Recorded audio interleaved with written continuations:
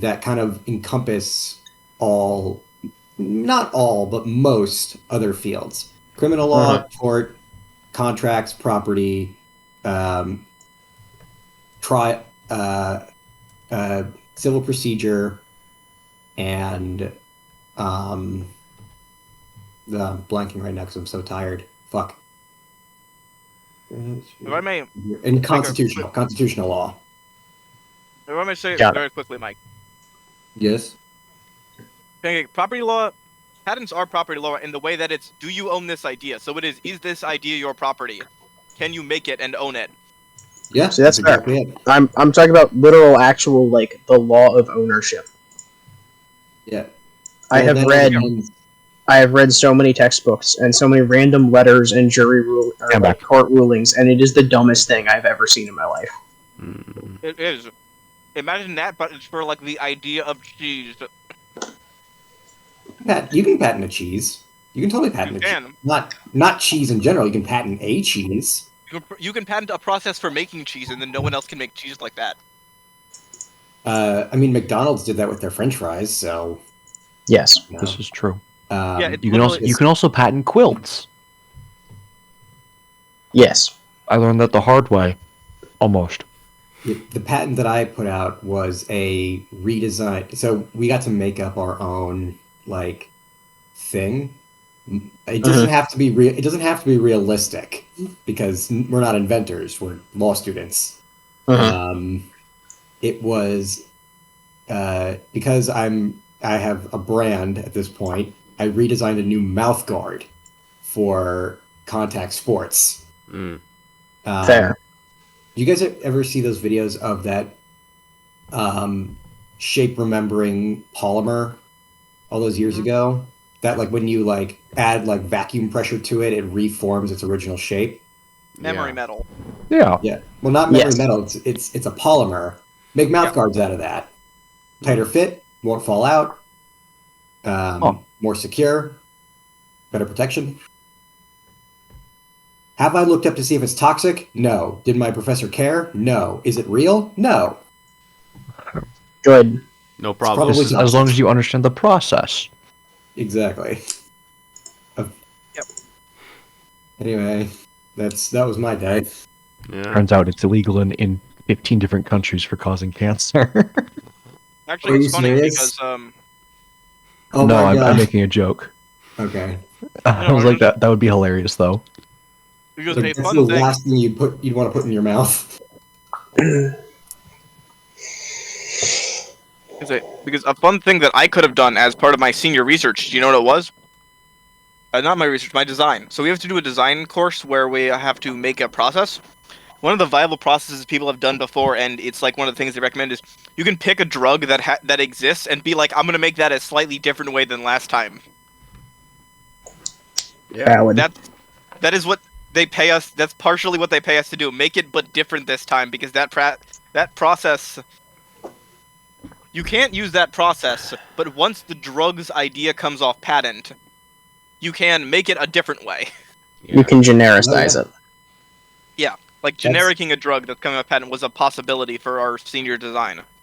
That was a whole point of contention for EpiPen, because there was a generic, because there's now a generic epinephrine injection that I carry.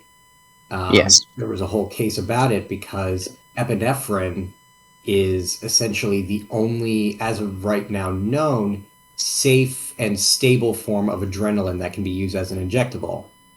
So it was a question of novelty for EpiPen to own the patent for epinephrine when, as of now, a life-saving drug was limited to a private company, and it became this whole litigious thing. Clearly, there was an agreement reached because there's generic epinephrine everywhere now.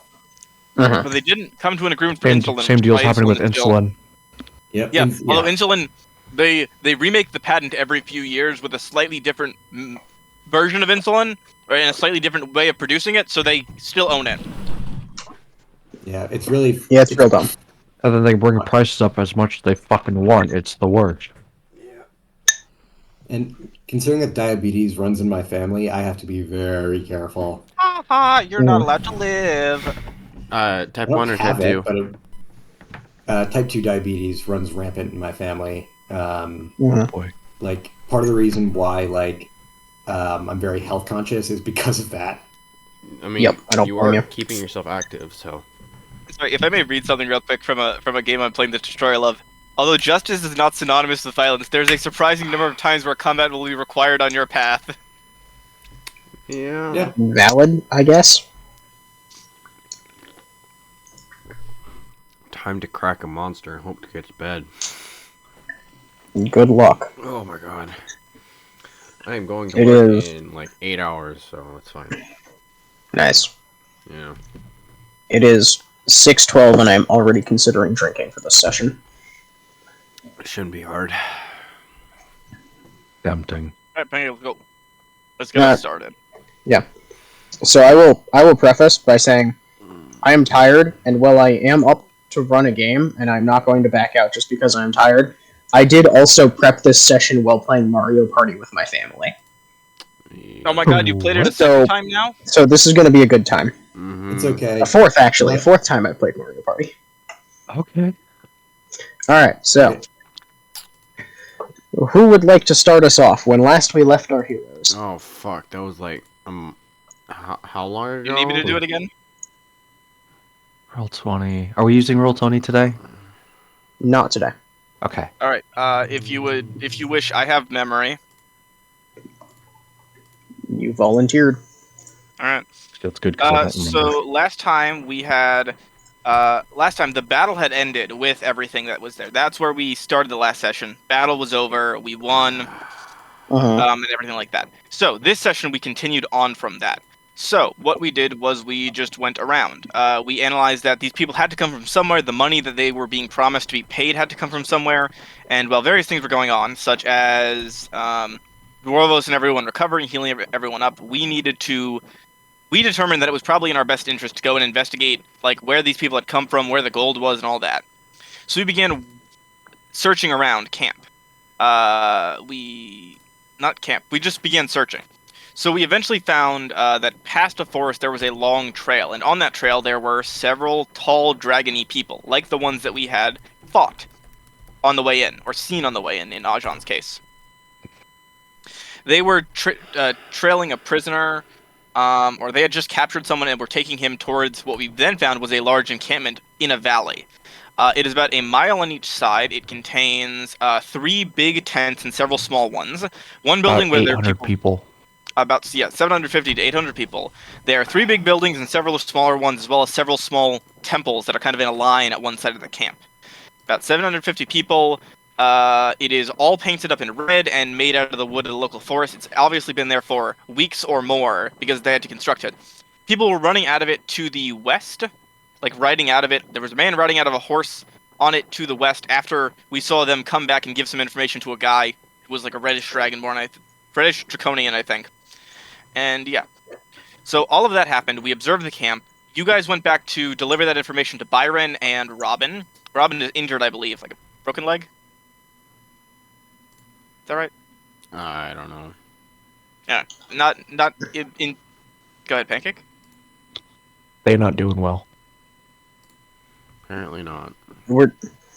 I mean, I have no notes other than we really need to figure out why you can't remember people's names. Fair enough. But yeah, so, so we did that. We went. Me and Twint stayed outside of the camp and considered going in, but we decided that it wasn't for the best. Dwarvos stayed back because he was heavily armored, and we might have needed to do some sneaking.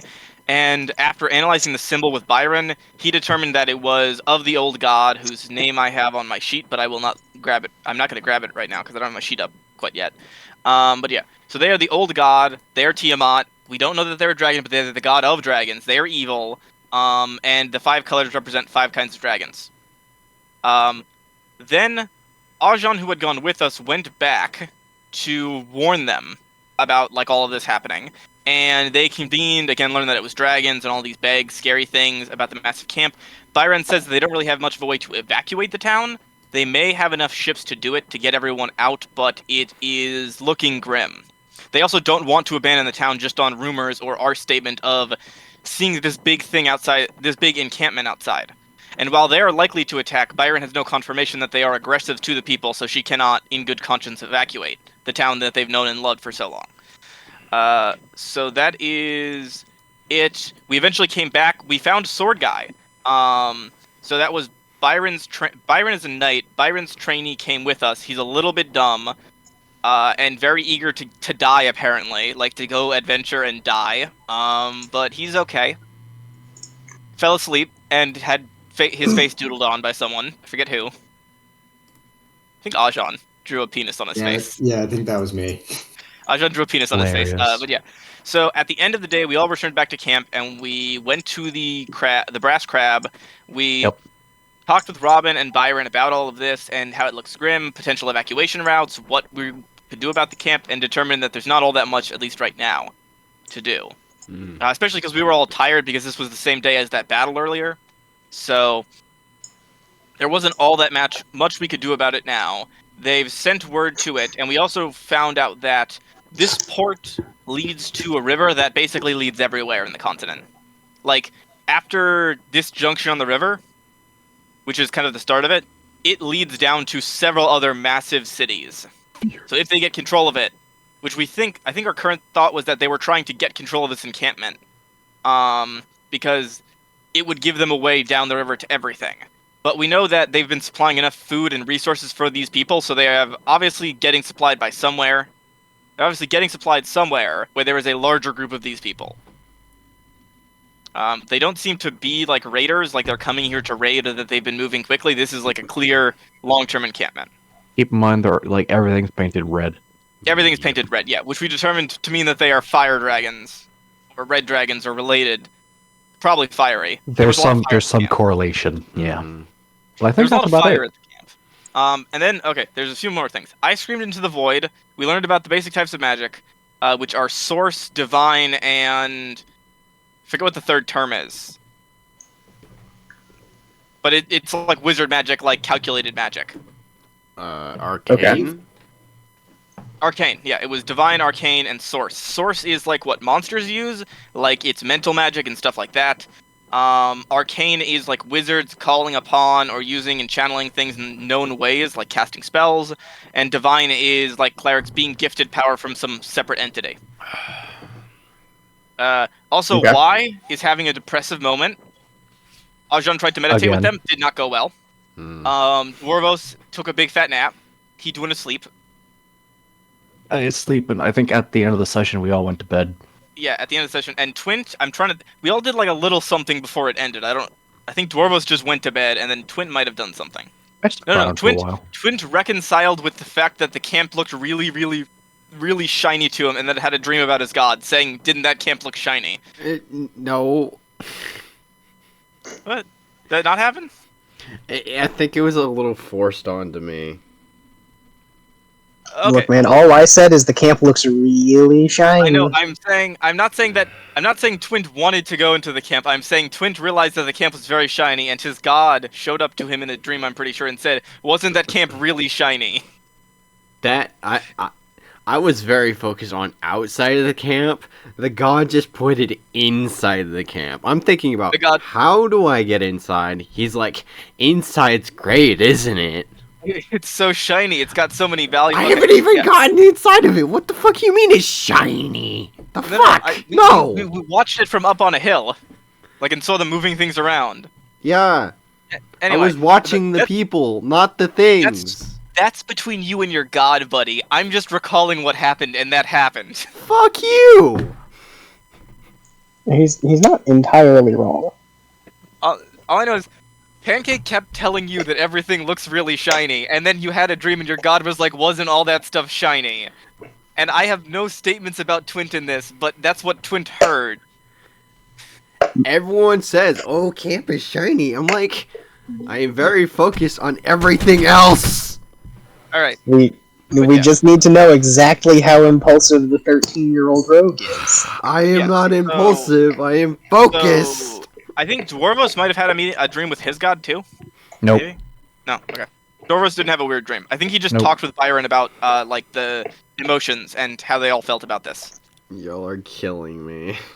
But yeah, I screamed in the void, and I basically was like, I had a weird conversation with Byron about emotions and how it's probably not gonna go well. And she was like, "But we'll make it go well," like in that supportive way. Yep. Fair enough. And I think that's most of what happened. Anyone have anything to add? Leave me alone. No. No, the camp is not shiny. I don't give a shit. Yeah, It's not shiny. I red. don't know what you're talking. Gaslight him quick. Tell your god it's not shiny. No. Tell him it's covered in dirt. Gaslight god. Gaslight, God slave. Fuck up. I'm developing weirdly paternal feelings towards Y, despite the fact that she is probably ancient and also, like, technically not really an entity on this plane. Maybe. Who knows? The answers are somewhere out there. Yep. Just imagine, when I wake up, is my pillow stuck to my face? No. But your sheets are Fine. stuck to your ankles. Oh, of course. I imagine I Always get up and something. immediately trip over myself. Oh. You made a Parkour. very specific request, which was honored. Alright, before we get too deep into the weeds of the morning activities, the names on the table, gentlemen, are Byron and Robin. Who can tell me what the names actually are? I've do never you mean been good names at on- names. I'm sorry. Ocean. Has anyone taken notes? Not on I was that. at least consistent in my fake names. John Yeah, and my Mary notes. fake names. My notes are in roll 20, unfortunately, so I don't have them here. I had to log into my roll 20, so I had. I'm also loading my roll 20. I'm already in it. I put it in chat. I give up. Ariada. I can barely remember real people's names. Becklin. At least I'm calling him Ispin and not Ingrid. This is true. You I finally slept. progressed. You finally progressed to remembering the dead guy's name. Cudgel. You gotta give me time. You gotta give me time for the living people. I know Cudgel. Can't forget Cudgel. Deld Ruse? I'm just scrolling up looking at names. Oh shit, they changed the interface. No shit. They did. Well, no, it hadn't loaded last time I was here. Okay. I was at roll 20. The names are Becklin and Raven. Becklin, Yes. Raven, Becklin and Different Raven. bird. Different. I was bird-like. Ah, yes. Bocklin and Rooster. Yes. Clearly. Becklin. Someone's drunk. Okay, thank you Hef, for putting those in there because all of the notes are in the roll 20 chat. The roll 20 chat stays between campaigns. Yes, it does. Yep. I see Ocean's notes in there. Cudgel. Alright. Also, which okay, I'm still confused. Was the weird guy that Dwarvos met on the way to camp? Was that the guy that helped us, or the guy that had the weird banner? That's the guy who helped us. Okay. He's Who was the overly edgy, like, DM Yeah, like character. overly edgy, I'm the murder guy. Yeah. Yeah, something like that. Okay, so the orc was just a guy at the camp that you had known, or that seen, right? He didn't speak much, but yes. Okay. Long rest. I'm recovering stuff that recovers on long rest. Thanks. Yes. In theory. But I hope so. Well, yeah, I'm just remembering that I have to do this, so I'm like refreshing everything I didn't use. That's everything. Okay. Here. I'm good. I'm ready. I'm ready. I'm ready. And to start us off, Ocean, would you kindly roll me percentile? Oh, of course. Alright. Much appreciated. Didn't you do While that you're doing last that, I need to grab a water bottle. I'll be back in a second. Okay. Ocean, last campaign you and I did together, didn't you have to roll percentile every morning too? No, it was whiz save, I think. Oh. Alright. Yeah, it was a whiz save. Okay. I'm like, didn't he have you do something every morning? I'm back. Hey, I got a C minus. Yeah. 70. Sick. Nice. So you sleep pretty well through the night. Boy. Tell me, does Dwarvos often dream? I like to think he does. Okay. Especially with, like, he's an older guy in compared to everyone else for sure. Mhm. But also, like, he now follows magic and has a bit more of a past in that sort of sense. I would think he does. Okay. So it's not unusual for him to see various odd things, just kind of happening in the background of his mind while he's sleeping. Yeah. In this case, he is taken back to the forge he originally learned how to smith in when he was a very young dwarf. Oh boy. Back in the mines. Uh-huh. And he's just kind of going for it. He is doing his thing. And it takes him a little while to notice that he's not really reliving a memory so much as he's been almost mentally just returned to that state. So he is, again, the apprentice smith. He's forgotten most of what's going to happen until basically the moment he fell asleep. So he remembers falling asleep, but he doesn't remember the steps that led up to that, right? Like, he's forgotten most of his life up until this point. And it's just this pounding in his head as the entire forge seems every single hammer fall in time, every step in time just echoes in it, rumbles in his chest through his throat, just this reverberating sound of synchronized creation all night. You wake up with it pounding in your skull. And you remember as a kid making your first weapons were offered up at the altar of the dwarven gods of the smith. And you distinctly recall how just sharp featured, you remember every single detail of the three statues, the dwarf, the minotaur, and the elf, and you just see them so clearly in your mind, you feel like you could reach out and touch them, and then the dream ends, and you just feel the rumbling still in your head. Jesus Christ. Okay, so I'm gonna assume I didn't sleep the best and I have a pounding fucking headache. Oh, you can have a headache. You got pretty good sleep. Okay, then maybe not so Put out much. rhythmic noises and sleep pretty well with them. Maybe it's just the impression of maybe I had a headache. I don't know, but nothing hurts. Yeah, nothing hurts per se, but what the You feel like hell? mildly dehydrated. Or sometimes you wake up, you're just like mildly bewildered, just like what the fuck? Rivos needs to drink some water. He's feeling dehydrated. There's still a couple of seconds after you wake up where you still feel like you are that apprentice. You're not Dwarvos anymore. You are Dwarvos the apprentice. And it takes a couple seconds for you to catch back up to where you are. Am I an old man now? Holy. Dream my younger days. You're middle-aged. Yeah. I'm gonna go and head on out of my room then, and go get some tea, cause holy, I need something for the morning. Oh, also one more comment I forgot. Our Minotaur lady is still doing kind of not so hot after the whole murder battle. Correct. Didn't she fall asleep, like She did, but in like the main area of the brass crab, I think she did. like at the table, just pass the fuck out? No, she curled up in a chair next to the fireplace. Yeah, But she did pass out in the common room. Yeah. And she's probably still there. She's not there when you get out. Okay, that means she probably made it to bed. I'm probably already going to be awake because a god was harassing my dreams all night. This is fair.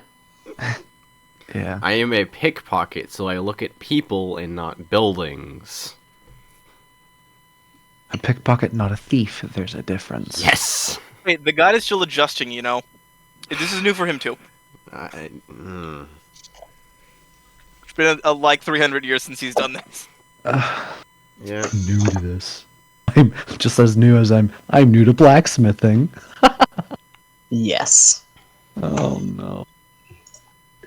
Yeah, I'm gonna go get some tea. Morning, twins. Mm. Long night? Gods are assholes. Agreed. I come down with the sheet still stuck to my foot like toilet paper. Morning.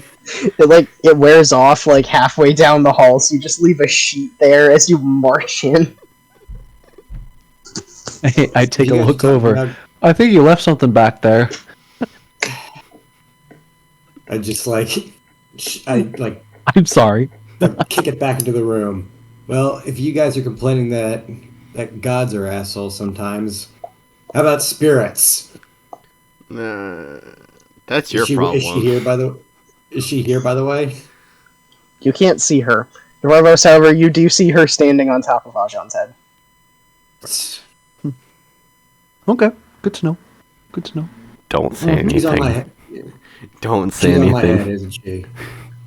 Hold on. What'd you say, Arjun? She's on my head, isn't she? Ah. I don't see anything. Can I roll a perception check? Sure. I'm gonna say this. Leica walks out a little bit groggily, walks past the table, out the doors, and then comes back about 10 minutes later, vaguely moist. I'm gonna roll Oh. a deception check on that perception check. Fair. Oh God. Do not let him know about the child. Smoke him at all costs. Oh, no. Oh. 18.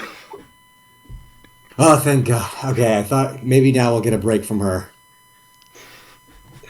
She is Anyway. entirely stone-faced. She has not broken into a grin yet, but she is just standing like military attention on top of his head.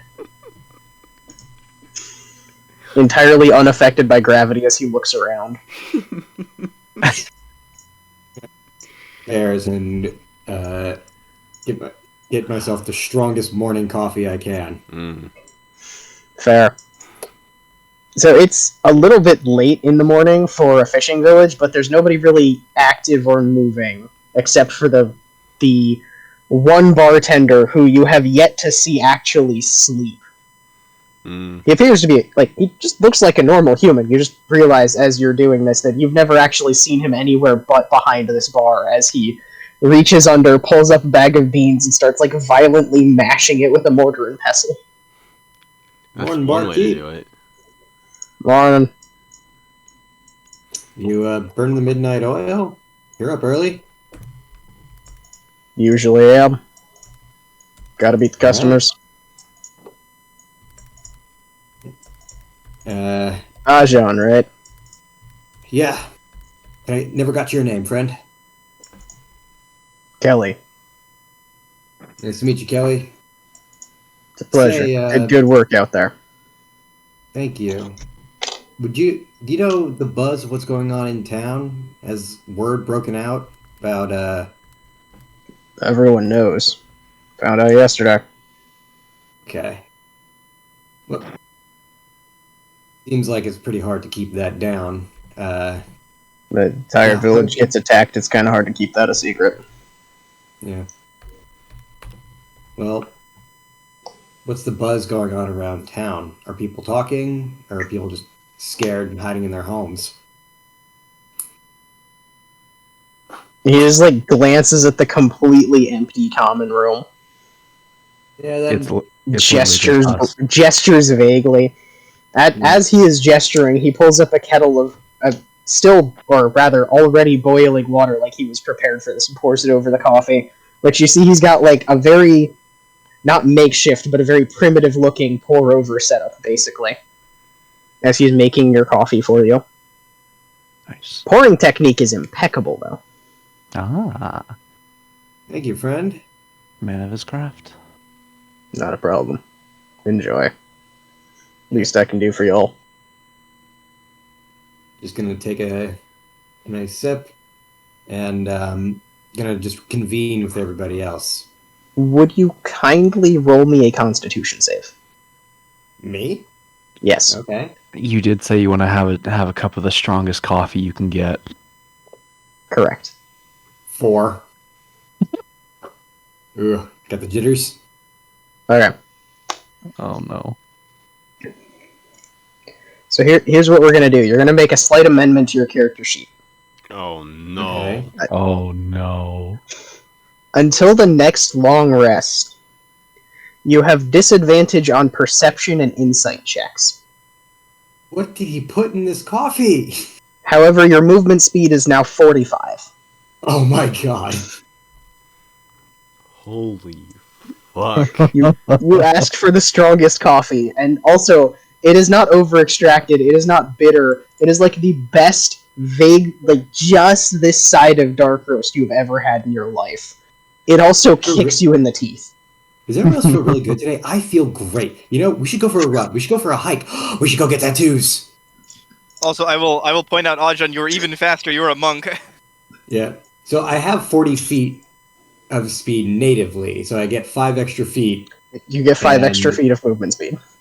and I have Misty Step. Yes. Oh my No. god. Actually, no. I thought you had 35, so make it 50. 50. Give yourself an extra plus 10. Man's an Eric Cocker now. Holy shit. Man's got speed. Yeah. Also, your passive perception is a flat 10. Until long rest. Great. Oh boy. You guys see my pupils are dilated, and I'm just like looking at you guys. So what's Y'all on the seem- agenda today? Have any of you guys seen Over the Hedge? Yeah. Yes. Oh, the scene where he drinks the energy drink. Yeah. Yeah.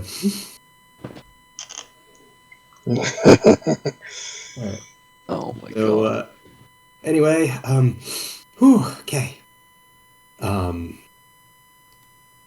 Just like, so, weren't we planning on, like heading towards the city to get a garrison? Is that still on? Probably. In theory. We should probably go talk to Becklin first. See if she's come up with anything first. Maybe check on Raven as well. Is Becklin still in the brass crab back there with all the fucking notes everywhere? No, her notes are still there, but she's nowhere to be seen at the moment. Okay. She's probably back at her place sleeping. Or I can get her right now. I can go right now. I I'll give you an objective. Run around the town at least twice. Okay, gonna do like. You actually want me to go get Becklin? Sure, why not? you don't. Yeah, okay, well, Pick her up and carry her here. she might object to that. Forewarning, you might get punched. I blast towards Becklin's place, knock on the door like so fast it's like a massage gun. You know what I'm talking about? Right. Oh god. So to you, Ajahn, you have just run to Becklin's place. To the rest of you, you have just witnessed Ajahn run the quarter mile from the inn to where he goes out of sight around the bend in roughly 65 seconds. Jesus. Man is zooming. Yeah. So, he kind of vanishes off into nowhere. You get up to... At this point, Leica comes in from whatever she was doing outside. She had run like kind of past them and walks back in. Yep. Morning.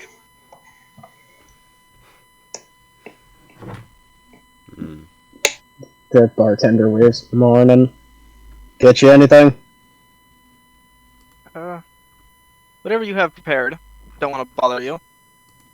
He slides you the rest of the coffee. No. I'm going to dilute it heavily with milk and drink it very slowly. This is fair. Good choice. as to not die of caffeine. Does Leica know what caffeine is? No. No, but we have some very great drugs under the sea. Fair. Sure, there's something that simulates it. I'm pretty sure there's a kelp or something that has that kind of effect. When you Maybe. do like I what don't know. dolphins do, which is chew on blowfish to get high. Also fair. It gets stung by blowfish.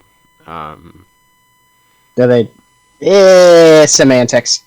Yeah. They use another living creature to get their rocks off. That's basically what it is. Which rocks? All of them. Yeah. I know too much about dolphins. Anyway. Dolphins are kind of gross and Dolphins kind of use- scary. Yeah. Dolphins use dead fish, not living fish. Your facts right. Whatever. A dead pufferfish they can very do the much same thing. use Anyway, living this is fish. semantics. We don't need to discuss it right now. Dolphins are disgusting. End this topic. Agreed. Most intelligent sea creatures are. Anyway. So. Ajan, you're retrieving Becklin. So the town, as you run through it, you don't particularly register it, but there's like a vague feeling of emptiness that takes you a couple of minutes to realize the town is empty. Like there's no one in the streets, no one's in the stalls. The decorations from the festival are still hanging up, but there's just this dead quiet that you almost can't tell through the buzzing in your ears. That's what I kind of figured, that people are sort of like hiding in their homes, hunkered Mhm. down. Yeah, I'm gonna like. I would say I try to carefully not like make any loud noises or startle people because they're probably freaked out enough. But there's no way I can do that right now, so I just keep going. Possibly not. Hmm. Welp. Yep. So, arriving at Thornwall Keep, there is no sign of Darrett, but when you go to knock on Becklin's door, you knock twice and it opens as you proceed to knock on midair for a second. She's not in her armor, but she's in her lighter, more civilian clothes. Looks like she hasn't slept at all, hair's a mess, just kind of... Morning. Morning, Declan. How you doing? We need to talk to you. Yes, we do need to talk. We need to get Raven, too. Are you okay? Never felt better in my life. Here, you look tired. Drink this.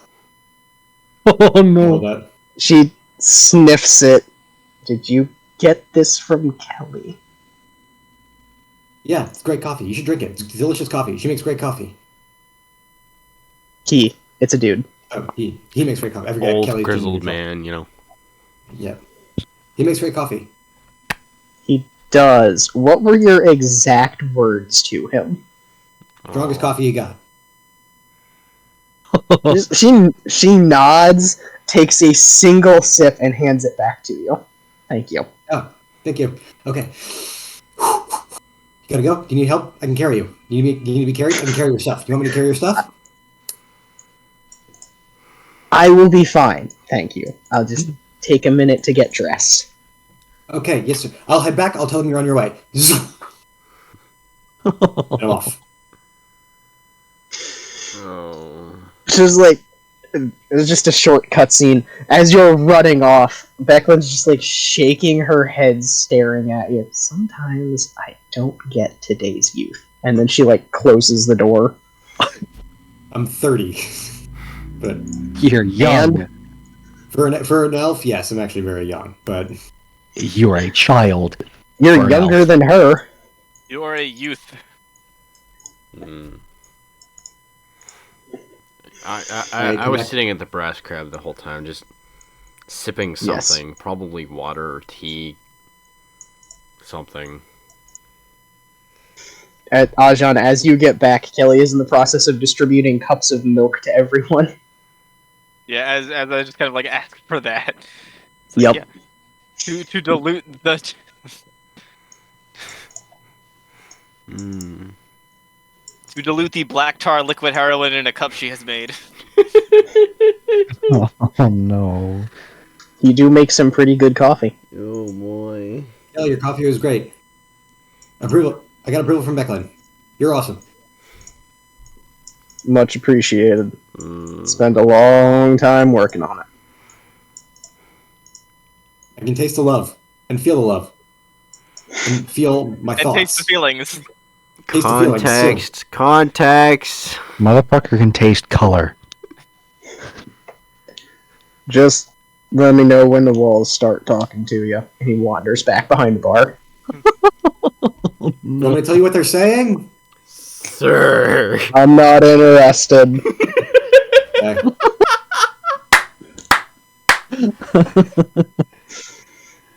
Oh. Hey, Becklin? Becklin? Becklin? It has been approximately 2 minutes since you left that one. Okay. I'm just gonna try and center myself. Okay. You are not centered. Is Becklin here yet? It has You're been chasing your 30 center in seconds. small circles like a dog after its tail. How are the rest of you? It's going to take a couple of minutes for Becklin to arrive if you'll want to do anything in the meantime. I just kind of asked Foremost and Twint, how did you two sleep? Well, We both look at each other, just nod. visions, man. Gods. Dreams. Gods. It's, yeah. As well as one could with interrupted sleep, but I still slept half decent, I'm not gonna lie. I did not. You look like you hardly slept. I wonder why. Are you sure you don't need some of his coffee? Hell no. I don't Agreed. need that. Do you see my size? I would fucking die. Have a heart attack. Oh, okay. There's a loud rustling from behind the bar as Kelly emerges with another bag and puts it on the counter and just raises a pointed eyebrow in your direction as you read on the bag the words Halfling Blend. He just gestures to it like a salesman. Pass. I'm good. What a guy. He puts it back with a shrug. If he says worth a shot, I'm gonna fucking throw something. Worth a shot. Ocean, fuck you. I don't do espresso. Not anymore. Yeah. Not after the last halfling. Not after the incident. But anyway. I also don't make strange coffee I find in the ocean anymore. Most days. Oh, right, that's what I was Most gonna look days. up. Kelp with caffeine. So anyway.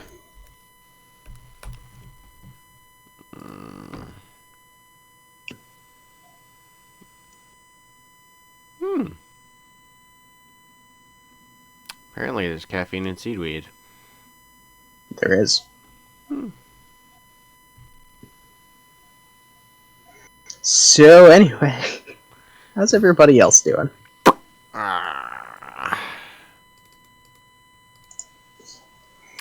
It's going. We doing. But yeah, Yep. so Leica, Hmm? so just Leica just brings her less strong coffee.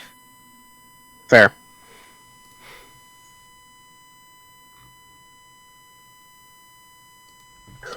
Alright. So as you're kind of commiserating over the coffee, the door opens and Iriata stumbles back in.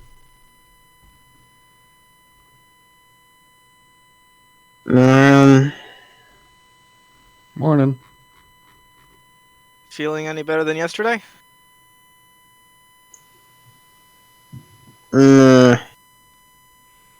She is covered in soot, scratches, and her hair is like a tangled mess of leaves and twigs. Slept too Did close you to the go fire? fight a bush? No. Well, I needed firewood. I was seeing to the dead all night. Oh boy. Just like plops down in the seat and face plants on the table.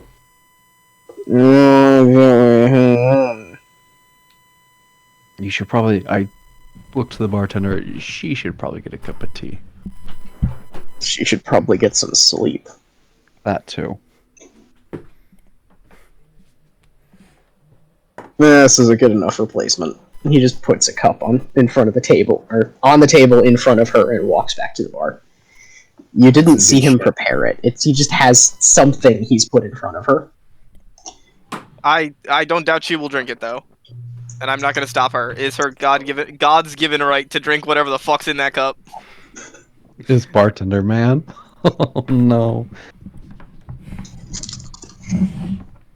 She makes no move toward it immediately. She's just kind of like quietly sighing into the table.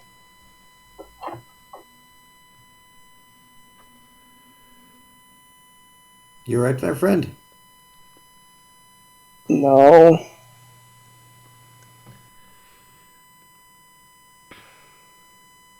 Maybe you just need a little pick-me-up. I'll be honest. I want to go home. Where is home for you?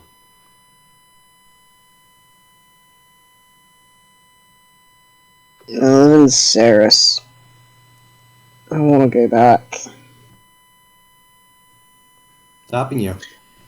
Saris is the island furthest east that is still part of the continent of Ansalon.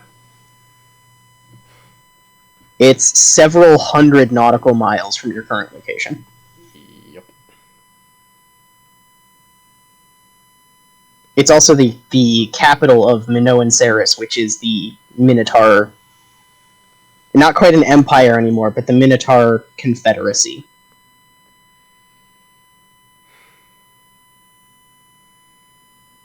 I'm sorry. Anything we can do to help? I don't know yet. It is at this point that she starts drinking whatever is in the cup. Here we go. It was also at this point that Becklin finally arrives, with Raven in tow.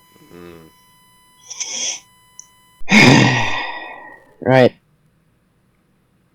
Alright, fine. Full report. And Becklin just strides in, fully in control now, and now fully in her armor with her sword back at her side. What exactly did you see in the woods? Well, Lots. a well settled in camp of about 800 strong, give or take, about 50 people. Everything's painted red. They've cut down and cleared an entire section, so they've been there a while and are being supplied by who knows what. Also carrying a large amount of what was it? It was like gold and shit, right? I don't know. It's Yeah, it's they- a they have relatively it's a wealthy camp, Yes. but they're being supplied from somewhere out, I think west.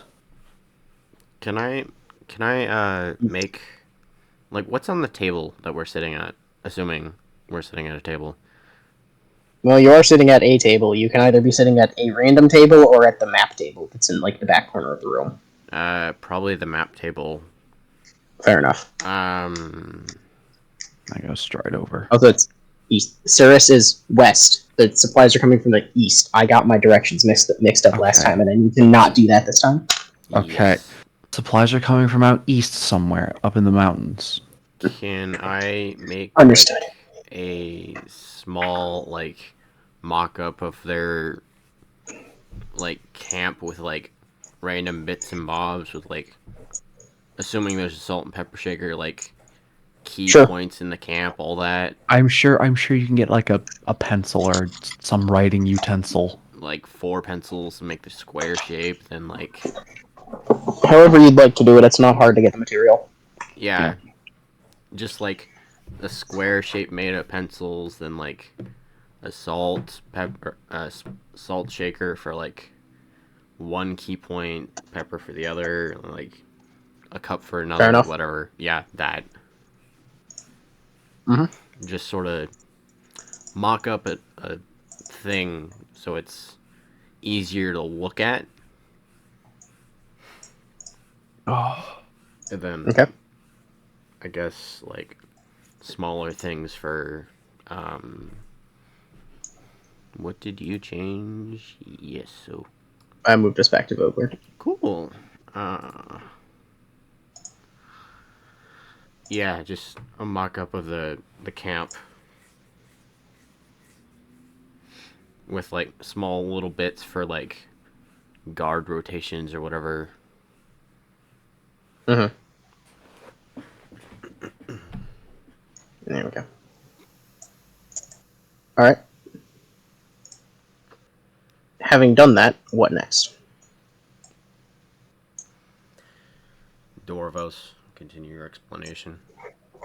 so uh, these walls are actually relatively well fortified. Whole logs set up as the walls. They have towers and watchtowers and everything. The gates are always well defended, and I'm just gonna make this up real quick. Like they have about okay, they have a handful of groups that are constantly running around the outside of the fortress. Groups Or of it's the the camp. rotations are patrols of 5 people each, a mix of actual humans and a mix The of. non-human lizard things. Assuming they're all the cloaked figures are all lizards, the one that we They look took about the same down size. and had the cloak taken off of one, it was a lizard type thing. We don't know if they're all that, but they Yeah. do seem to have all like a good sense They're of big smell. and they're nasty and they're fast. They're ugly fuckers. Yes, they are. And they swap out about every 4 hours. They swap out crews. 4 to 2 hours. Yeah. Understood. It's inconsistent, but it is regular. Yeah, and then they have other random groups that kind of just wander around. It would make getting sneaking into this place really tricky. There's one Now, wild Oh, card. getting in is not something I would recommend at this well, point. not with that many people. No, No, Not to we need mention, a what would we distraction even of do some if type. we got in? that's exactly that. We have no reason to get in An excellent unless point. We have no unless we're reason there to to keep. assassinate someone. But then that's a whole other ball game. Don't. Who would we assassinate? We don't know targets. We don't know Exactly. anything. Now's not the time Exactly. to be like jumping into a base. What we need is to get these people protected. All My I'm thoughts saying is exactly, Raven this is says. what we're up against. We can't. This is not something we can face head on. It's at this point that Cudgel kind of shows up at the table. Marn Cudgel. Come on, at the camp? Yep. Yup. Bastards. Right. Well, what's the situation? I re-go over all the details that I mentioned earlier. Uh-huh. Raven adds that attacking the camp is probably a bad idea because the village at the moment consists of roughly 200 regular people, Yeah, that's a and the horrible closest idea. thing they have to a militia is a handful of men who know how to use fishing spears. Yeah, I'm also gonna go over the stuff I learned, which was like the three big buildings, what kind of people were going in and out of them. Mhm. Which I can read off if you want. Go for it. Oh, well, okay. Okay.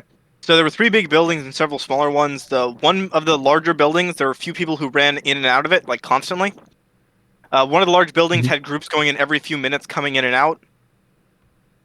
But they were like distinct groups coming in, coming out. One big tent with fire in it, like there was notably a lot of fire in it, and lots of people with big armfuls of shiny things were running into it. but we didn't see them running out necessarily. Mm-hmm. And there were also a few small tents set up as altars on the side, where people would spend about 5 to 20 minutes of them. There were several, not just one. They're like clearly being devout at them.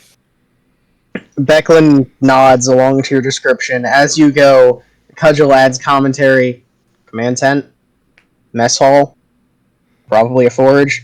As you get to the smaller buildings, they both like scratch their head, and Cudgel goes, outhouses. They looked religious. I could be wrong. Yeah, I see. praying at the golden throne. They were probably outhouses, if I had to guess. If they're off to the side like that, then that does make sense. But it also seems like they're really, obviously, they're worshippers of dragons. Would that explain why they're hoarding wealth? You know, like dragons do? Or would I know that dragons do that? Probably from Probably Kid's some Tales. vague legendary association. That's a bit of an It's not unreasonable. extrapolation, but Well, Becklin told us yesterday the dragons hoard things. I mean, it's a theory. We don't actually know enough about them to say. I don't know. Let me just go ask my friends in the freaking dragon cult, because those are a thing that exist now, apparently. Becklin starts pacing. Raven just kind of stares at the map, and Cudgel is just sort of there. Of all the people who clearly didn't sleep last night, Cudgel appears to be operating off of medication and spite. Yep. Sounds about right. She is awake, she is present, she is alert, and slightly unhinged.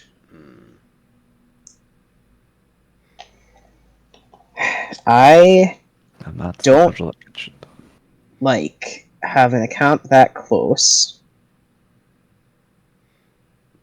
Mountain's coming out now. I don't like the camp being that close. I do not like them having the drop on us. I do not like our current position. And We they're could- 4 times our size. Give or take. I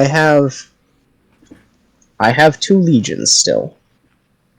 Okay. I could move my men into town, and we could turn it into a defensible position. How many guys you got? How many guys are there? I have 208. will that be enough? No. They're going to be outnumbered. They're going to be outnumbered by a lot. It would be enough to buy some time. At which point Raven goes, "We are not abandoning our town." The other thing is, I'm not sure if they have any reason to go after the town unless they wanted to occupy it because it is a more centralized point. Easy to defend, and then easy to do any sort of travel/trade because of our location.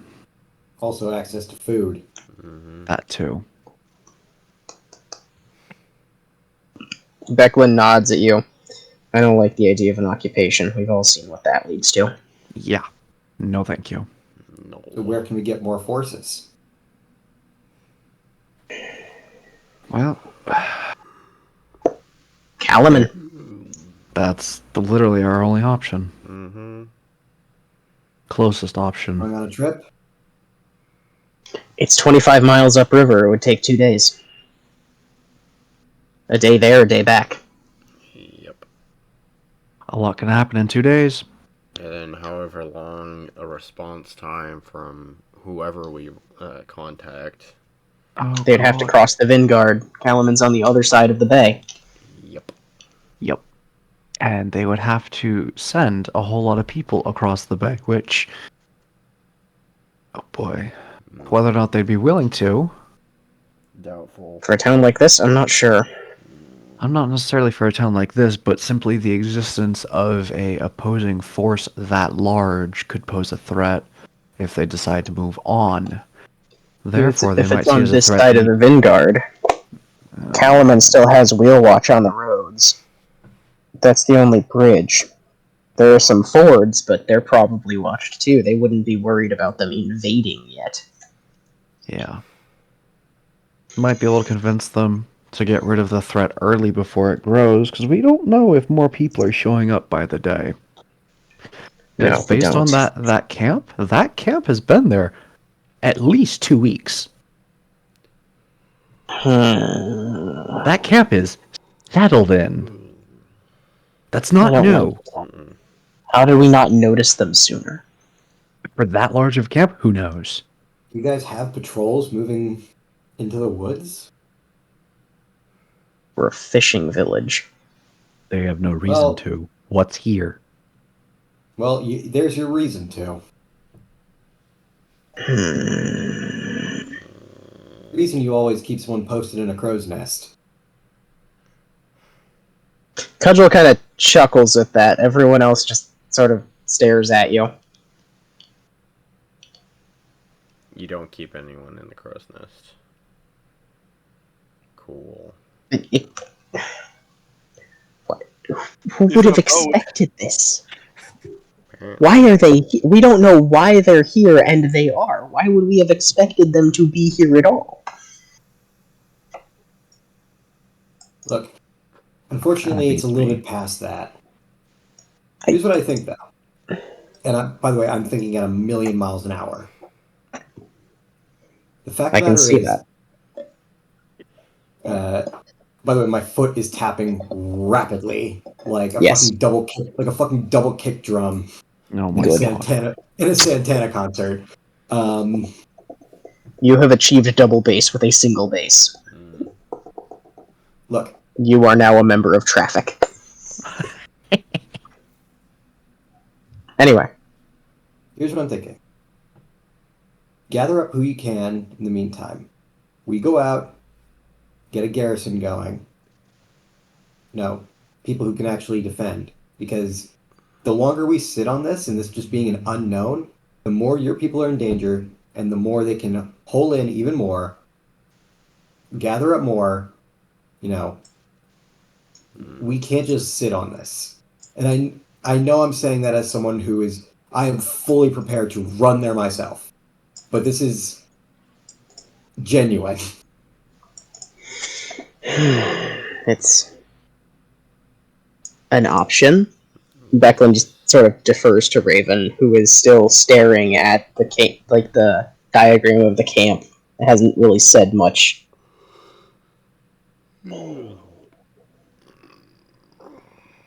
It doesn't make sense. Not. What else is nearby here?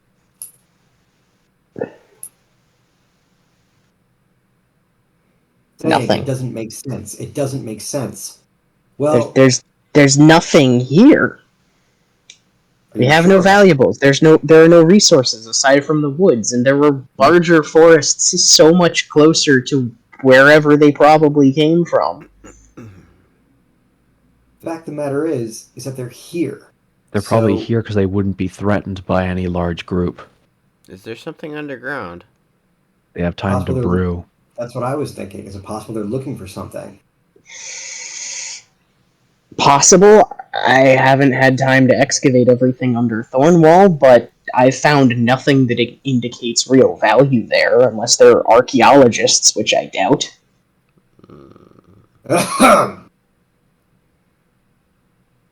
Yes?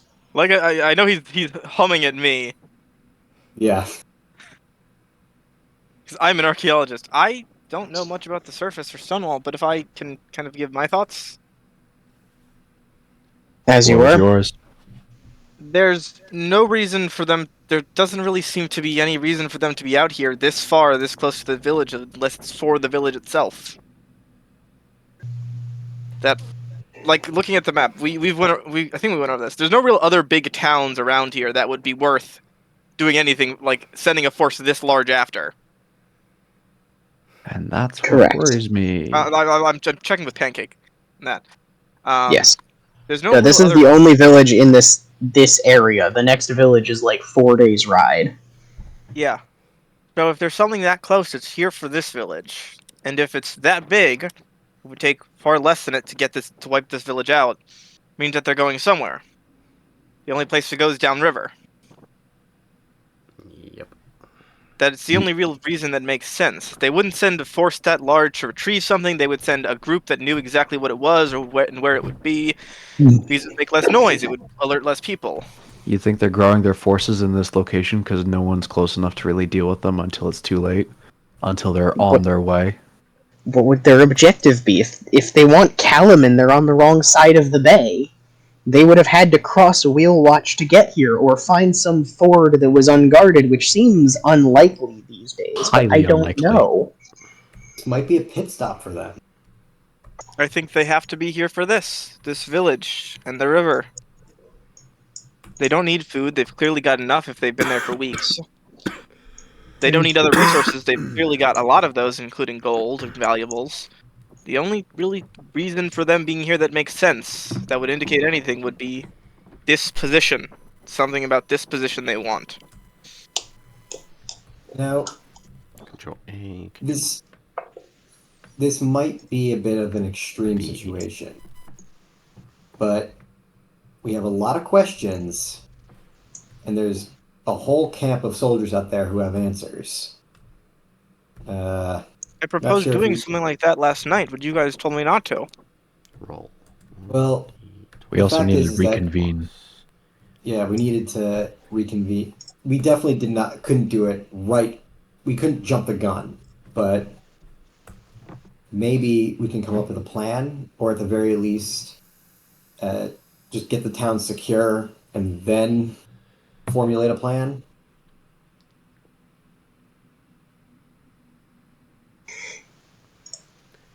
Raven starts to say, if we remain neutral, they might, and then the door slams open, and a pompous rash of colors that looks like a highlighter got in a fight with a crayon set comes bursting in angrily. Why was I not included in this conversation?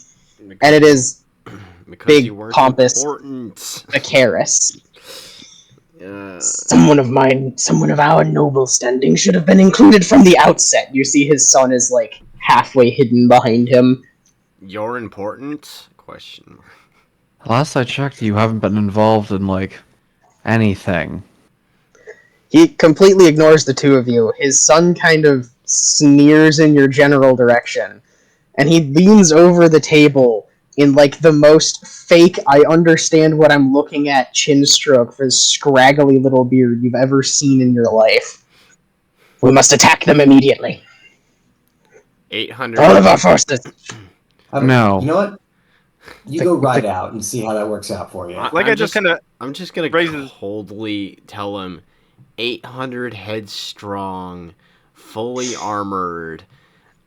Run and hide like the bitch you are. You did it once, do it again. He ignores you. His son's like, oh, like you could do any better. You see, Leica kind of like raises her hand, like looking at not Byron, No. Becklin, Becklin. and Raven, Mm-hmm. and the guy, like just kind of trying to see if she can get permission to talk. He is flatly ignoring you. Raven just looks overwhelmed at this point, and Becklin is like rubbing her temples. Yes, child? I'm gonna kind of like take his hand, like he's like jamming his hand on the map, right? No, he's like stroking his chin. Like, yes, I understand. I'm just gonna kind of point the question at him. So, are you willing to fight yourself in an effort like that, or donate Of funds course! to help? I would lead them. And it is at this point that you all notice he is currently wearing his black star looking sword. Still doesn't have a scabbard. It's like hung from the crossguard. Ooh. Is it Whoa, a whoa, metal whoa, that I whoa. recognize? It is. As It a is. dwarf. Ah. That shit ain't it. Mm. Plot This is twist, that okay, shit's fake. this is the first time in the campaign you've seen it, right, Dwarvos? I believe so, yes. Okay. I'm gonna stand up. Look, go right up in his face. Uh-huh. You know how to swing it? No, he's not holding his sword. It's just kind of at his hip, like he came. I know. I motioned to it. full. Do you know how to swing that? He sputters for a solid couple of seconds. Just of course I do. Show I me. would not wear it otherwise. Show me. Take a swing. Swing Gentlemen, first. and Declan like pushes you two apart. Now is not the time. He seems to think it's time to attack. I want to see if he's ready. Mm. Swing. I would not waste myself on the likes of you. Yeah, because you're a coward. Meanwhile, I'm gonna Dwarvos. kick it. I'm gonna kick his leg out from under him. Dwarvos! Fair enough. Hold on! Let Dwarvos say his piece. No, Okay. we're gonna just do a quick Okay. thing. I need to do this before I forget. Thank you, I would like So- to know this. The origin of this particular metal has never been confirmed. Nobody really knows where it came from. Every specimen of it that you know of is in a completed form, either shield, armor, or sword of some, or weapon of some kind. Okay. Most often, they are two-handed swords, or one-handed swords with a matched shield. There are full suits of plate mail made out of this stuff that function. Essentially, they would to us function like exosuits, but to these people, they're just full plates of suit that are all interconnected and only function when there's the whole thing together. Interesting. Bits and pieces have been uncovered. Every piece that has ever been uncovered has been largely unharmed by time, but a piece of something does not function without the rest of it. So there are no broken swords, but if you find the helmet to a suit of armor, the helmet has no special properties until it's in a complete set of armor. All of the pieces, all of the swords and the shields and whatnot that you've ever seen made out of it are all unique. So each sword has a unique design, a unique damascene and star pattern.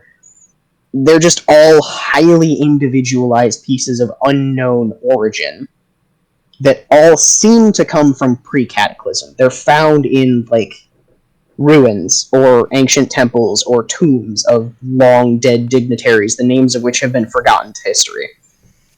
Oh. So they're relics. They are also magical.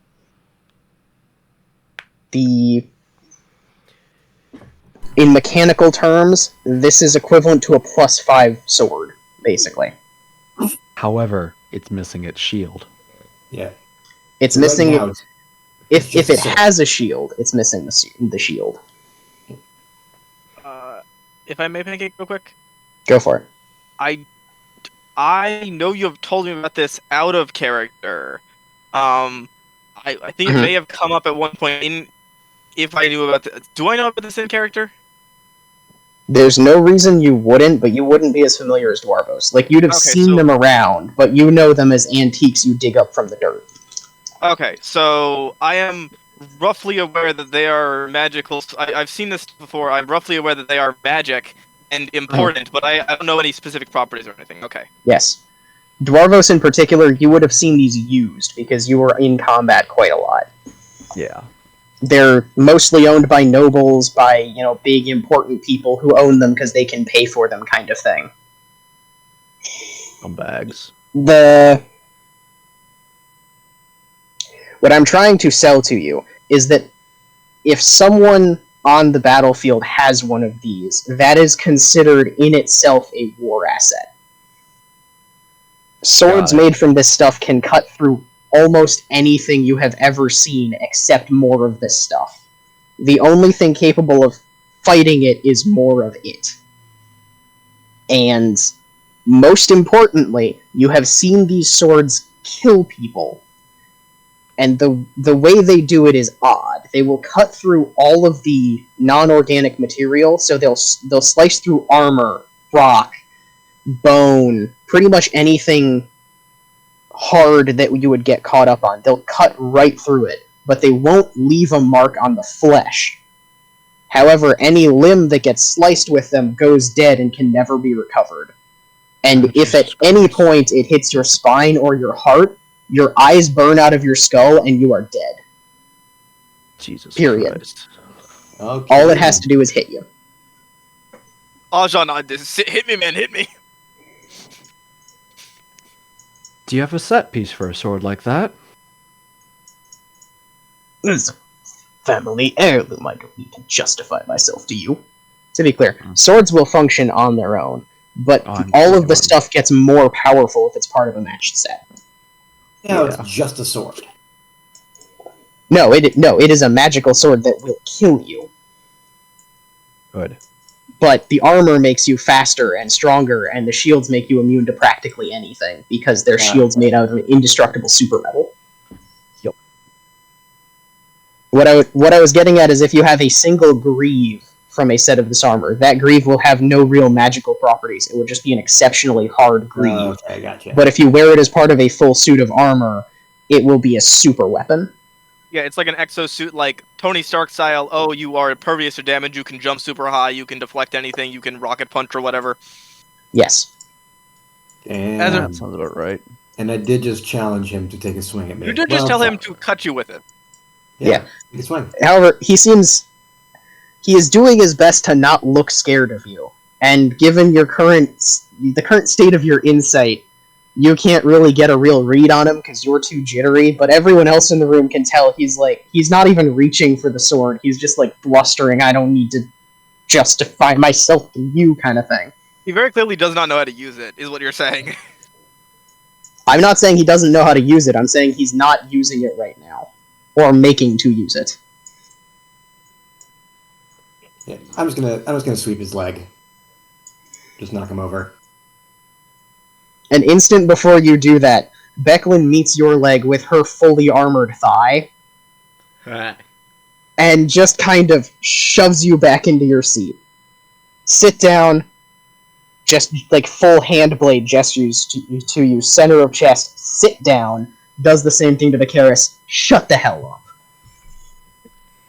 And then the door slams open for a second time, and you hear Kelly go, "Stop abusing the door!" Who walks through the door? Iriata again, out of breath and panting, having just come back from doing something, the end result of which being her hair is now wet. And she kind of takes a moment to catch her breath, panting, like panic in her eyes. "There's someone at the gate. Who? There's someone at the gate. A What horse. do they look like? Banner. Oh, It's the God. army's colors. Is it the army that we saw earlier? Aye. They're just Fuck. standing there. Menacingly. Are any of them big, tall, scary, scaly? It's just one person, 3 horses. I asked them what they were here for, didn't say anything. over at We should Becklin? probably head that way. As I'm looking at Becklin, like, I oh just God. kind of look, we should probably head that way. It might be a bad idea to take our generals with us. And I just kind of look over at Becklin and Raven. Yeah. I should go, says Raven, standing up, as Becklin and Cudgel move to almost physically restrain the Karis. We should stay here, they say, and thus is the group divided. Yeah, it would be a bad idea to take our generals to meet the strange stranger that has been sent to our doors.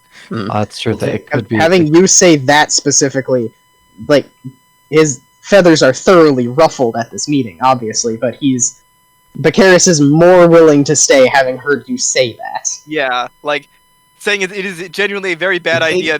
He might be here to stab people that are important. Mm-hmm. Why don't we take one?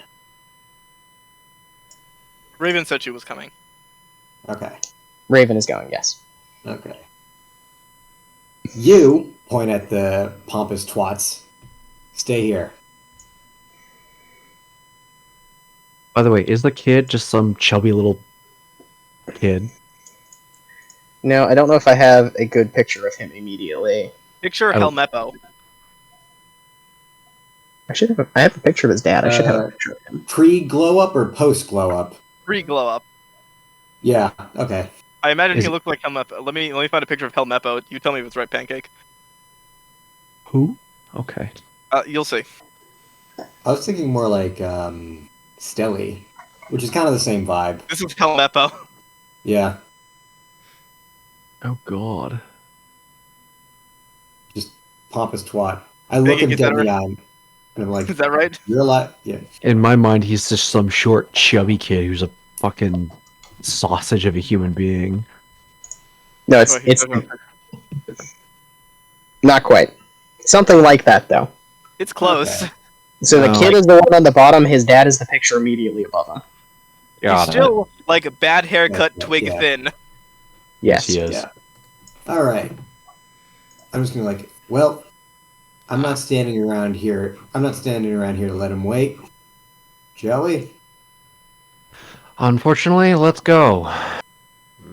Journal on the door, kids. I like very slowly and deliberately open it for the others. Like, You don't want to piss off the bartender or the barkeep. and then Are very the gently noble- close it. Are the nobles following? No, they're staying back to complain loudly to Becklin, Good. seemingly ignoring Cudgel. Of course. Of course. Off we go to the gates. On the plus side, now that you're leaving, they're both complaining now. You hear the son whining under his dad shouting, just the most obnoxious noise you've ever heard in your life as you exit the bar. Yeah, he wasn't gonna do that with us there. God. I'm overboard. Seems not. Mm. Okay. So,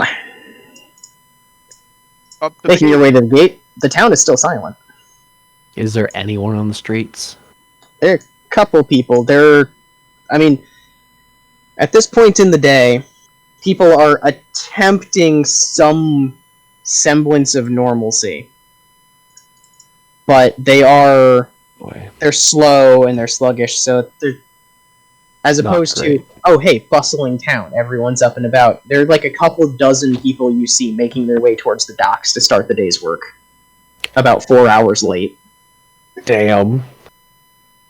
Yeah, it's Like, a rough it day. is not a good day. No. Make sure it doesn't get any worse. We'll see.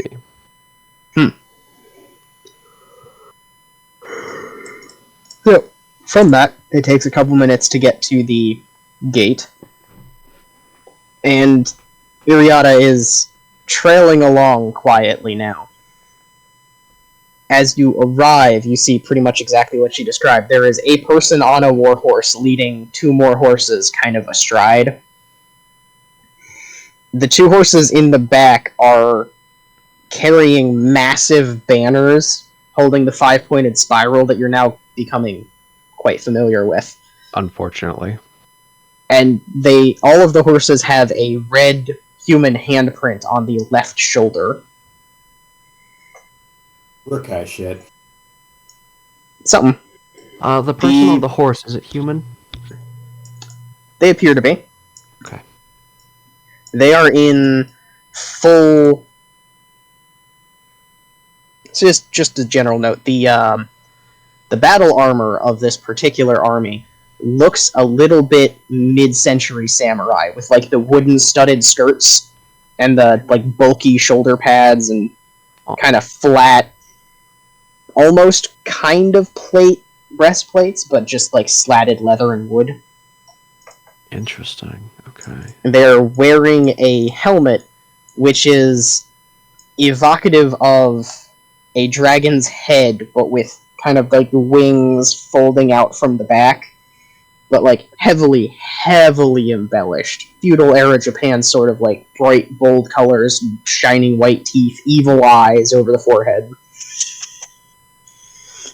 Damn, he got evil eyes. You do. What's the rest of him aligned? Is it good, evil, neutral aligned? Oh my god. Chaos. Mostly chaos. I had to say it. So yeah, it is like showy battle dress kind of armor is what this dude is wearing on his horse.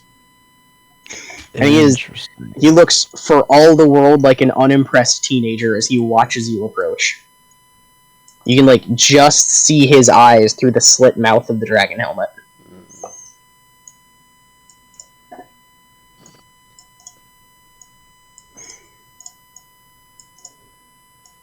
Okay.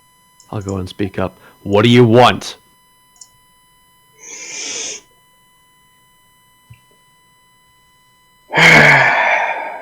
You speak for this village.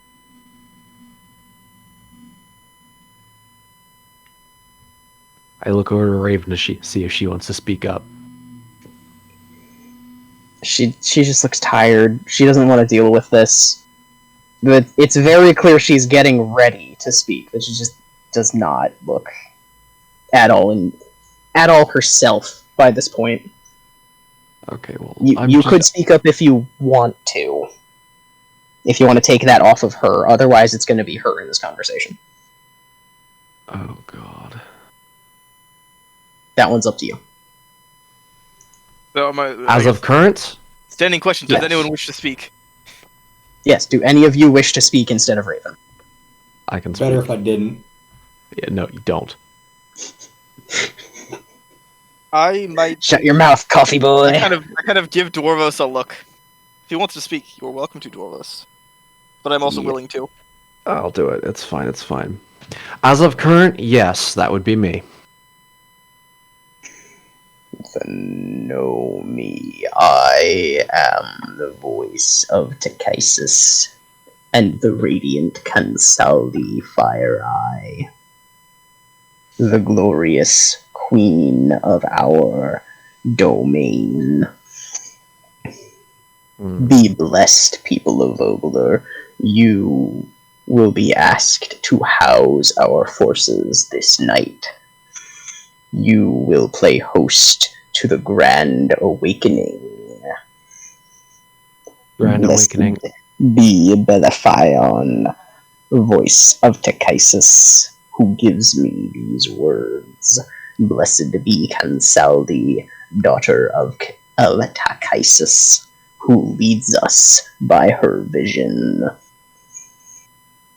This is the Dragon Queen's will.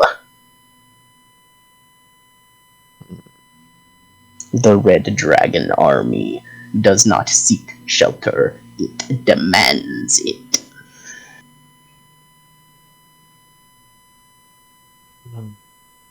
And what is this awakening that you speak of? You will know in time. God. At sunset, our forces will arrive. Be prepared to play host to us. If we refuse, And if we refuse? He raises his hand, and 5 soldiers stand up on the cliff overlooking the road into the town, and they just draw back bows that ignite. Or the arrows in the bows ignite, and they just stand there threatening to fire. Oh, shit. One way or another, we will come.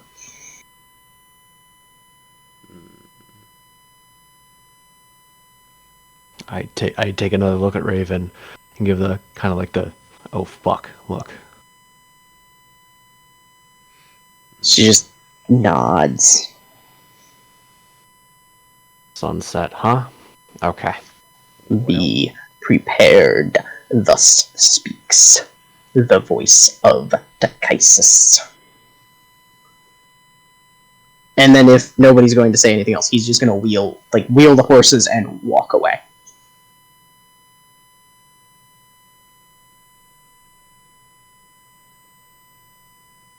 I think that's All right. it. Yeah. Wow. Well, I think that means we need to get everyone out of here now. Either out of here or prepared. Problem is they have people up in the hills. Oh god. We don't really know how The many. fires go out, and they kind of release the bow slowly as to not fire on the village, but they remain standing there, just staring out into the town. Let's head back to the brass crab. So who just appeared on the horses? A dude. And then Dude he appeared left. on the horse, and then he gone. No, the dude was on the horses. You talked to him, and now he has left. Yes, Okay. he has turned around and left. Got it. You hear Raven just sigh. Crap. Yeah. And they are, as far as we know for now, 800 strong. Their forces could have increased in the meantime. Alright, let's head back to the brass crab. Backlund's gonna want to hear this. Best thing to do. She's notably slumped at this point. She's not having a good day. No, it's been a kind of a rough day.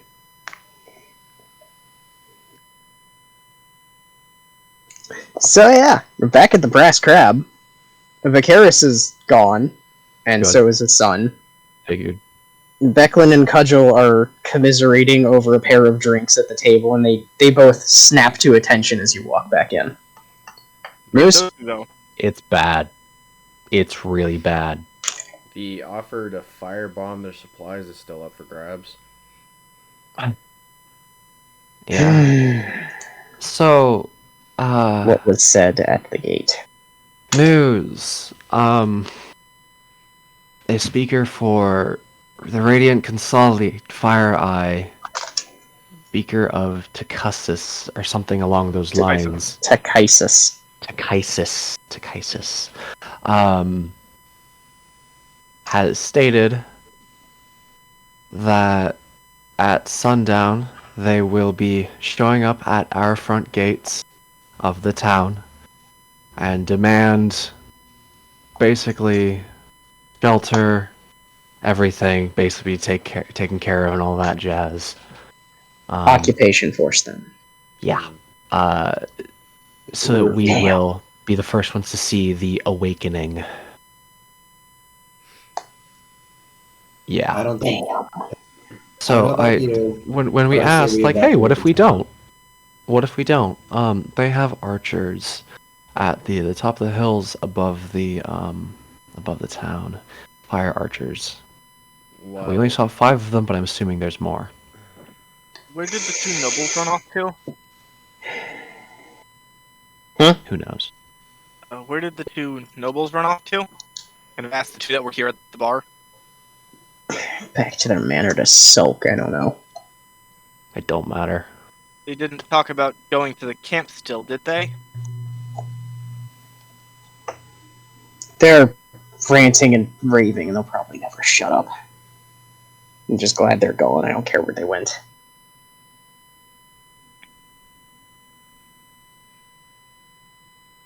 Alright.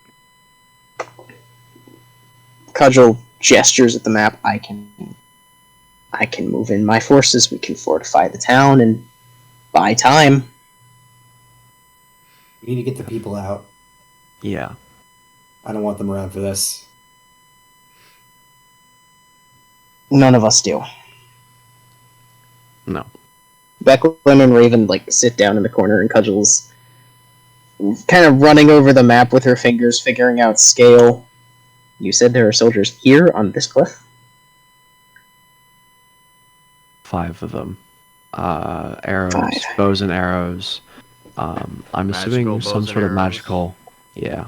Because as soon as they pulled their bows back, the bows automatically lit fire. Understood. Yeah. So it's not going to be pretty. No, Unless there's a way to I sneak around and can't. get up there and get rid of them. There may be. We'll have to get rid of them if I'm going to get my men in here. Yeah. Because I can't do it with them there. They'll just run back and report it. Mm-hmm. Need to take care of them somehow. Is there should be a decent way to get around and come up from behind them, so it's between them. They'll block them off from getting away. There should be a decent way to do that, right? There's the catapult up on top of the keep. Does that still work? Is that the only way up there that they? Oh God. It's Cudgel kind of looks confused that the thing on top of the keep. I don't know a thing about that.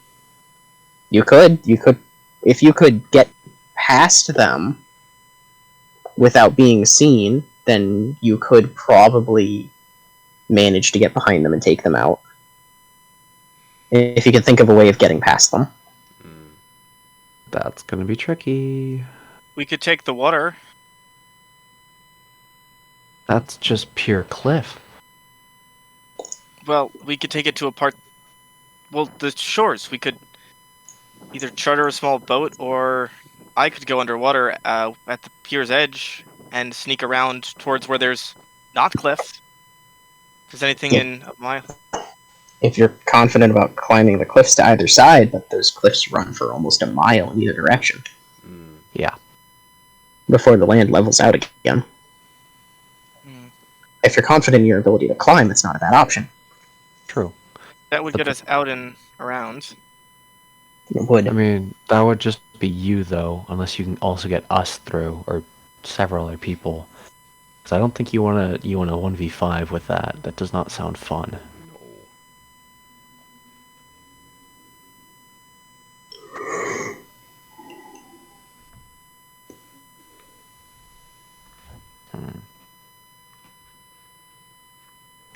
Because even if we set something up on the road on the way here, they're gonna see it because they have eyes on it, everything going in and out of the land pathway. Yeah. Of this village. Yes, that is the problem.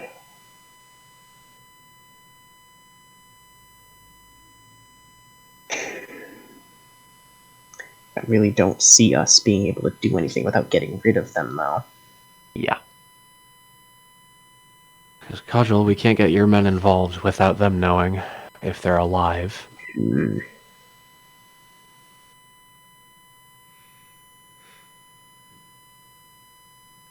What about that damnable contraption on the fort? Do any of you know anything about that? I just saw it when I came in. How long? Well, do we even know if it works? You said it's a trebuchet, a catapult? What is it? I don't know what it is. I've never seen anything like it. It might be an onager, except it looks like a fly swatter. Oh my God. I mean, me being... Is fighting even our best chance? What else do we do? Sail Give off the them moment- hell fight another until day? they just give them. They give us a deadline, so we give them hell until their deadline. So they have what, like they're tired or something. Most of their Need I remind you they said one way or another they will be taking control of the town? So when they show up, whether we're here or not, they're going to start pillaging it for food and other things. so I don't want people to be around when that happens. No. No one does. And if we start evacuating the village en masse, the guys on the cliff will see it. Yeah. Well, do actually... you have any way of getting messages back and forth the distance to the cliff and back? I have an idea. Oh? Okay, so how much explosives do we have? If any. Those? We don't carry any with us. Huh. Shouldn't be too hard to make any, I don't think. Ajan, Quint, how confident are you two in your ability to take out 5 people with me? Roughly 5. Not confident. Kind of look I over at mean- Ajan. I've fought more, but on my terms. So I'll do what I can if need be. My thought, I'll go Just- with you. Here you Let go, me- that makes Sure. 4. that wouldn't be bad. Yeah. I don't know how we easy have- it would to get me in the water with being the way I am, as I gesture to full That's why fucking I plate didn't mail. say you. This is valid. Like, that's why I didn't say you, Dwarfos. If we blow up the cliff, it'll block the road heavily. It won't Both stop 'em. cliffs. Hmm. But that would cut us off from everything else besides the water. But that's okay. We can still get things in and out. I think I could But we need to drag- get rid of them first. Yes. Yeah. I think what might make the most sense is an evacuation. Not everyone, but I think we should still try and evacuate everyone that's not willing to fight. If Cudgel's men are still out there, they can help. Children, People that really want to elderly. see this town go. I doubt But- they'll move without Cudgel. Well, my thought is if I can take a few of you around the cliffs, head up, it would be a hike to get to the top. While you guys prepare the supplies to get out of town with the boats. We could distract them, send some kind of message back, and then you guys can take anyone that's not willing to fight out. Raven That's an stands up. Evacuation seems like the only option. Yeah. But we still need to deal with them on the hill. We do. Yes. So I think I would leave that in your more than capable hands and take my people out through the river. Question. Yes. If we were to distract them at their base, we would have them expend some type of supplies trying to defend on their part. That'd be kicking the hornet's nest. Distract them or enrage them. I think both makes the most sense. Both a distraction at their place so we can get out. Hear me out. If we manage to take down the 5 people, they have arrows that light on fire. Twint, your plan was to potentially firebomb or try and get rid of a lot of their supplies. Yes. If they're preparing to move, they can't have that massive number of people patrolling the camp. They're Yes. preparing to move out. We would have to get rid of the 5 first, and then So if we go take out do that. if we take out the 5, I think it would leave. They probably aren't that defended right now. Wouldn't- So us and Cudgel's forces could try and We'd have to destroy their evacuate the people supplies. first. We can do Evacuate that. the people To move before we out. kick the hornet's nest. They plan Yeah. to move out by sundown, so a lot of their people At the latest. might be sleeping. So I think that's probably the best. We Yes. take out on the hill. We go to Cudgel's camp to see if there's any reinforcements willing to help us. While the town evacuates, we go and make a stand there while they're unprepared. If you take out the men on the cliffs, I'll go get my people. I kind of nod to Cudgel. Do we have any way to True. send a message back from that hill once we've done it?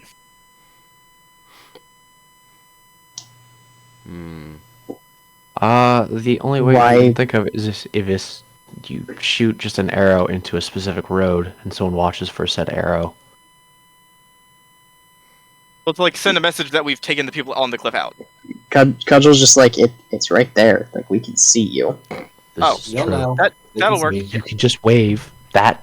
Oh yeah, that's true. Oh, Yeah. I guess That cliff would sees work. the whole village. All right. So Pancake, I'm going to say this to you as I kind of describe the plan to everyone else. I'm gonna Jack Okay. Sparrow this bitch. Okay, in what way? I'm going to, for the people that can't breathe underwater, I'm going to take a small boat, push it under the water to trap a bubble of air, Oh my. Okay. and have them walk and sit in that boat while I do that, while I drive the boat to the cliff, so that it's not visible from the surface. Will that work? Would it? Not. Indeed. Pancake? I'm asking Pancake. That's the idea. Okay. So what you're suggesting is not physically possible. So I'm going to ask, what resources do you have at your disposal that would make that possible? Allow me to check my inventory real quick.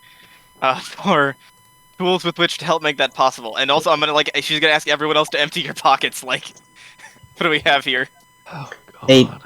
Physically speaking, a boat large enough to create an air bubble for all of you is also more buoyant than all of you put together. Well, that's me. I'm pushing on the boat from the top. That won't be enough. No. I have Also, pythons. I could make a track for the boat and kind of like so that it's connected to the floor. Why don't we just... Oh. Okay. We can swim. We can... Okay. I have an idea. Or you take a Pull small out- boat, like 3 people in it, you can pull the boat to get around. Yeah, that's what I meant. Like a 3-person boat with either. You won't be underwater, though. Yep. So you're gonna have to be stealthy, but then again, boats are quiet as fuck. Yeah. Well, bear with me on this, guys. I take out... So it kind of looks like a clarinet. It's a pibawa. This thing... Okay. Bear with me on this, guys. Oh boy. Put it in your mouth like this. Go underwater. This stays above water. It's a Very deep. snorkel. But we'll be under the water. How many of them do you have? They're not hard to make. In fact, it doesn't even have to be anything like this. You can just make the tube. Hey, Kelly! Oh. Yes. Do you have any, like, tubing, piping of any kind? Something you wouldn't mind parting with? Nothing comes to mind. As you look over, what was an extensive bar full of alcohol and various exotic teas and spices and all this like grand crystalware is completely empty, and he just drops a foot locker on the bar. Can't say that I do. Oh, he's packing up. Packing up? Probably for the best. Probably for the Seems best. like the thing to do. Other Smart. people will need help too, so I might as well get done now. I could pull you guys along. I've got water skins I could empty out and fill with air. They're watertight. The thing is, they're looking over the village. They're not looking over the water. If they're smart, they'll be looking at the water. Yeah. Basically, no one in or out without them knowing. Well, we can't Unless, wait till nightfall because they'll be moving by then. Okay. Unless So I'm going to give you I'm not going to say you can't do that. I'm going to give you an idea of the time constraints in which you have to pull off this plan. It is currently just after noon.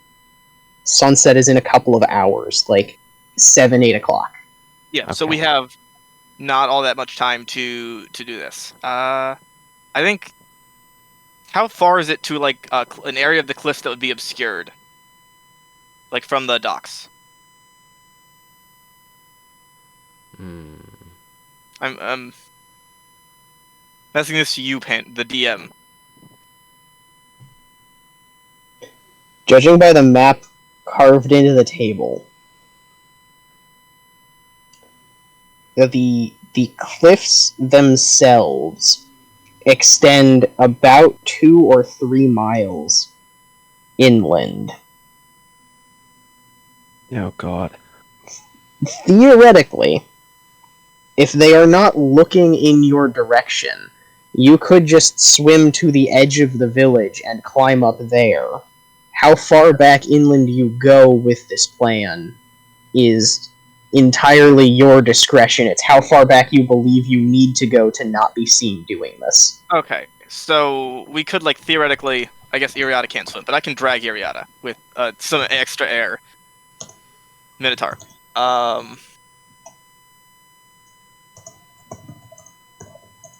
I think that would work. I have ropes, pinions, a hammer. I can try and get us started there. I believe I have literally everything in a climber's kit and more in terms of rope and tools. That would be 50 feet of rope. I have 50 feet of rope, another 50 feet of rope, several iron spikes, several pinion, which can be used as pinions, multiple pulleys.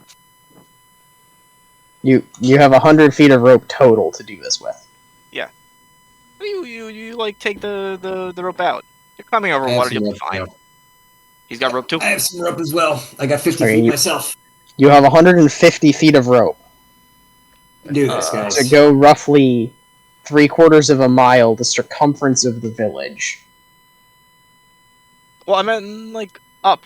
Like once we get, if we're gonna be doing this from the water, like how tall are the cliffs? Oh, the cliffs? The cliffs are something like 40, 50 feet. They're not like miles tall. Yeah, no. The rope thing was like we are going to go around them, around the cliffs to a section where we're not visible, and then climb up them, and then like beeline for the guys from a direction they're not expecting.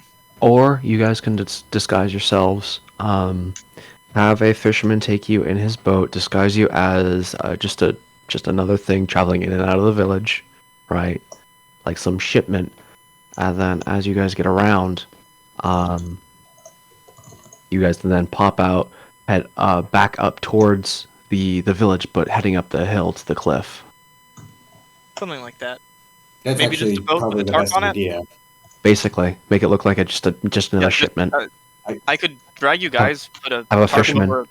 Have a fisherman take you. You can also try as well to speed it up, but have a fisherman take you because that makes it look a lot more normal. There's no some guy in armor sitting on the boat, or a random boat with no one in it being tugged along. That looks suspicious as fisherman? hell. Do you know any fishermen who'd be brave? One of us could Kelly? be a fisherman if need be. Do you know any brave fishermen?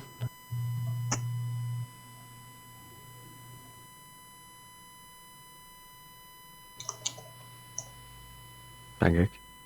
Who are you asking that question to? Just the I'm people asking the barkeep. Do you know a brave fisherman that might be up for this? Up for helping us out a little bit? I know a lot of fishermen. You'd probably have to ask them yourself. That is not a decision I can make for someone else. Okay. I could pretend to be a fisherman.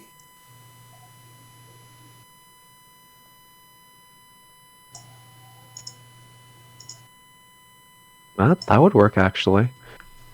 You pretend to be a fisherman. All we just need, in that case, we just need a boat. We need some gear. I'm just gonna need. I don't need anything flashy. I just need a very basic disguise. We can probably do that. That's A hat of some simple. kind, some rods, some nets. Okay. Yeah. Shall we? Yes. Okay. We're doing this. We gotta act. It's now or never. Okay. Just to be clear as the DM, I need to know what your plan actually is here. So the plan is. Or go ahead, Twin. Just to be clear, I never agreed to attacking the 5 people on the hill. I did agree to firebombing most of their supplies. Yeah. We can do that when more people are out. Do that. You don't have to come with us. Come with us if you don't want. A couple people do have to go with. Yeah. Once you're done removing the guards at the cliff top, Raven cuts in. We will need all possible hands here in the village to help evacuate. Mm-hmm.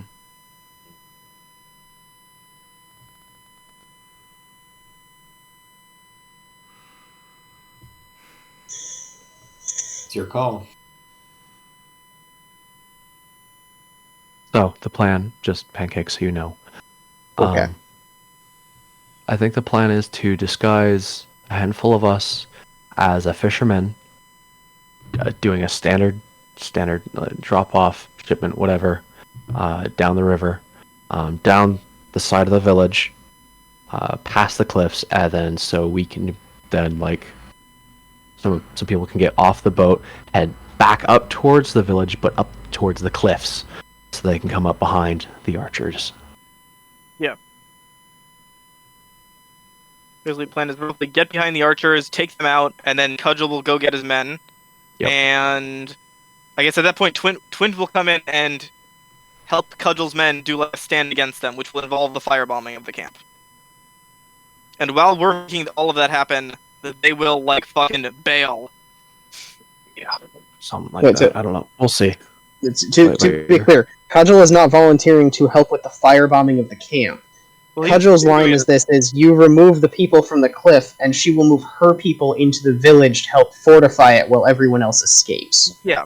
Yes, it's to help people get out. Okay. Yes. Cudgel will not be involved in the firebombing, but a firebombing will happen with some of us and the camp that is preparing to run into the town. Well, Cudgel reinforces the town. Yes. That is the plan. And you're sure about that? I wouldn't recommend the firebombing part. We need to cut down on their supplies somehow. Yeah, that's going to make them more hungry to tear up the village and come early. That's bad. Well, That gives us less time. Before sundown. Like, right before sundown. That means someone's going to have to stay behind to pick us up as we're hightailing it back. That's going to be hell. Oh no, it's going to take way longer than that to get everyone out of this village. This is not a village that can pack up and leave in an hour. I know.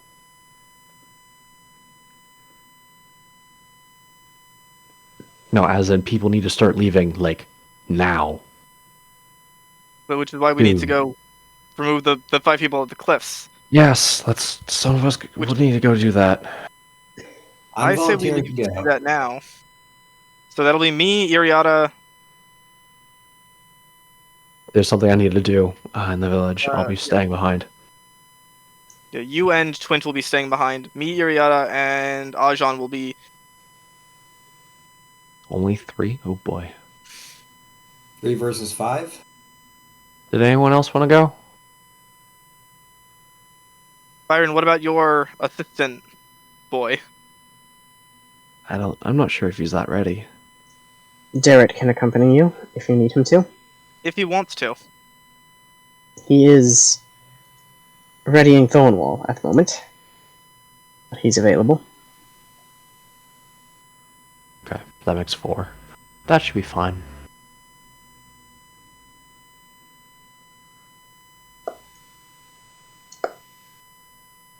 Well, in the meantime, while you guys are doing that, I will actually head up to the keep, the top of the keep, because I'm curious. Yeah. I've seen a lot of machinery in my time. I'd like to take a look. You can get that up and running. That would be pretty great. Okay. I'm taking my toolkit with. So we'll see how this goes. All right. If we're doing this, I say we move.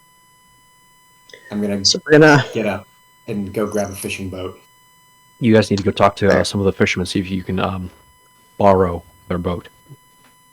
Or actually, the fishermen will probably have to go with so they can take their boat back. But yeah. All right. Oh, okay. So. All right. You okay? I'm working on containing myself. Okay. Because he knows things we don't. Oh, God. I don't normally do peeks behind the curtain. I might let you know what my notes are that I am staring at right now after the session. Mm-hmm. But for now, we will continue under this plan. Good to know that we fucked up. All right, guys, let's go. All right. No. You haven't done anything wrong. Nothing you have done will result in immediate doom. I'm going to make a note here, and someone asked me to read back this particular note after the session. Oh, dear God. Guys, we gotta commit. We gotta commit. Let's go. Time is money. Okay. Or time is of the essence. Time is dead, people. Okay, so Yeah, we're going to follow Corvos first. Okay. Okay. So Thornwell Keep is an Thornwell. ancient bastion. Yep. That was mostly demolished when Vogler collided with the mainland, violently no longer being an island. Yeah. Really messing things up. Okay. On top of Thornwell Keep is a large catapult-looking device. And as you climb the external stairs to get to the top, you hear the sounds of someone tinkering with it. Who do I find up there? As you arrive, you see a thin, reedy-looking gnome nervously tinkering with the firing apparatus of what, next to the gnome, looks like a comically oversized catapult with a fly swatter-shaped head at the end instead of a basket or a sling that is filled with soft mesh-like material. It's a net. Interesting. I didn't think I'd find anyone up here. Oh, hello. Yes, I tinker here. Hi. You are? Dwarvos. Dorvus, yes. Fight on the hill. You were there. Yes, I saw you. I remember. Mhm. You can do magic. And just like, Yep. they're not looking at you. They're like, just fidgeting with gears and whatnot. And you can... The things they're doing are a level of artifice you are not familiar with. It looks like they're rapidly taking apart the firing mechanism and putting it back together in completely different ways every couple of seconds. You just, like, You said there's need to one do gnome or two something with gnomes? my hand, kind of nervous twitching. Oh, God. It's just one gnome, right? Yes. Okay. Like, dark mop of hair, dark eyes, just kind of like... They're ADHD fidgeting with very complicated mechanics. Interesting. They look kind of on the young side for a gnome. Okay. Do you know what this machine was used for?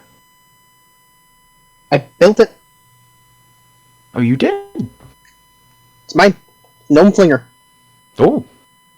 How far is it supposed to fling gnomes? He like eyeballs the tree line over the cliffs. I got a rock out into the woods over there. Okay. The woods where the camp is? Not that far. But kind of over the cliffs. But I think the archers might see me, although they wouldn't expect it.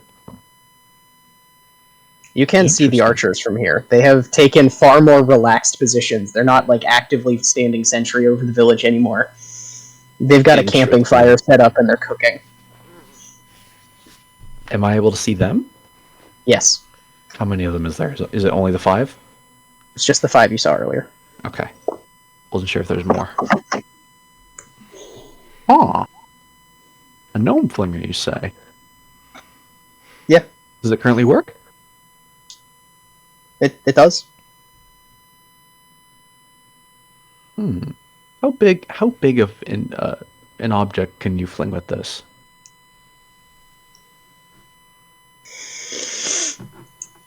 He starts rattling off numbers you've never heard before in your life. And have you ever seen the show Numbers? It rings a bell, but Unfortunately. Are you familiar? Okay. So you know those scenes where Charlie is supposed to be speaking math gibberish and everyone else is acting dumb like they don't understand what basic addition is? yeah. You feel like you're in that kind of situation as he starts with like the formula for volume and acceleration is ... times yada yada. Simply compensate for wind and direction and gravity. The acceleration of gravity on a moving object causes this much fall times this much movement of the planet. And eventually, after about 50 seconds of solid mathematical jargon, he comes out with 1,500 pounds over half a mile. Damn. And how quickly can it fire? Just push the lever. It fires. Then you crank it back. Okay.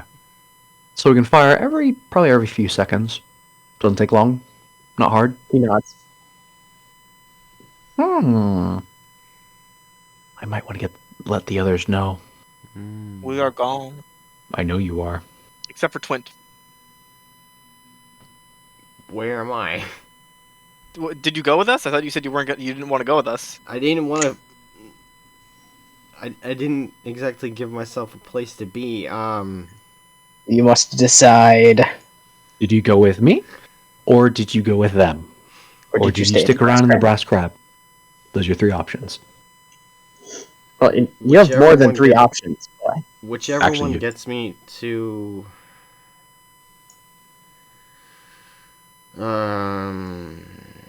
whichever one gets me to the enemy camp. Fucking, I don't want to attack the archers. You can't get out of the village without the archers knowing. Yes. Good time to sneak out. True. Wouldn't be hard. They're cooking right now. Fuck it, I'm going with Doros. Oh yeah. Like, Just pops into existence because I ain't fucking... technically, you could have gone anywhere in the village. I could have gone to the bakery, but I did This not. is true. That is an option. Okay, but you did not. Okay. Well, now that I gave myself that option, Up to you. Go warn your found family. Sure, why not? I'm going to the Their bakery. loved ones are in danger. Let's is continue an on option. with Dwarvos. Alright. Going to the bakery. Very specifically, if you're going to go to the bakery, Yes. Raven is going to give you specific instructions to, on your way there, gather as many people as you can see are fine, and let them know to gather at the town square. Okay. And tell them to spread the word. The people of the village have to be warned, and told that it is growing time to leave. I'm to go, unfortunately. Can I recruit the found family? Actually, let's get there when we get there. Dwarvos Okay. first, and whoever's next. Get to me when you get to me. Okay. Aw. How long have you had this thing working for? Last couple days? Month? Month? About a month. Wow. Nice. Okay.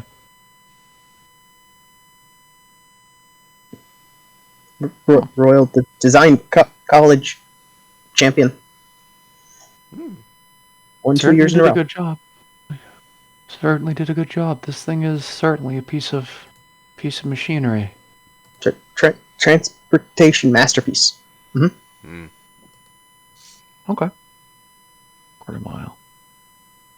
Boros, you have to ask the important question. It's a gnome flinger, but can it fling dwarves?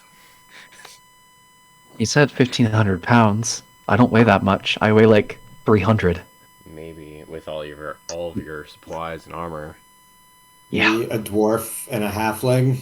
Yeah, but it's named the gnome flinger, not the dwarf flinger. What's the difference? Your point? It's the thing academics care about, and he's an academic. Could it fling a dwarf? Could, but why? Well, there happens to be some people who want to burn down the village on that cliff over that way, as I point to those guys over there who are cooking. If we do anything bad or suspicious, or if they get given the word. Saw them. Don't like them. No, I don't either. I could get rid of them. Maybe. Would like that. That would be good. I agree. You know what? I'm going to stick around here till I start seeing the other guys have, if they've come around. If they take too long, I'm just going on my own. That shouldn't be too bad. Although, we'll see. Yeah. Yeah. Change of plans. I'm just going to stick around. Yep. At Fair enough. At the flinger. Anyways, on to the next person. Fair enough. What are the rest of y'all doing? I'm headed down to maybe chat with some fishermen about who's feeling brave. Mm. Okay. Um, am I being joined? Yeah, assume- I'm going with you. That's Yeah. the plan. Okay. Okay. I'm Um, I'm gonna be real with y'all. I think I need like a 15-20 minute break to figure out what's gotta happen here. Yeah, because Okay. you did not. This was not Oh, on your no. plan, was it? No, I doubt it was. I It have a was. feeling if we had stayed, there would be a catapult for all of us. Honestly, Pancake, you picked a very diverse, mechanically driven group. I did. This is true. No. This is not a problem. No. You just need a few. I just I was not prepared for this exact divergence. Oh. When you You give just need, us like, an open box or an open book, we're gonna find a way out of it. Come on. I'm fully aware of that. he's fine with It is endlessly interesting to me the particular ways you find out of your box. yeah, he is fine with us doing this. He just needs like 10 minutes to write down some stats or like figure out who's where. Yeah. Because Okay. our plan has several parts that gotta happen, and he wants to be prepared. Mm-hmm. Okay. That's fine. I need to go get something to eat anyways. So So, take 15-20 minutes? Something like that? food, Okay, drink, sounds good. bio break. Yeah, back. something like that. Food, drink, I'm very going to go heavily consider alcohol. Fair enough. I'm going to do that too. Yeah. I probably will not, but I I have might. Actually- a question. I may Yes. smack Jay, but Go ahead. Okay, go for it. I have to ask: was the gnome flinger in the book? Yes. That's hilarious. Mm-hmm. There's Alright. also something else in the book that you will not know about unless you ask a very specific question. Oh no. I'm assuming to the gnome, right? Possibly. I won't spoil anything. But it is very funny to me. Okay. Well, I'm going to go get food. Okay, I am Right also then. going to go get food. Okay. Reconvene in a little while. At like 40 Yeah, ish. ish. Yeah. See you then. Hef. I am alright.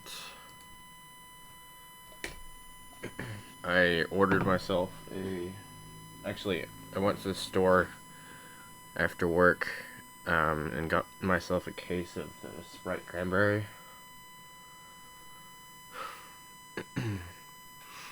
And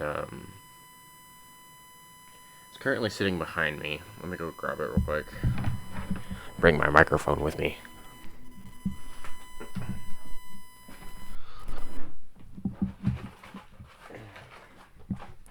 I also have a giant bottle of vodka that I brought upstairs so we can start drinking. You just have a regular bottle of vodka. Yep. If it was giant, that'd be a handle. Shush. Gross. I have a suggestion. What's up? Ask what other tech they have. Of course. That might be a good idea. Oh, wow. This bottle of vodka that I just opened. It doesn't have a fun stopper. Nice. That's Yeah. Buddy, the way to handle I it. don't think we should be calling it a fun stopper. Shush. That's funny. I got me some soup and a drink. Oh, fuck yeah.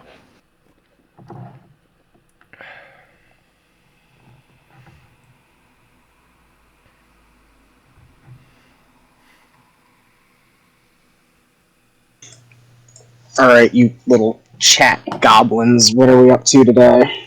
I just Bro, don't Shenanigans call and us your ruining your chat. plan. Shenanigans ruining your plans, chicanery, yeah. all of the chicanery. I on the way back from work today, Mm-hmm. I bought a case of Sprite cranberry,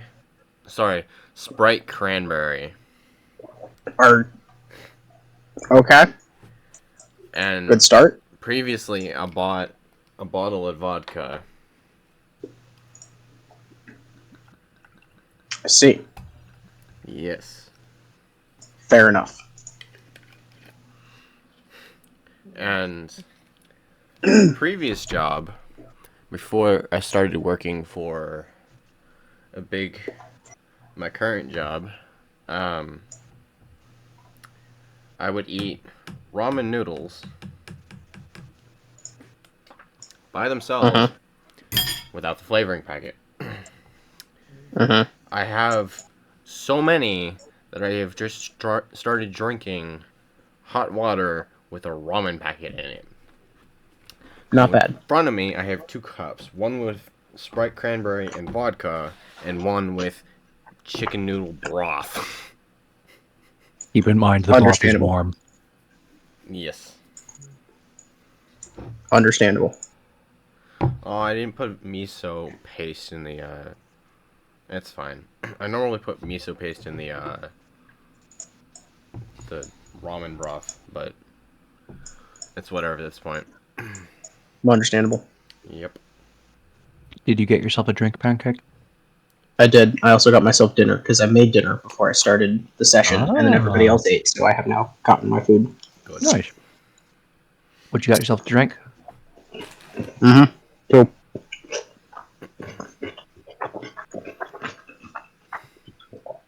Sorry, I'm starving. No, I you're have good. water, and I have a house vodka mule. Ooh, Ooh, nice. So that's where we're at today. Okay. I enjoy mules. Mhm. Mules are great. I like lime and ginger. They go well together. I normally forego the vodka, but tonight I do not forego the vodka. Ocean makes the best mules. I do like making them in my spare time. I did find This a is good. brand that made a good mule, but I haven't found them in store in like a year.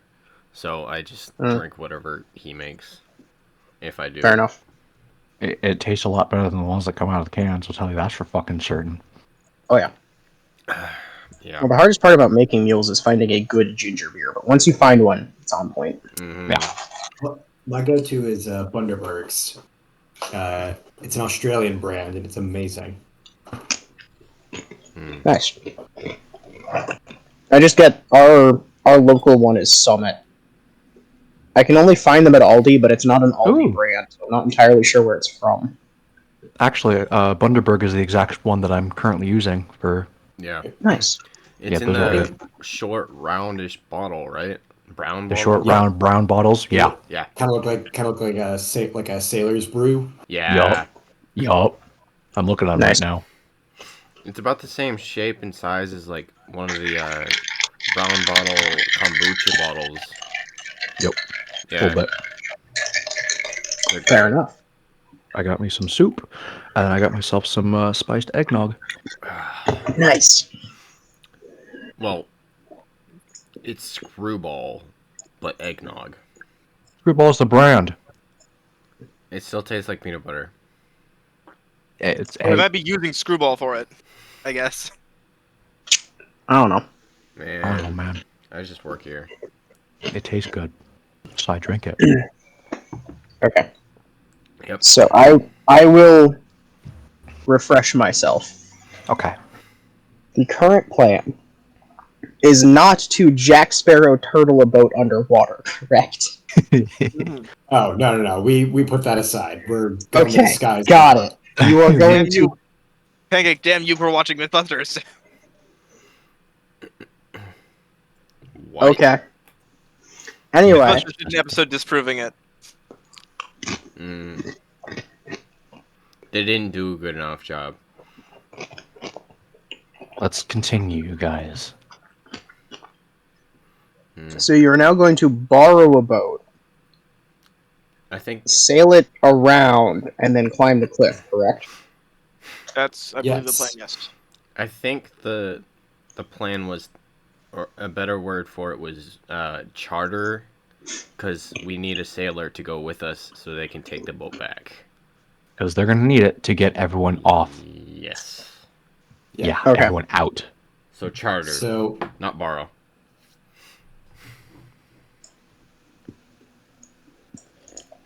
All right. Shock horror. I have lost a notebook where I wrote a bunch of the NPC names Oh. from earlier. So Oh, love that. same problem I had a couple sessions ago. Ajan, yes, you met a man who studied with a bunch of monks out east. Do you remember his name? Or have you got it written down somewhere? I have fisherman guy that I helped fix. I did not write down his name. Awesome. Love you for that. His name is Terrence. His Yeah, name is Hector now. Hector. Hector. That's a Hector. good ass name. It will be retconned back into place where it's supposed to be when you find your notebook. No, it won't. Exactly. No, probably not. No. No, Hector. Yeah. Do I see him down there? Hector is, in fact, the only person you find down there, Ooh. taking out the stress of the day by beating timbers into place for what looks like what was supposed to be a new pier. He basically sets it into the mud without having any drill set under it, and then just starts Mario stomping on it. Except instead of ineffectively jumping on it, he's driving it down several inches with every downward kick. Jesus. Wow. Oh yeah, I forgot that man's strong. It's effective. He's very. That's some fine work. That's how we built our temple. He's also currently nearly naked, having just a waist wrap on, Yeah. because he's out in the middle of the water. Mm. He sees you coming and just kind of waves and proceeds to stomp down the last. There's a word for it. Timber that he's sending down, and then he does that skipping along the poles thing to get back to you. Hey man, what's up? All right. You seem a little tense. Am I right in that assumption? Everyone is. Yeah.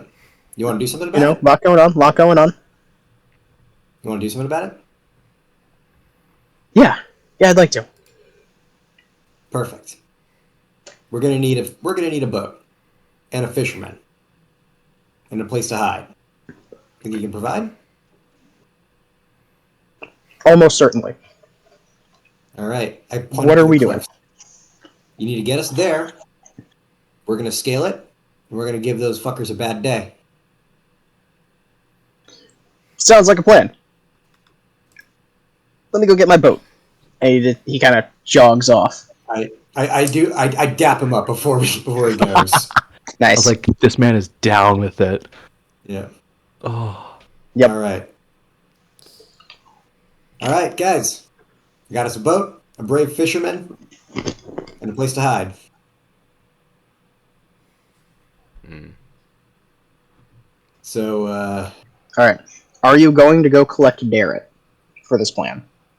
I'll say while Ajon's doing that, I'm going to try and find him because we know where they told us where he was. Yes, he's up at the keep. Yeah, so I'm gonna head up to the keep. Let's say I walked over with Dwarvos, and then before they went up, I broke off to try and find him. Yes. I'm sneaking in tortilla chips. Keep talking. Yeah, that's it. That's. So do I find him doing fixing up the keep? He seems By to be me? doing daily chore type stuff. He's currently sweeping out the main room. So, hey, Leica, how's it going? Good-ish. Well, bad, but I came to offer you something. I take it you haven't heard about what happened at the gates? Good question. While you were there, Dwarvos, did you inform him what was happening? Did I inform who? Garrett. Does he know anything? Have you told him anything? I would assume yes, because everyone needs to know at this point. Shit's not Okay. going well. Yeah, the Dwarvos told me on his way up to the roof. Yeah, well, we are going to go and try and do something about it. There's about 5 guys up on the hill. We are going to go try and ferry a boat, take it around the cliffs, scale them, and then come at them from the side. And Okay. I think offer to come with us if you wanted. I can, sure. It's voluntary, only if you want to. Also, Becklin said he'd be free.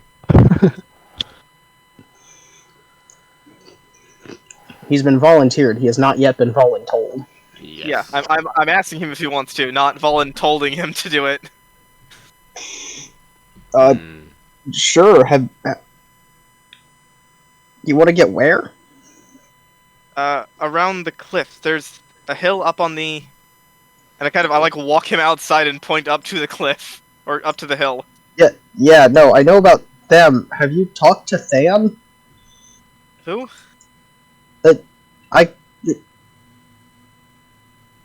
Do I hear them at the bottom? Presumably. A gnome, short, squirrely, stutter. I peek over the edge. Hey! I might have a decent Hi. idea. As I look down over the edge. I might have a decent idea. A better one. It doesn't involve a boat or climbing. I think I've got supplies to climb, and they're ferrying the boat right now. We might be able to actually launch ourselves up there. That'd be a lot quicker.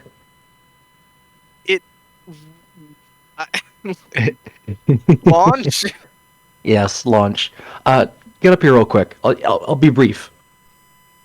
Okay, but, well, whatever method we're using, I just kind of look back at Garrett. Would you like to join us for this?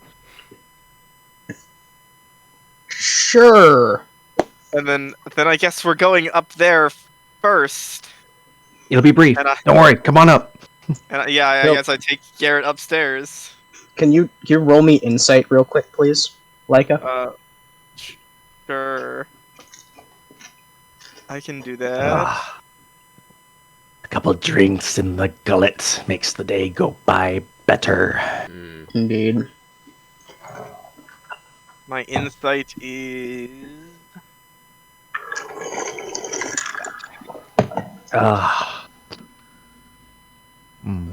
Screwball. 6. Oh boy. So I just head upstairs. Yep.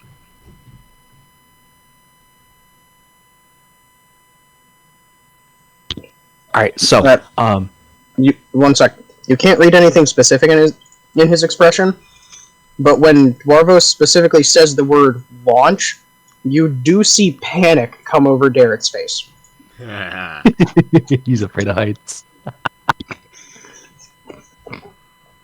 So, you proceed upstairs. And there's a large, basket-headed catapult. So, this thing, well named the Gnome Launcher, although it can launch quite a bit.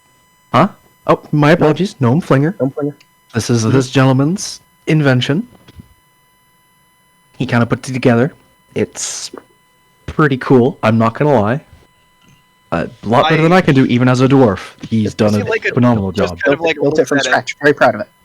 Like, it just kind of looks at it, and then looks kind of at it. I haven't seen anything like this in my existence. I've lived underwater. We don't have these underwater. Correct. Basically, you would sit in this little net here, as I point to the net.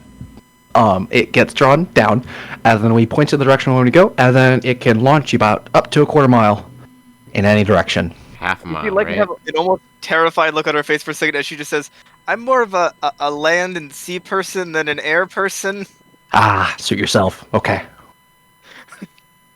Just with a like slightly horrified expression as she looks at the thing.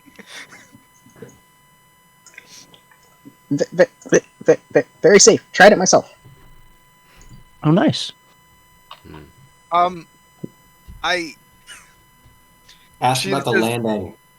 I'm gonna table that for a moment. How's the landing, by the way? Safe and smooth? As I look at the gnome, I'm asking the gnome this question. Landing very safe. Very safe. Good. Nothing broken. Well, nary crash broken, but nothing broken. See, not that bad. Well, you seem to be an inventor of some magnitude to have created this. Yes, Do I you am. have anything maybe less catapulty? Sorry, flingery, because I don't know the word catapult.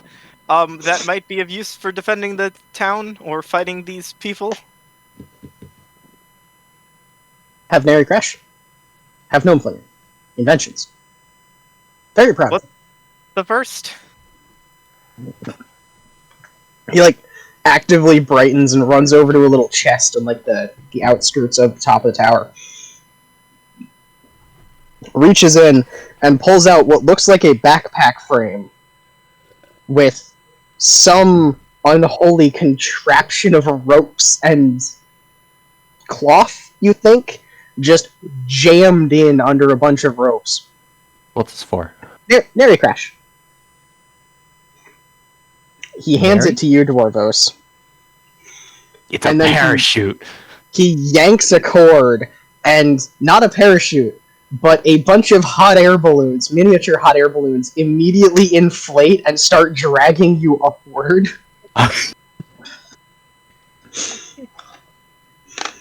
He Well, then that's pulls like, another cord, and they all go out. But I feel like if we had let that go on for a few more minutes, we would have heard a loud pop from one of the archers. Interesting. Lift. Do you have lift, anything else? Lift counteracts gravity. Safe landing. This is true. Oh, so do you wear this when you get flung? Mhm. Ah, okay. I might use this actually. You guys, if you're not in the mood, you guys get going. I'll meet you guys up there once you're up there for a little bit of an ambush. Okay. A pincer attack. Correct. I might notify Ajan and the others, but I would feel more comfortable climbing than looks back at the fucking flinger. It's gnome launcher. No, very safe. Built for comfort. Mm. Silk net. Silk net. Or, like, I start slowly walking backwards with Garrett, like looking at them, like nodding along, like very like clearly uncomfortable in this thing's presence. Garrett still has a look of dawning horror on his face, but he like sticks a hand out to stop you from backing over the edge. And I like slowly like grab his hand and take him downstairs. Dang. And both of you are fucking. It's sad that they're not a fan of your invention. Apparently not. Very strange people. Yeah. What else you got up here?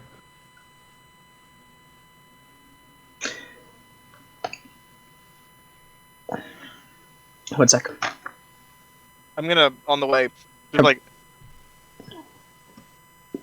Blueprints. Lots of blueprints. Many ideas. None built yet. Okay. It's okay. Nothing wrong with that. Was plenty of time until there wasn't. How it goes, I suppose.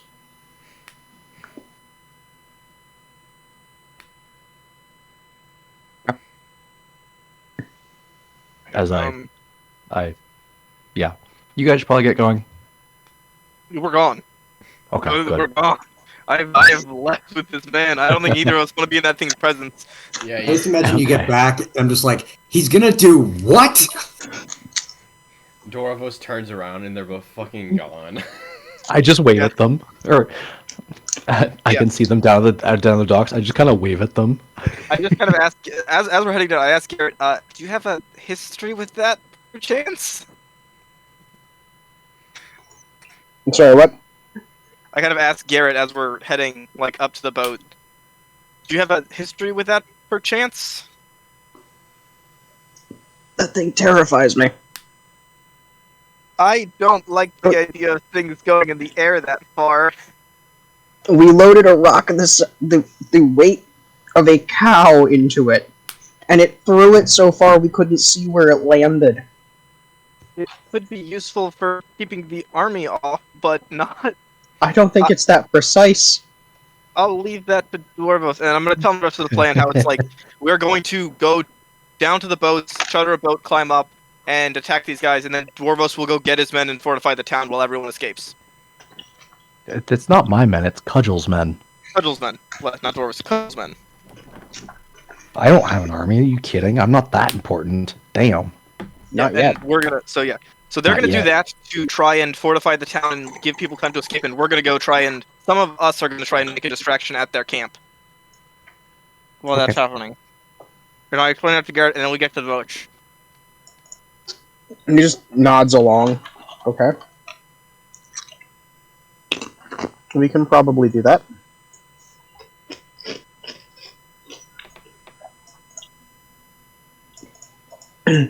Hector has what could modestly be described as a medium-sized fishing boat, but is probably on the larger side.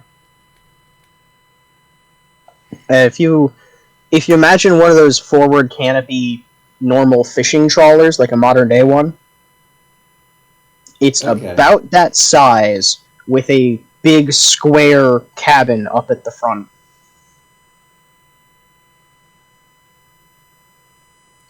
So, there she is.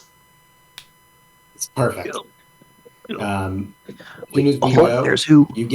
as soon as you go, you get out, get as many people as you can onto this boat, and get the hell out of here. Shit's about to pop off. Okay. Fair enough. You're a real one, G. You don't Yes. need any help with the fighting? We If you want to. I think Oh, yeah. I look at him like, you need to help get people out. That's a more important job than what we're about to do. But if you wanna I look come- at him. Do you want to fight? I want to help.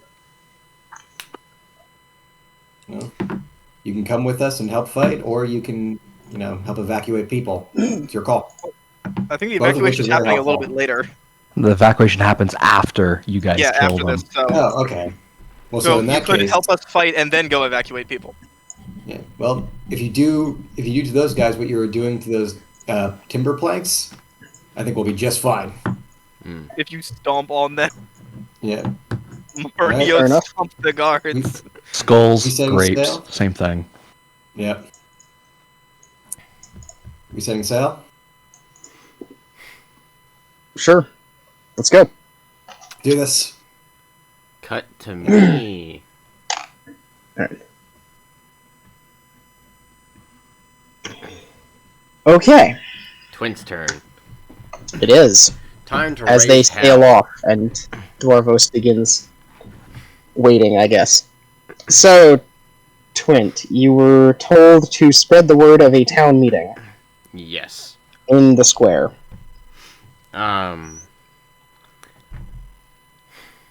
So I leave from the brass crab, right? Yeah. And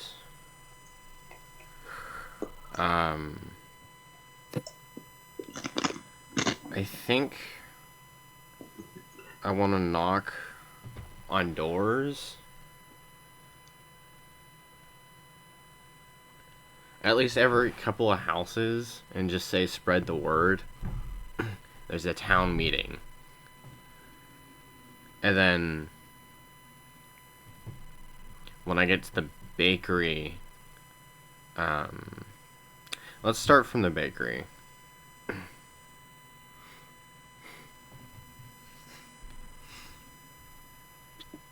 Well,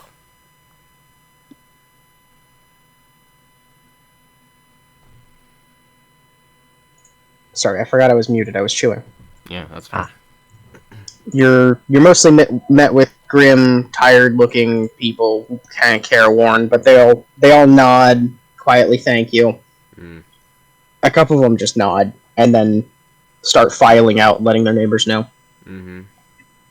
The bakery is really really quiet. Like they have done their work for the day by this time, and they're just all kind of sitting around, twiddling their thumbs, basically.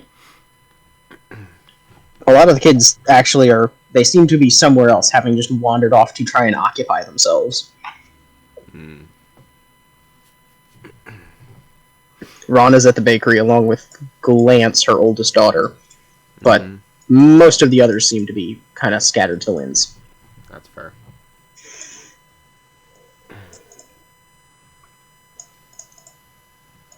Uh,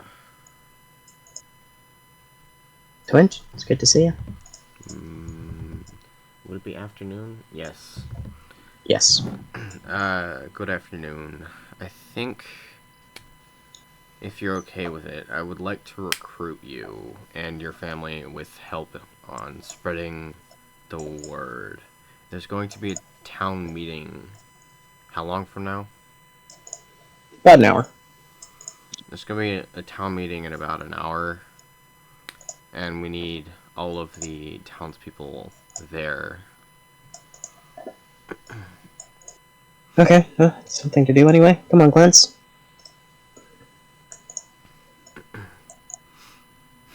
Hmm. As Glance kind of scuttles out the door to go do her thing, Rana grabs you by the shoulder in an almost painfully firm grip and turns you to her to look you directly in the eyes. You alright, love? I've had a eventful past while. A lot of new information came up. I don't want this spreading too fast, but it looks like we're evacuating. She gives you something like a really pained smile. That's not what I mean. I mean you. Are you okay? People don't walk out of a fight like that and just keep going if they're okay, you know? I give her a tired 1,000-yard stare. Uh-huh. There are worse things than surviving. There are better things than subsisting. Unfortunately, that is true as well.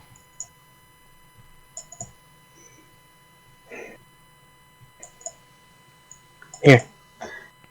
It's going to get real busy if I don't see you soon. Mm. She hands you a bundle of bread rolls, basically, but there's something kind of solid and weighty at the bottom. Ah. Take care of yourself. Start spreading the word. Yes. And she gently slips past you out the door.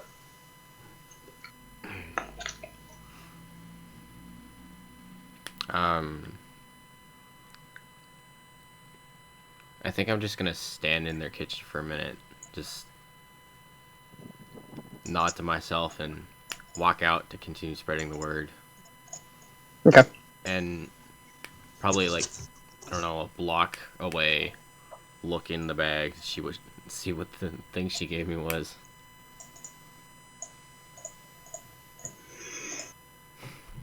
Inside the bag are about a dozen pretty fresh bread rolls. Yes. And sitting at the bottom is a pair of hardened leather gloves. Not work gloves, but proper hardened tanned armor.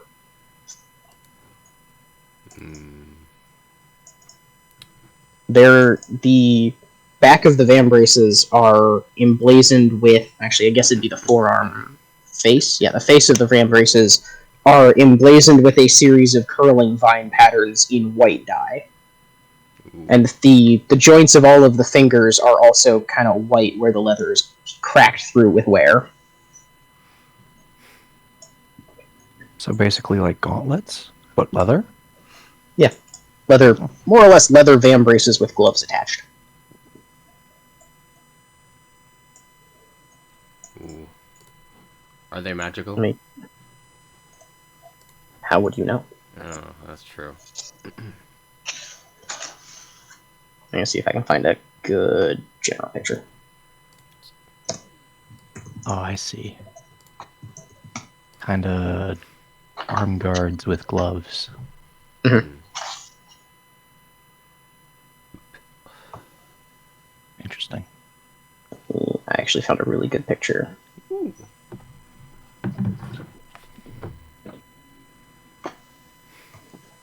They look like that.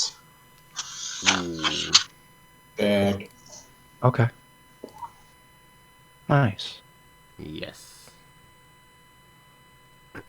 Uh-huh.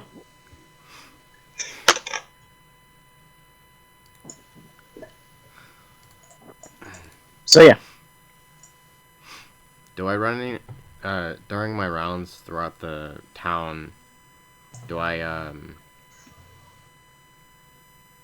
meet any other interesting people? hmm. Interesting, probably. Nobody else that you would know offhand. Anyone that like sticks out to me or like has a weird interaction with me?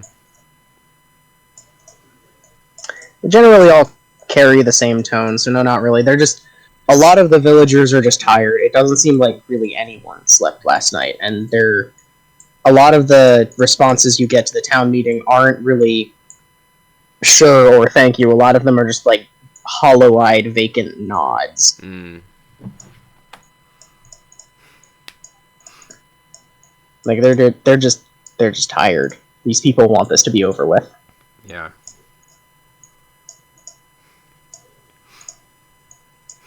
You do run into one familiar guy, actually. Ah. So you saw him on the battlefield. You remember seeing this dude. He is kind of middling height for a human. A little bit older, mid 40s, early 50s. Full beard, bald head. And he was talking to Dwarvos after the battle on the hill. You see him kind of walking around. He's got an arm in his right arm in a sling. He's just sort of wandering the town aimlessly. Mm. Kid? He just nods as you pass. Mm-hmm. Would you kindly roll me a... Be either insight or history, your choice. Ooh. Uh, History or insight? God, neither of those are good. Okay, history it is. Okay. 12. You'll never guess who it is.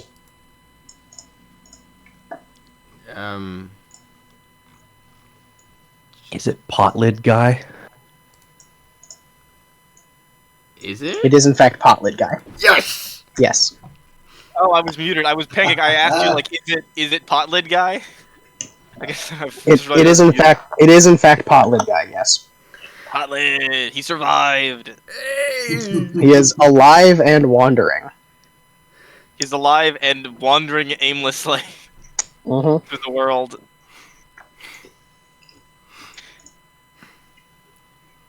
I misspoke. He's balding. He's got like horseshoe hair up top. He's balding. He's not completely bald. I offer him a bun. Much Bun obliged. for your thoughts?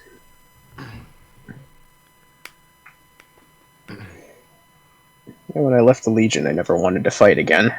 Hmm. Can't say I've changed my mind after yesterday. But you did good out there, kid. Thank you. How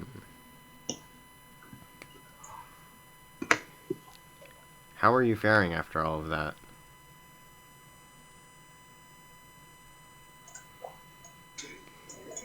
You never get used to seeing civilians die. Mm. It never gets easy. You can never really ignore it, but I'll be fine. I'm just trying to make sure they're alright too.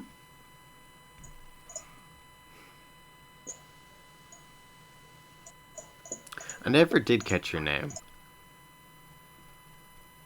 Oh. So.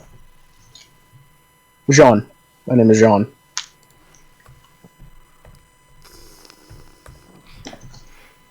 That.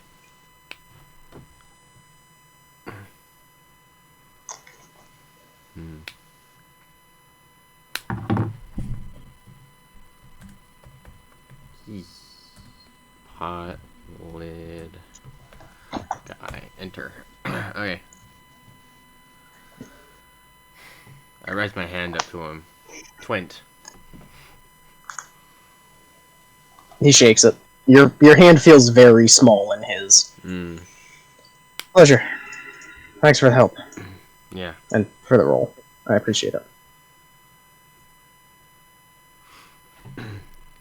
I guess I continue on my way. Fair enough. Alrighty. It is about that time that we cut to whatever you gremlins are doing at the base of the cliff. Oh my god. You have arrived. What is your plan? Who here's the most confident climber? Oh boy. Right. Boat time. Maybe. Think. We're at the cliffs, so now we need to do the climbing part. So No. I'm gonna make this a group check. You know what we're gonna do? Yeah. Okay. What's the roll? Here's how this works. You are going to tell me what skills you want to use, and how they apply to your current situation.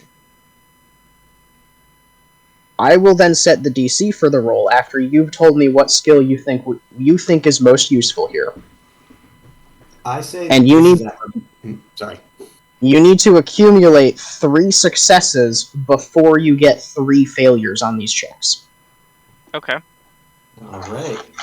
You can only use a skill once. If I may, Go for it. I would like to. I don't know if this would give us advantage, but I have a grappling hook, a bunch of rope, and some pulleys. So I'm going to attempt to kind of set the grappling hook. What And skill are make you going to use to do that? Survival, experience, like Sure. finding a good place in the rocks and everything for it. Sure. Yeah. I can be the one to actually to guide the lead up. So like taking, like That is taking, a 25. Okay. So I'll take lead and basically like I'll have the rope and like I'll be the one to actually like do the setting. Okay. And that would be acrobatics for me. All right. Go for it. 24. Okay. I'm going to ask if either of our 2 NPCs would like to do something, because we have 3. We have Guy, Ariata, and Gareth? And Hector. Don't forget Hector. Yeah, both Guy. Hector, Yeah. Gareth. Yeah. Yeah. Hector, Gareth. Garrett. Garrett. Darrett with a D. Garrett. Garrett. All right. Any of them? They can, if you want. I will say they are all level 0. So they have some proficiencies, but their proficiency bonus is only +1. Alright, I mean, I kind of You've look over also at never asked what any of them are good at. my question, are any of them, like, jumping to help? They are mostly looking to you for leadership because you're the Okay. people who seem competent. Okay then. I am gonna use acrobatics to try and climb, like to get up there, so I can start leading people up. Okay. I think you used athletics, right? I used Ajahn? acrobatics. I used You- acrobatics. Okay, Yes. so then not acrobatics because that's a skill we've used. Yes. Could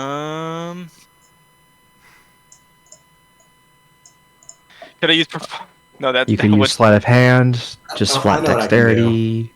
I can set the rope and create like basically just a rope ladder with sleight of hand. I'm gonna try. Do you mind if I try again something first? I'm just looking at my skills because I'm trying to figure out one that would go up that would do this. Just be glad I didn't add the stipulation. There's another version of this where you have to have proficiency in a skill to use it. Can I? This is gonna be a reach. Oh. No, actually, I don't have that skill at all. Never mind. That would be. Um.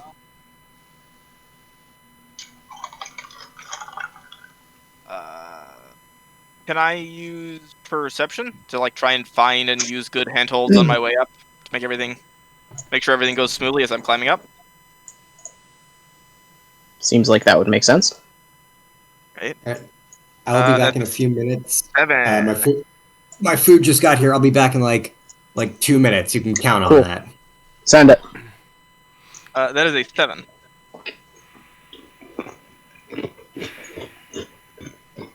After this particular round, you are at 2 successes and 1 failure. I kind of look over at Hector. Hector, you seem to have some experience with getting up and around things. Would you like to give it a shot to get up? I can. What would you like me to do? Are By the way, you're like halfway up the cliff asking him this. Yeah. I just kind of. If you're athletic at all, I'm basically like trying to get him to do acrobatics. No, that athletics, not acrobatics. Athletics? Okay. Athletics. He can use athletics if you would like him to. Yeah. Just I don't tell think- him what you'd like him to do. I'd like him to use athletics to try and just again like help climb up and everything. Get up. He does not know what athletics are. Yeah, I just kind of ask him, can you look pretty athletic. Can you also try and make it up? You might be a bit faster or better than me and Agon. I can try, sure. Alright.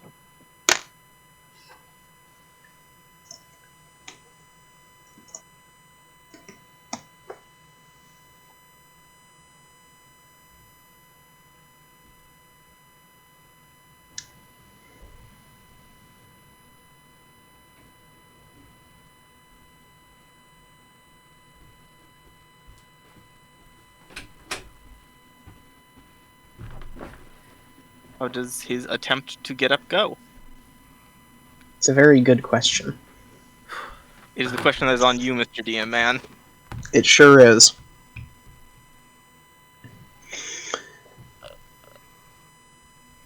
So, I think with that you've probably passed the group check. I think that would work. Yeah.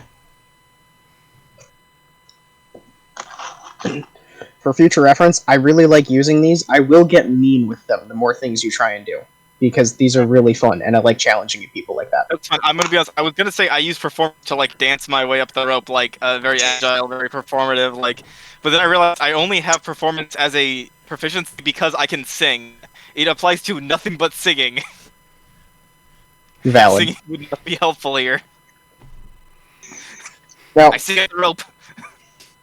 Now, I am not here to tell you what skills won't work. You're here to justify to me how you use the skills you have. I know. I'm just. But I went a little bit easy on you because the general rule for those is you have to have proficiency with what you're trying to do. But because there were only 2 of you there, I figured that probably wouldn't work very well.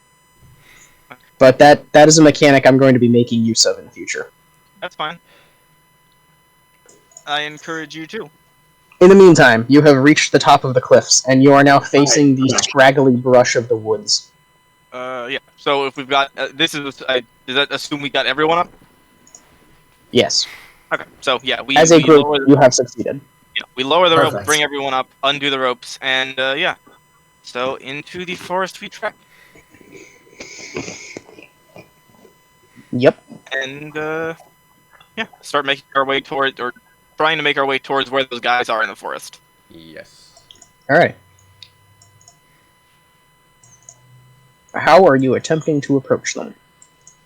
Say we try and jump them. So I say we Stealthily? stealth it. Yeah. Okay. I need everybody to make a stealth check. Hey. Maybe we leave the Minotaur back a few feet. Dirty 20. Cool. 13.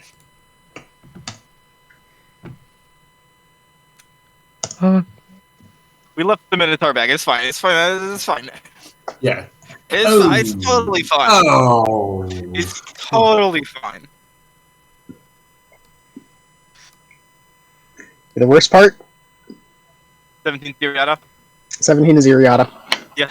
The Minotaur is quiet. The natural one is Hector. Hector, the very agile monk-like guy who has a bat. I guess he's just like fucking Mario stomping. No. He is not agile. He is ridiculously strong for an average person. Why I asked him to make the athletics check. Imagine just fucking full bowl Like- in a china shop. Like He is okay. These are regular people, right? I know. Like some of them have magic. You are heroes. These are average people you have asked to follow you.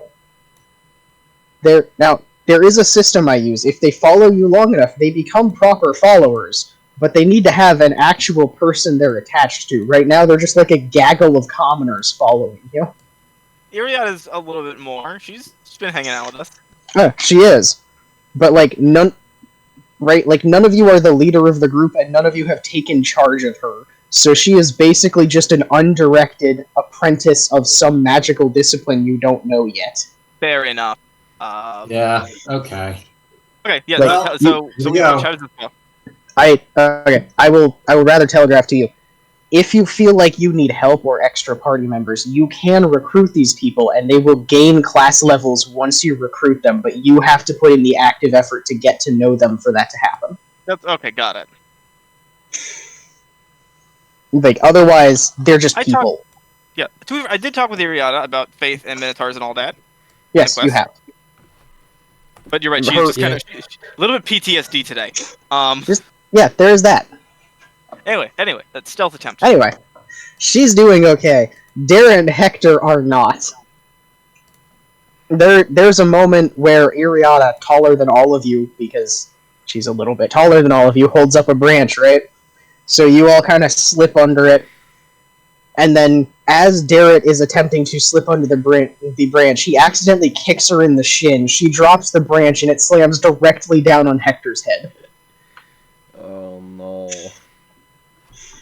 Like that's the level of actual skill we're working with here. Have we identified this before we get close to the camp? Is my question. This buffoonery. Probably yes. You have identified that they are struggling. I just kind of look over Ajahn. Maybe we have them stay back a little bit. Yeah. I look at him like, all right, guys, you are going to be the auxiliary. If thing goes, we'll give you the signal. If things go south for us, what's the signal word? What do we shout? Marmalade. Marmalade. If you hear marmalade, then you come running. Iriata. Go ahead. We might want to have you a bit closer, since you can help. You have a little bit more experience than the others. With yesterday and on the way here. So just pay attention. If things do get south and you're called in, try and heal anyone that's down. And priority is to keep yourself safe. I can fight if you need me to. I hope it doesn't come to that, but if not, I'm counting on you, okay? Kind of give her like a small smile. You You know won't what? let it go to my head this time. Just to be, and you've been great to us, so I'll give you this. I'm gonna hit her with Shield of Faith. Alright, cool. That's +2 to her AC. And Probably a good thing. What a you're lovely gonna then spell attempt that to is. get into the camp stealthily with these guys kind of like positioned a little bit away. Okay. Yeah. I need you both I to look at- roll stealth again if you are actively trying to get close to the camp. It's not I really a look over camp, like- they've just set up a cooking fire. Yeah. Am I able look to over see it like them, by the way? we have not we yet? are never gonna say marmalade, right? I mean, I might say it. We'll see. Okay. Oh god damn it! So I'm a little bit stealthier. Ajan fucking no. Okay. Am I able to see them coming up on the camp, by the way? I have a counter question, Ocean. Go for it.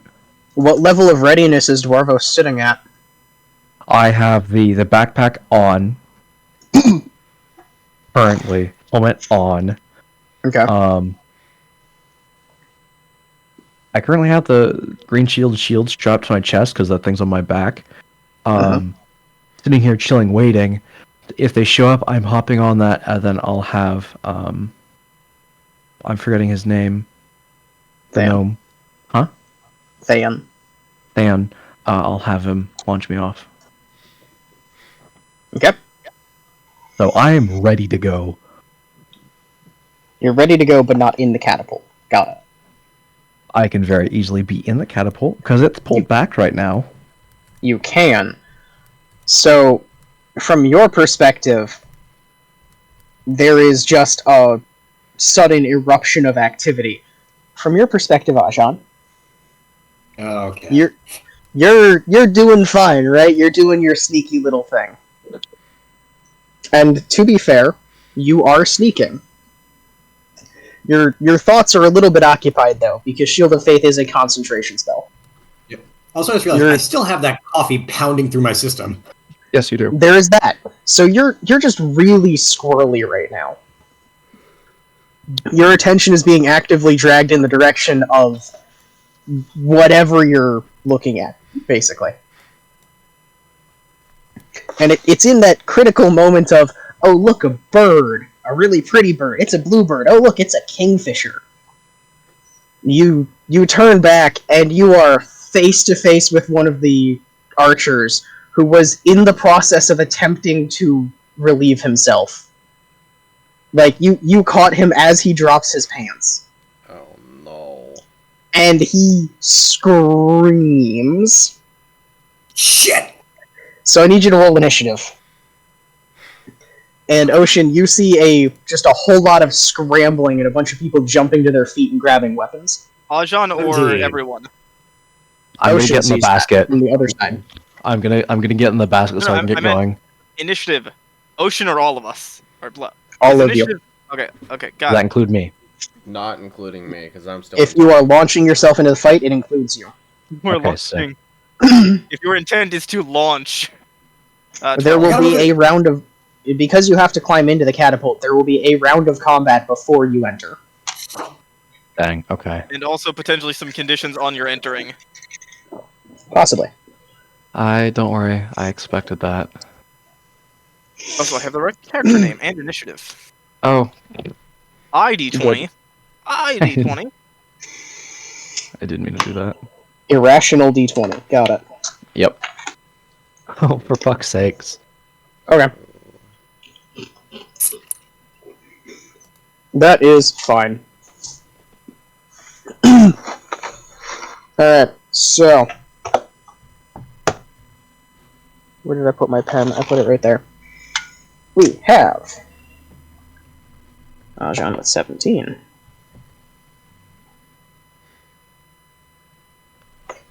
Like it with 12. Dwarvos with 3.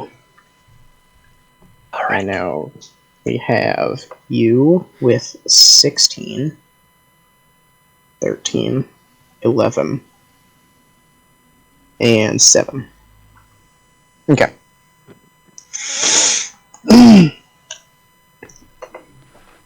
I pre-rolled all of my initiative. Because I expected this fight. I did not expect you to get to it via this method, but I expected this fight. Here we go. So, And we're not using. It's just theater of mind, right? No real time. yeah, this is a pretty small camp, just kind of on a cliffside. Okay. Start of combat, you are 15 feet from the cliff's edge. On the edge of the tiny little clearing, they have made their cook fire and stanchion in. First thing that happens is the guy who just dropped his pants tries to punch you in the face. Take a swing, Grab man. his dick and twist it.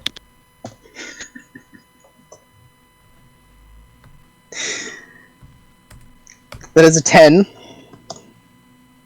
That's gonna miss. And that is an 18. Well, I was gonna say for the first one, this is an ability that I have. Okay. Excuse me. Starting at 3rd level, when you become adept at knocking reckless opponents to the ground, when you successfully hit a hostile. If a creature unsuccessfully hits you, you can expend 1 key point to force the target to make a dexterity saving throw. If it fails to make the saving throw, it is knocked prone and must expend an action to stand. Alright, what is the DC? That is my. It is a. It is a 15. 15? He fails. I imagine, like, it's supposed to just be like, like a leg sweep, but I just imagine that, like, as he tries to hit me, I just grab his pants and wedgie him to cause him to fall over. He's not wearing pants, he just dropped them there around his ankles. I pull them up to create the wedgie and knock him over. I'm sorry, you do not have time for that. Okay, fine, I just kick him. Punch him in the dick. Kicking him works. In the process of you kicking him and attempting to knock him down, he goes down by basically landing into you, and the punch aimed for your face just solidly socks you in the ribs for 4 damage. As he is knocked prone. Alright, he is prone now. He is prone, and not very happy. Yeah. It is now your turn. Alright, so now that he is prone, I'm going to, I'm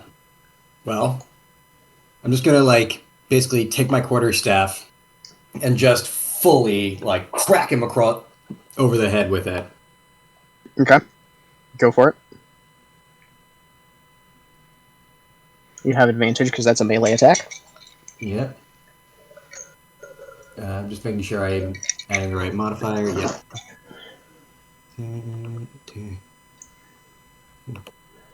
Keep her one. Nat 20. Alright. Yep. Alright. And then double your damage. Alright. Well, let me roll for it. 6 plus 5. Max damage for 22 in a single hit. Alright.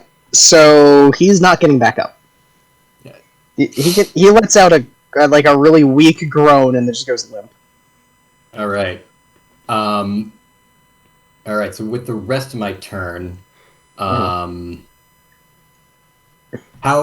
close am I to the next one? You are within 15 feet of all of them. Perfect. I'm gonna rush the next one and just flurry of blows him. Okay.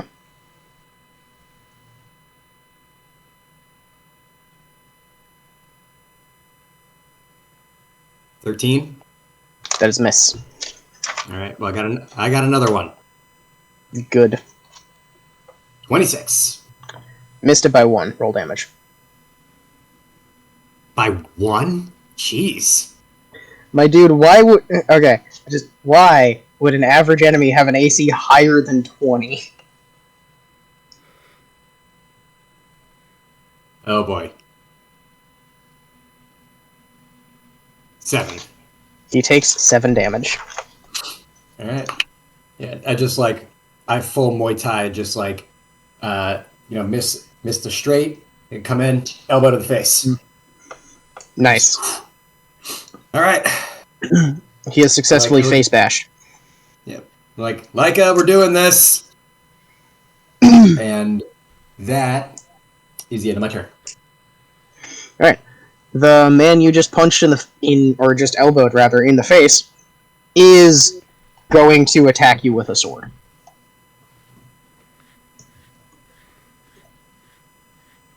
What is the attack? The attack is that. That's a nat 20. Yeah. And one more for luck. That is a 19. So that is...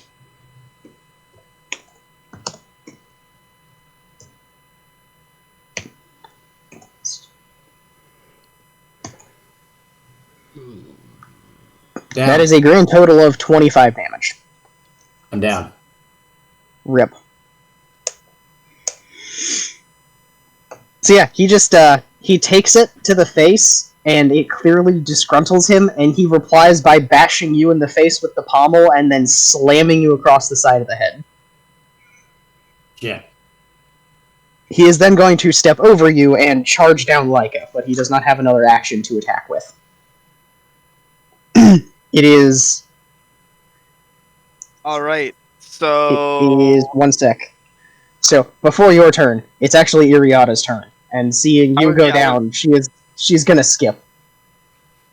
So, rather than waiting for the code word... Yeah, that's what I was about to... Free action yell Marmalade. Yeah, no, but... You got a 12, she got a 16. Yeah, no. I understand completely. So, she's going to come running out of the bushes with her little torch that she's normally using in her left hand, and this time she has actually drawn the sickle that is normally just hanging at her waist. And she's not even going to try and swing. She's just going to full body charge the guy who just took you down. Or horns? No, not horns. She's not using those this time. She's using something far more effective. And he will do that. Ah. I see. So the guy... I'm sorry, I'm just imagining this in cartoon logic. So effectively what happens is, Leica, you see a man take down Ajan in 2 hits, and then start charging you with a snarl on his face, only to be cannonballed by about 250 pounds of charging Minotaur. That's horns on. That's rough. So she doesn't gore him with her horns. She full on just head smacks him in the face.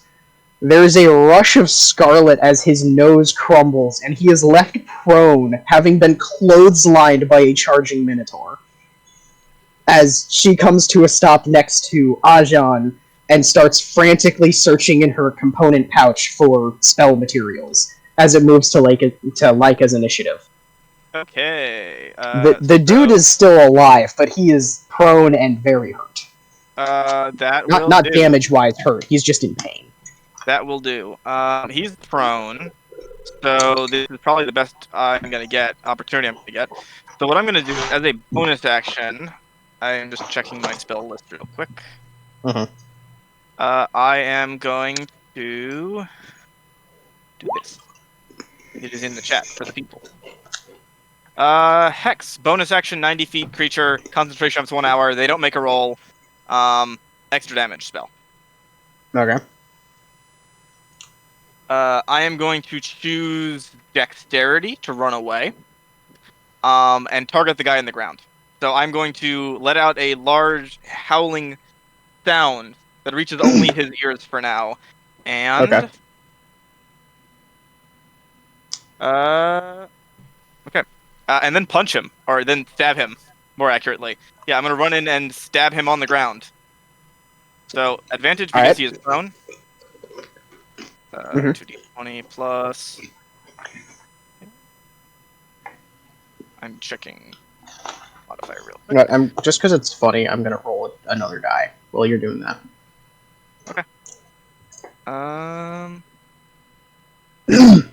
Plus Oh, that. good. So that is going to be a.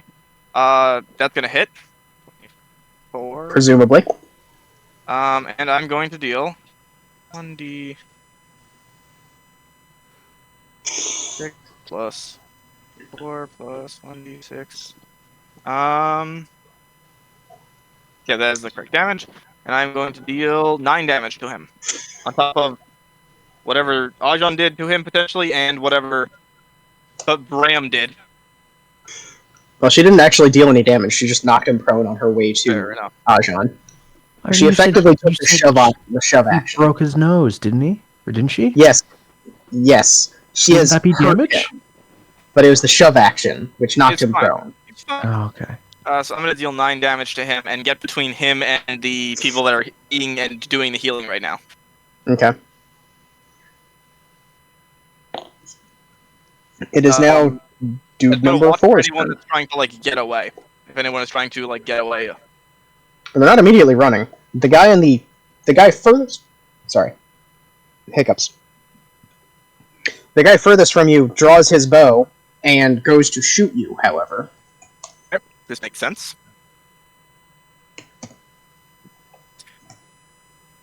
That is going to miss. Deflect missiles. Deflect missiles. I may if it comes to that. 15? Both miss. Okay. So he doesn't actually fire twice. What he does is he draws 2 arrows at once, one on either side of the bow, and fires at you. Do they catch on fire when he draws them? No. Okay. And then he ducks into the foliage at the edge of the clearing. You can still see him there, but he's like kind of trying to keep the bushes between you and him. Okay, so he's not running, but he is like hiding. No, he's basically gorilla crouching in a bush right now. Yeah. Okay. Got it. Just clarify. All right. So because you tied with one of them, Ocean, I'm gonna do a thing that's funny to me, and I'm gonna have you roll percentile. Alright, sick. It's always the fucking percentiles. Mhm. Okay. They're my favorite die. I like To the be number. fair. They're funny. I won't lie.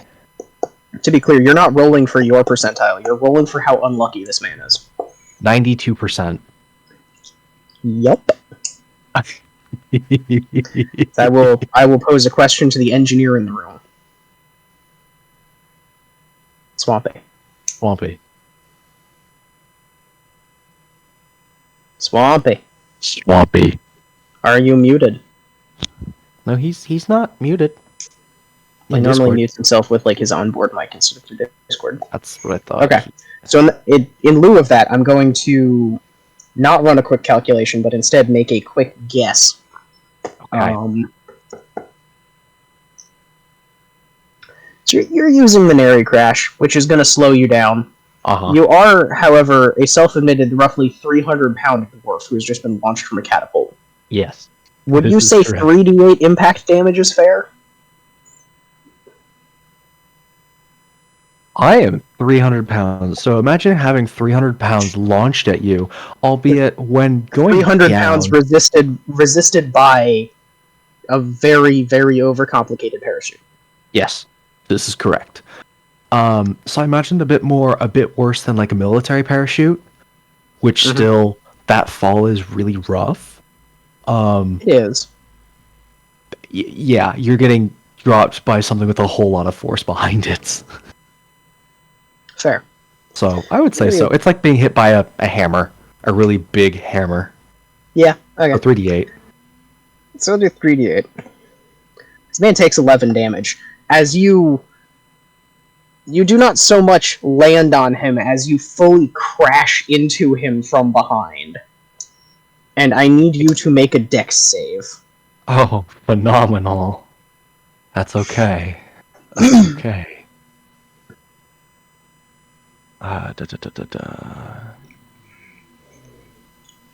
We're raw dogging this. Nat 20! Nice. Poor guy.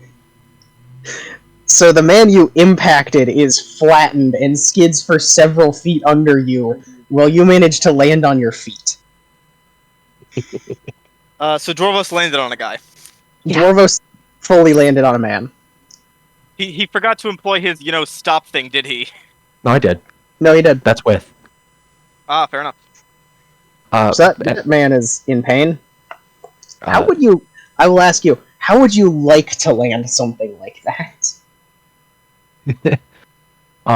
So I imagine more of I got launched and I'm coming roughly down, and obviously a bit ways off. I activate my little air quotes parachute overly complicated version of up.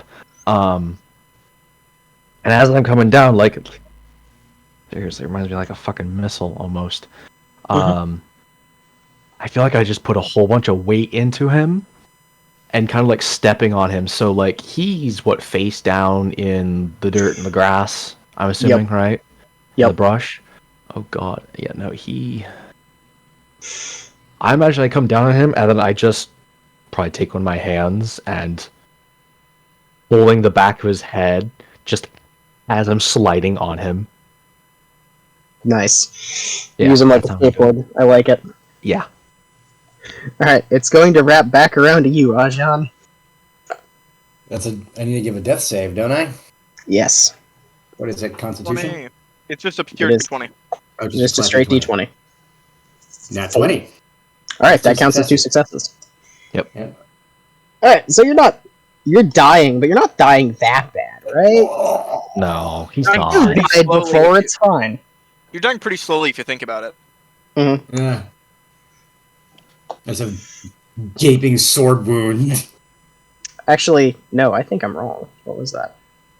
Give me 1 second. I need to look something up. A D20, I think it may count as 2 saves. It may also be an instant up. I don't remember which. That's what I need to look up. I assumed. Also, Dwarvos, as you look over to you see a look of terror and bewilderment as you land. If your character By the rolls way, a nat 20 on a death saving throw, they regain Mr. 1 hit point and become conscious. Mr. Yes. Engineer. So my character is, I want to say, roughly 300 pounds. I don't know how you wanted to word this, Pancake, but Okay. 300 pounds. How? I don't know how you would actually. No, never mind. Whatever. Ignore Buddy, that. my question is, if a 300 I pound would- rock landed on a man, would it hurt? The answer, yes. Yes, but it's a 300-pound rock resisted by a parachute. My Like a thinking is, military level of parachute, maybe a little worse. my immediate assumption is, I just calculated damage based off of how much damage you would have dealt if I dropped you 3 stores onto him, That's fine. which in D&D terms is about 3d8. Fair enough. Doris, my It's not comment is, perfect, but it's damage. the parachute would have my comment as the engineer man is that hot air balloon would have only counteracted your downward momentum, not your sideways momentum, which is what got you here. So Correct. You know, were going this is fair. sideways fast enough to clear half a mile in a few seconds. You crashed into that guy with No, that no. momentum. No, it's only about 1,000 feet from the catapult to the cliff. Okay, well, Yeah. 1,000 course. feet in 6 seconds is fast. This is fast. true. But it's fast laterally, which means he's still being resisted by the parachute to some extent, because the parachute would drag behind him. But he's also Again, taking all no, that it's damage of hot air I've got his balloon, not a face parachute. They're in the enclosed. ground. Anyway, He's also Fact. being dragged Answer- across the ground. Anyway, it Yeah. works. It works. It I- does. the answers are you hit him fast, it hurts. Yes. Yes. Look, Bless man, you. I let you wipe out half his hit points in 1 hit. Anyway, it's Ajan's turn. Anyway, I get up, gasp for air, and marmalade! So we'll make a note of that, by the way, for later. But for now, we'll move on. We'll say at the moment you wake up confused and sweating. Do I have a turn? Or is my turn just that I wake up? Your turn is that you wake up and are not dying. Yeah, death saves are Okay. end of Yeah. turn, I believe. Yes. Okay. You nearly forehead bonk into Iriata, who is frantically trying to put together a healing spell. Yeah. Like Hi. you come up short of smacking into a horn, basically. I. Hi, hey, oh, sorry. No, you're good. Eh, You're good. Are you healing? eh. Before she can answer, the dude under Leica is going to attempt to basically swing his sword from the ground. Like he's just going to cause a ruckus. Okay. You know, That's- she's a that young is- Minotaur, still heavy. That's not going well. That's a miss, I assume. Oh, he's trying to attack? Yes, you. Yeah, that's a miss. That is also a miss. Also a miss. Yeah. He He may try and stand up if he wishes to. is not going to attempt to stand up at this exact time, and it is your turn. Okay. So I am noting to you, Pancake, counter is Mhm. at 2. Okay. It sure is, my guy. I can't do anything with it yet, but we're there. So I am going to punch that man. Okay.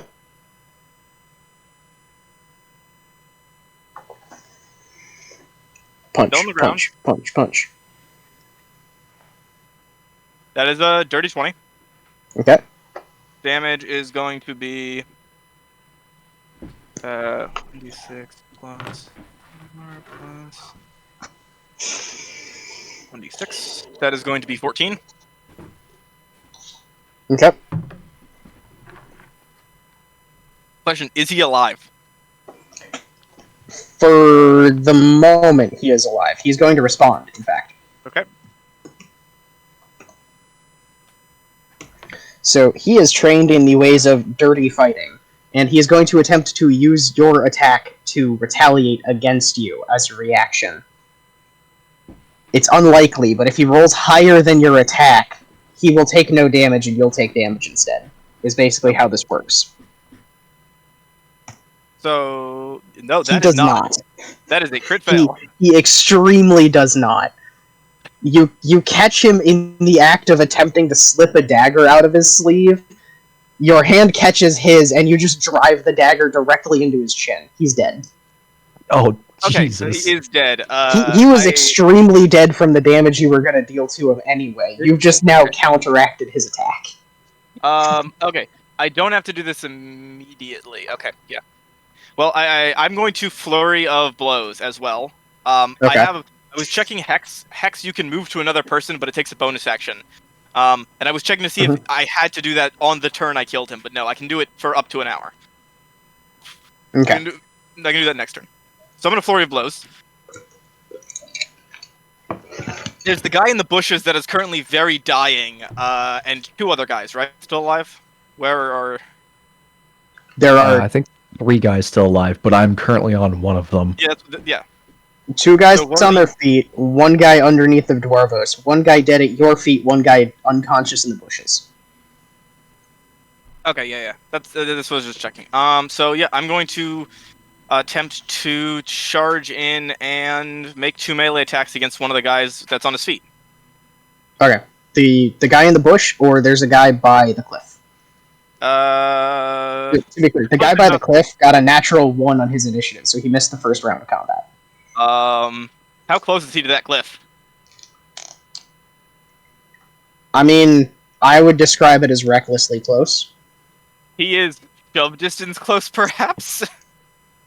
If you could succeed on a shove.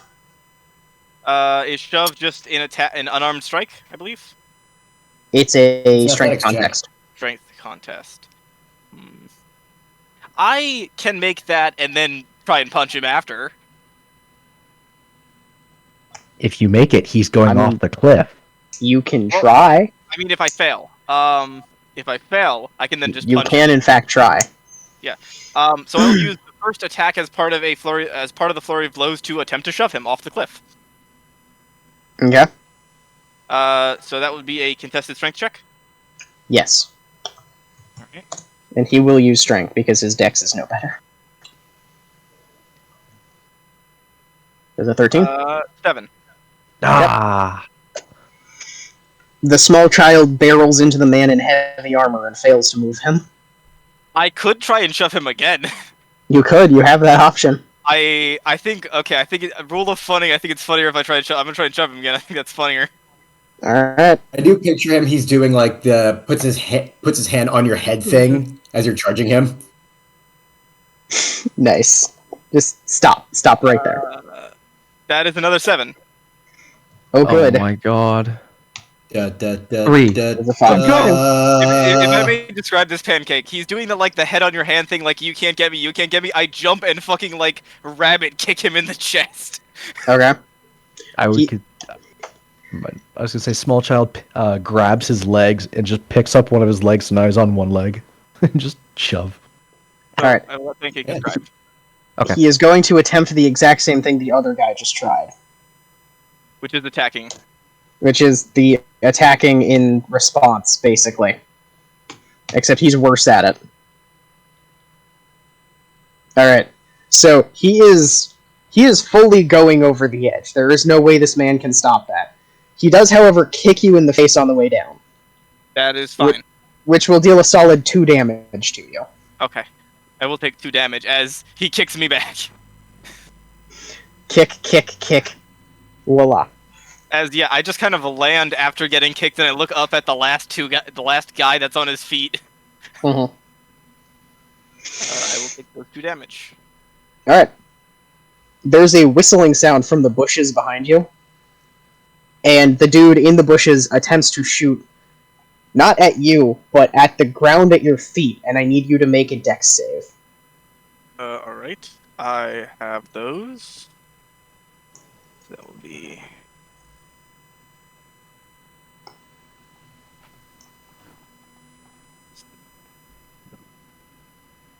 It's going to be a 9, unfortunately. All right. So the arrow impacts directly at your feet, and you have just enough time to register the very small explosive device strapped to it before the explosive device goes off, and you are shoved off the cliff after the man you just pushed. Okay. Jet. So I will, on my turn, I will be able to react on my turn to this falling.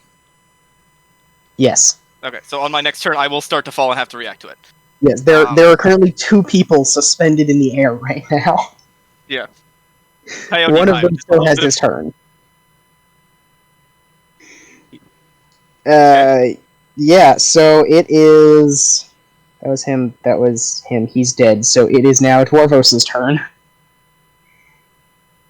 No, that's a lie. It's the guy under Dwarvos, who can't do Good anything luck. because he's under Dwarvos. Now it's Dwarvos' turn. I gotta check something.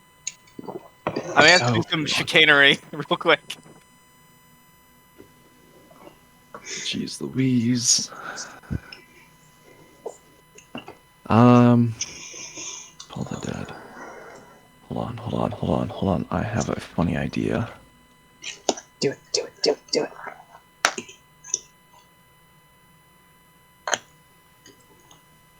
Sorry, give me a moment. So Pancake, I will ask you about this on my turn, but it does involve me getting back up the cliff and one of my abilities. Okay. I'll let Dwarvos go first. But I would hope so. It's his turn. Yeah, I know. Ah. I will save it for I will ask on my turn. Is the guy I'm standing on, is he wearing metal armor? They all are. Beautiful.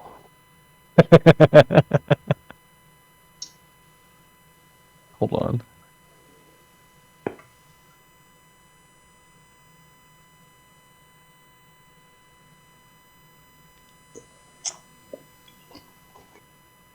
Okay, so I'm gonna use a very cheeky.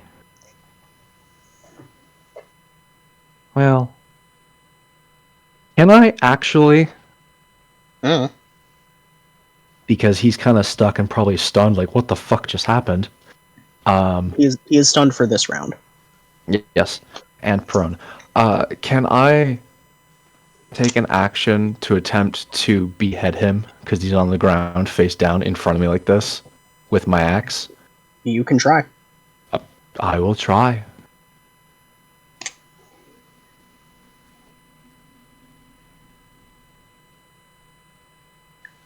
Actually, no, I don't have an axe. I forgot. I have a warhammer. Oh, that'd be significantly messier. Just Yes, it Gallagher would his be. head. All right. You ever see that little clip of someone shield bashing or taking a shield and going straight down to behead a zombie? I have. Yeah, I could do that with green shield. That would be I funny. I was more picturing we're about to invent the game of golf, but that works too. Hey, you know what? I'm all for a game of golf. Rousing All game right. with the friends and the family. Golf, golf, golf, golf. The family-friendly game of removing You have people's a- heads. Does 20 You hit? have, you have Oh, this is with by the way. advantage. That's right. Correct. Yeah, it hits, but go for that crit. Check for a crit. Yeah. No, It don't matter. Roll damage. All right, I'm doing this two-handed, like any good golfer should. Mm-hmm. Yep, twist at the waist, knees bent, lateral Yep. to your target. Make sure Oh to pivot my on the God, overswing. that's so Ah, unfortunate. You didn't pivot Oh, on the overswing. That was like almost minimal damage. Man, he's not dead, but this guy is not having a good day. As you No. just ping him in the helmet with your hammer at point blank. Oh, it's a Just warhammer, like by the way, so it's glancing off the two-handed. edge of his skull. Yeah, that He hurt. is very hurt at this point. Very. Anything else you'd like to do? Yes, actually, real quick. As a bonus action, I'm going to use a quick healing word on Ajan. Okay. It's a bonus action, which is great. Ajan, be healed. I'm assuming he's within 60 feet of me. I'm assuming. Oh, yeah. Yeah, it's a very small clearing. Yeah, that's what I thought. Was it? Or yeah. He gets healed for 6. Hey. Alrighty. Thank you. Get back on your feet. We got more fight. We got more to do. That's the end of my turn. As But you- I'm dead. And I was really close. So what does... Just kind of run me through it. What does healing word look like? Healing word, I feel like, is if I point at someone who's obviously with a distance, and say something along the lines of, "May your forges be reignited and burn bright," and then it's just, yeah, healing word. Okay. What does it look like around them when that happens? Is there any visible effect? I would figure that like the ground underneath them kind of glows, kind of like in the way you know how a fire kind of smolders and those little cracking, burning ashes go straight up. That's kind of what I imagine. Like just around them, it like glows a little bit, kind of warms up temporarily, and then sparks kind of go up in the air a little bit. Okay. So, a very visually impressive spell that is typically accompanied by life spread, kind of pouring into the person who's being healed. Mhm. There's a notable absence in this particular casting of life spread, and as the cinder-like particle effects are floating up, they kind of pass around and outline what look like invisible forms around Ajan, just kind of circling him. But because the effect is so fast, it's impossible to make out what they might be. Huh. Okay. Is that your turn? Yeah, that's all I can do. Alrighty. It's Falling Dude's turn. Falling dude's turn. Yeah. He I never falls. expected. I did not expect to answer this question tonight, but what options does this man have while falling? I don't think many. Let's start with how far is it? It's Actually- about 50, 60? Swampy. I have a very important question. Is he going to fall more than 15 feet below me? That depends on how far you are planning to fall. I meant like before I can act on him. No, you're falling at roughly the same time. Okay. Then I will let him do his options first, and I will present my option, my way out of this, my theoretical way out of this. Okay. God. I need to real quick check something. Oh, I have yeah. decided that this man is made of spite. Oh, God. So, looking up the. He's taking rules you. real quick. He's taking you with him. It's actually funny because my plan was to take him with me. Oh, no. Flightless birds of a feather. No. Yeah. My plan was to take him up. We'll see how this Alright. goes. Alright. So, as this man goes over the edge, he is actively reaching into his sleeve. And just as he vanishes below the lip, you all see him, like, unroll a scroll and start reading. Like, desperately fast, reading as fast as he possibly can. And then... Oh, those are... fuck. Scroll of Misty Step or something. For a split second, nothing happens. And then Dwarvos' armor turns a bright cherry red and starts burning around him. Fuck. And you are going to take Heat metal damage. 2d. You are going to take 5 fire damage from heat metal cast on your armor, and I need you to make a Constitution save. Constitution save, you say? I can do that. Okay. That's fine.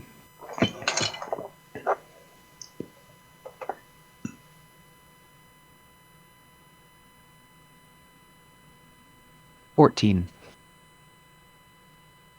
Alright. So you successfully avoid having disadvantage on attack rolls for your next turn. Oh, God. As man falls over the lip, he casts heat metal on you, and that's the last thing you see him do. What an asshole.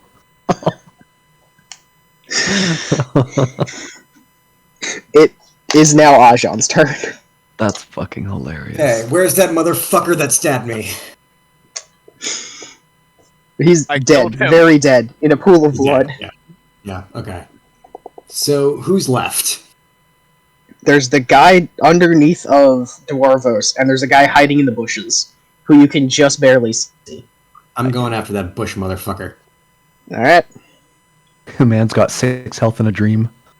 7. 7, okay. Because I came back with 1. Okay. Yeah, so I am just gonna well, back from the locker. I'm gonna go fucking you guys know the Superman punch? Uh-huh. Like the run, I'm gonna do that. Okay.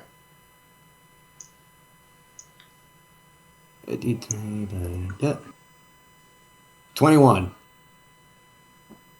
Alright. Where is it?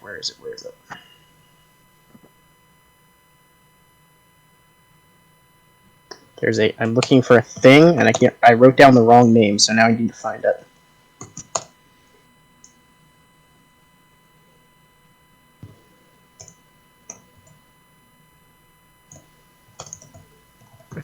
If I can't find it, the next 2 minutes, we'll do without it.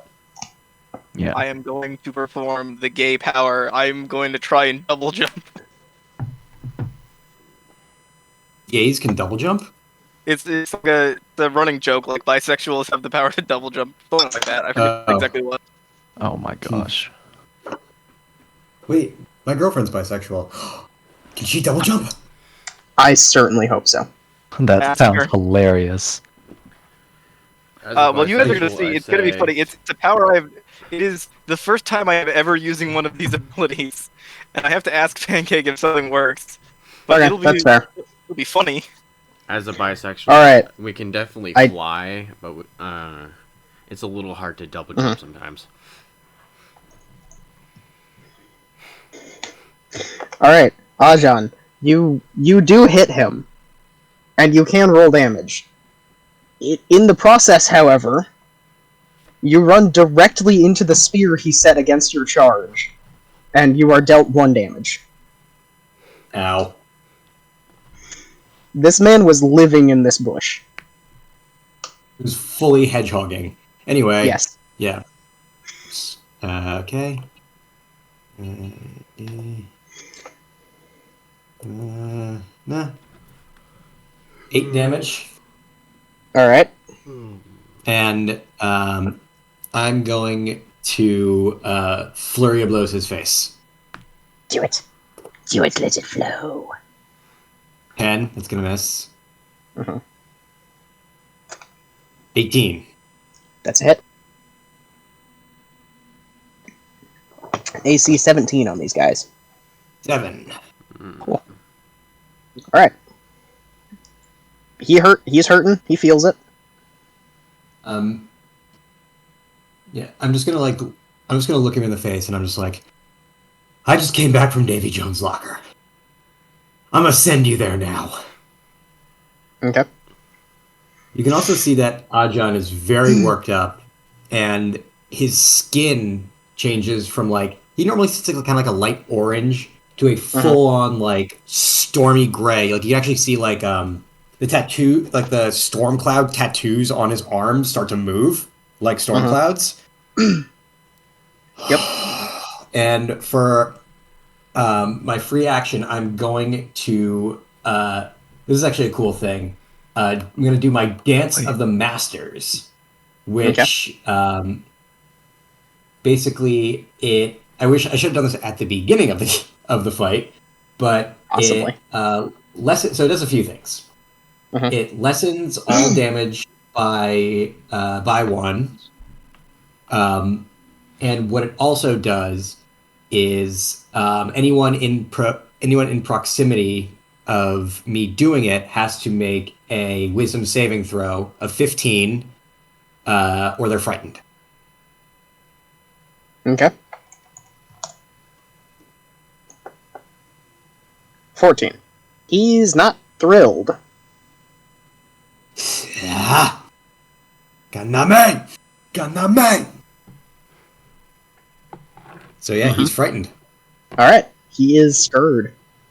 Oh, okay. His shivers have been timbered. Is that my? Indeed. It's Iriada's turn next. Oh, good. She's kind of out there in the middle of nowhere.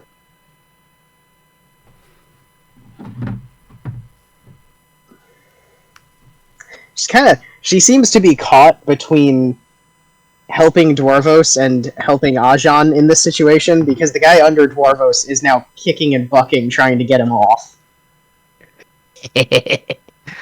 300 pounds of dwarf. Raw fun. dwarf. Yeah. 300 pounds of raw dwarf. You gotta Something hip like escape, that. bro. Gotta use your jujitsu. Something like that.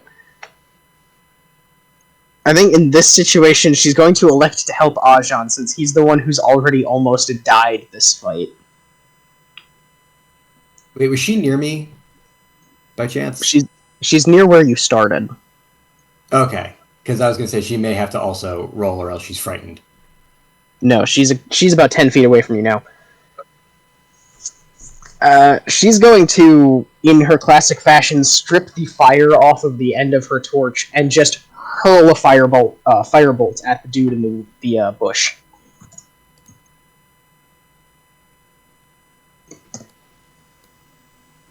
Which is going to miss. That is her turn. Dang. It is now the dude underneath of Dwarvos, who is going to attempt to buck Dwarvos off. Strength check, I'm assuming? You can do strength or acrobatics. beat a 21. Are you serious? Did he actually? Yeah, he actually. 19 plus 2. Oh, Jesus Christ. That's... Strength or acrobatics on that? Pain in my asshole. Okay.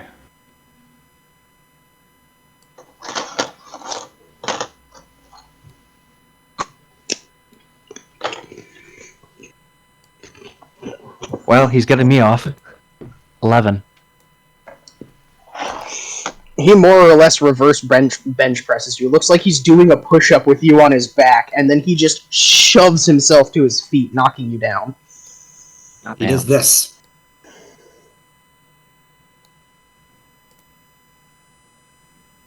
It looks a little bit like that. Yeah. With a lot more mud and scrambling and a lot less knowing what he's doing. Yeah. This is valid. He's going This is to... called a shrimp. Fair enough. Good to know. He's going to clamber to his feet and attempt to make a longsword attack. Good luck. It's a 20 to hit. Oh, shit. 20 barely hits. Yeah, it does. Alright.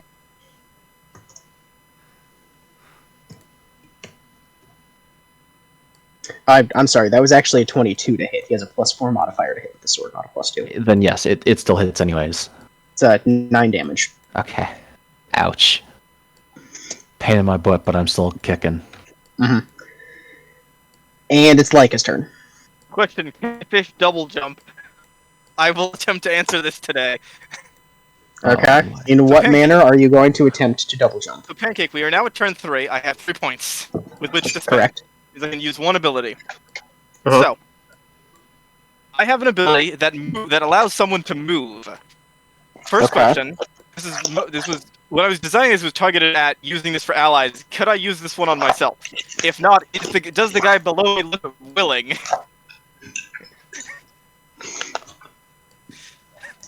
First of all, no, I don't think you can use it against yourself. Okay. Second, he doesn't not look willing. He looks more like he doesn't want to die. I yell at him the words, "Go up," and then I'm going to grab him. Like, grab onto him. Okay. And use the ability Shift, which your connection with water and flow allows you to aid allies in escaping a fight. Target an ally and expend 3 mana flow points. The targeted creature can expend its reaction to move 15 feet. It does not specify a direction. This movement does not provoke opportunity attacks. I am going to grab him and ask him to fling himself up. He does not count as an ally. He's actively trying to kill you. I asked. He's willing to cooperate. Is he willing to cooperate on this? Probably not, because you just shoved him off a cliff. It theoretically doesn't. It unkills both of us theoretically. He doesn't know that. He just knows the grasping child is now reaching for him again. Okay. So. I like the idea. If you were not the person who actively put him in this situation, I might have let you get away with it. It's fine. It's fine.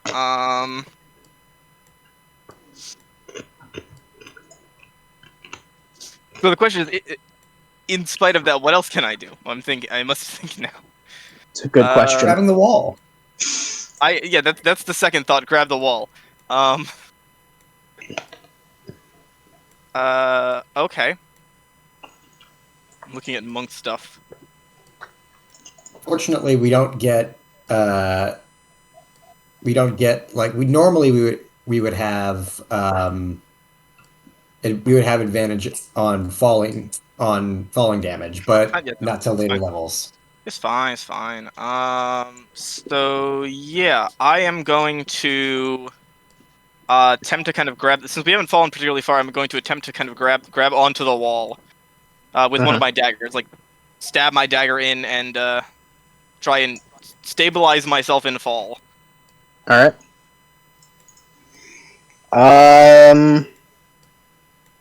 Acrobatics. All right. Or athletics. You can choose. I will choose to do acrobatics. Also, secondary question: what is below us? Is it dirt or water? stone. Okay. That is a 13.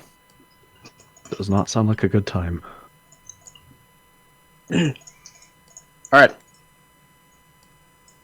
With a 13, you can choose to halt your fall here, but it will take up your entire turn. Or you can keep falling and see what happens. Can I still see up on top of the cliff? You are just barely below, like you're just going under eye level with the grass right now. Okay. So I was gonna say, like, if I could use that on someone else. Okay. I.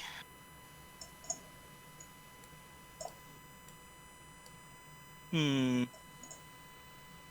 Just stop it here, man, because otherwise, like, you don't know what's Well, gonna happen. hey, I am all for chaos. As a Yeah. player, I'm all for chaos. I guess I will continue to fall with him Okay. to see what happens. We are both now falling. And it is his second turn falling, which means he now falls. So he's going to take falling damage, which is, in this case, 3d6. He takes 10 damage. He must now make a Constitution save.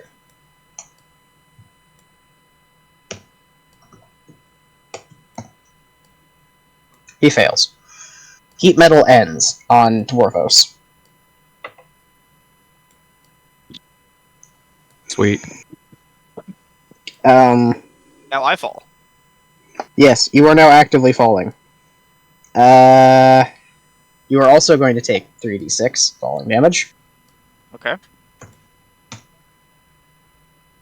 10. Okay, I will take the 10 damage. You are both prone at the bottom of the cliff, and he's not even going to try and get up. He's just going to like try and side chop you with the sword in just this nonchalant kill the child kind of way. If I had any time when I was falling, since I decided to not use my action, can I have recast Hex on him, since it's just a bonus action to cause that on someone? Sure. I'm going down with this guy. Might as well. All right, so he can Sure. attack. 13 misses. Seven 7 also misses. What if I told you you are both miserable and hurt, and now at the bottom of a cliff?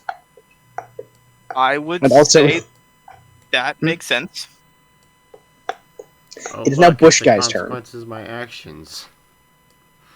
I know, right? Bushman is now frightened. I do not have my GM screen in front of me, so far right 10 Ned. He Fitta. cannot approach. He cannot approach you. I believe that's frightened. Has disadvantage on ability checks and attack rolls while the source of its fear is within sight. Cannot willingly move closer to the source of its fear. Okay, that's fine.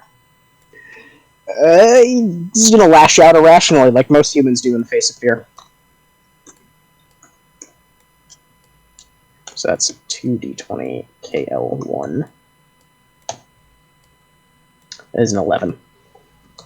And then 2d20 KL1.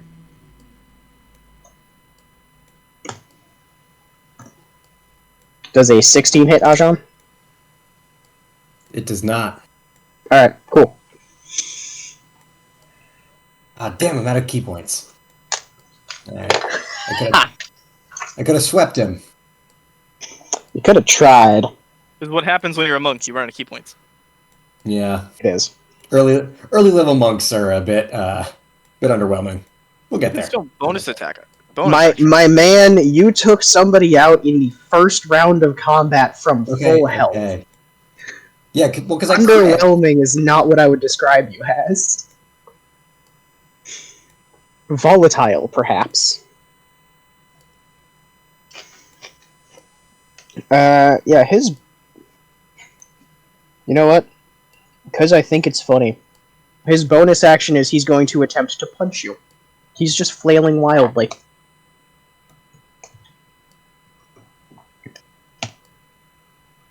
and he misses very badly. He's I just catch like, basically flailing and screaming in your face. I catch his fist and I just like look him in the eye. You want to try again? Are you giving him the opportunity to try again? Yeah.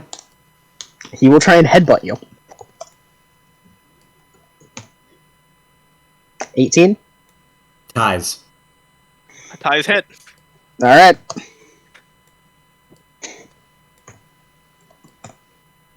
It's a total of 6 damage. I don't know what, At one. John. I don't know what you were thinking. I'm at 1. John, with extremely low health, says, "You want to hit me? Hit me! Hit me!" He then proceeded to get hit. And nearly go back down. I'm sorry, that's too funny. It is. Alright. It's Dwarvos' turn now. Hello. From Ajan. It's... No, that guy. Yeah. Yeah, it's Dwarvos' turn. Sorry. Okay. So the guy, is he standing up currently? Yes.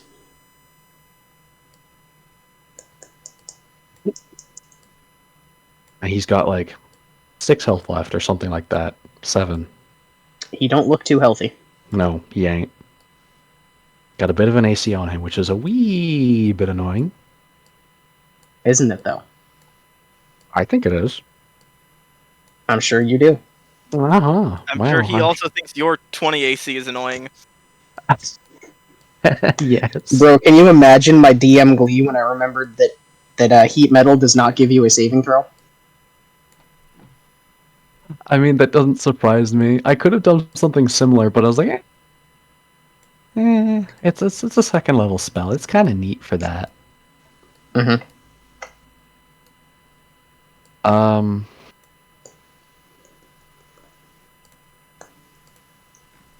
Jeez. Healing word ceremony. Warvos, you have the marriage spell? You want to get married? I do That in takes an fact hour. have that spell. That is spell takes 1 an hour. hour. You want to during try? combat. And the answer is no. Dwarvos is not ready. Not ready for marriage. Oh no. That's the worst. Dwarvos has not found the right person yet. No! Dwarvos is open to romantic options. He's keeping his playbook open. Man, I've been on this planet for over 100 years. Nothing's gonna happen. Alright, anyways. Cue the frantic scribbling of a romantic subplot. Oh no. Anyway. Wait. I just had what I was gonna do. I'm so sorry. Yeah, that's fine. I do think I need to call it after this combat, because I am very tired. Mm-hmm. Me And a too. little bit drunk. I wanted to... No, I'm not drunk, actually. I did not Also- have that much alcohol. By the way, But- guys, if you're wondering why I decided to let a guy hit me again when I was at such low health, I ate one of these. That's fair. What I is don't that? blame you. It's an These edible. edibles. Man, you are rolling in it, my dude. Oh no. Honestly, well, my character, he is kind of like a fratty surfer bro, so I think I can play the character well like this. I got high to get in character. Of course, to get in character. No other reason. I didn't want to get high. I'm gonna use inflict wounds on him. I just have to touch Okay. him. That's it. Okay. Is that a roll to hit? I believe so. I just need to touch him. Like what? No, what did you just roll? That was a roll to hit, yes. Okay, that is a miss. Unfortunate.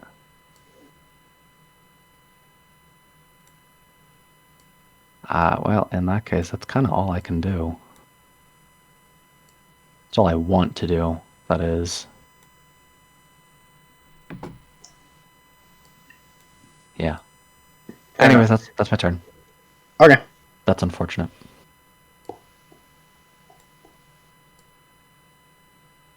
That's him. That's dude the bush. It is Ajan's turn. I'm gonna headbutt this guy right back. All right.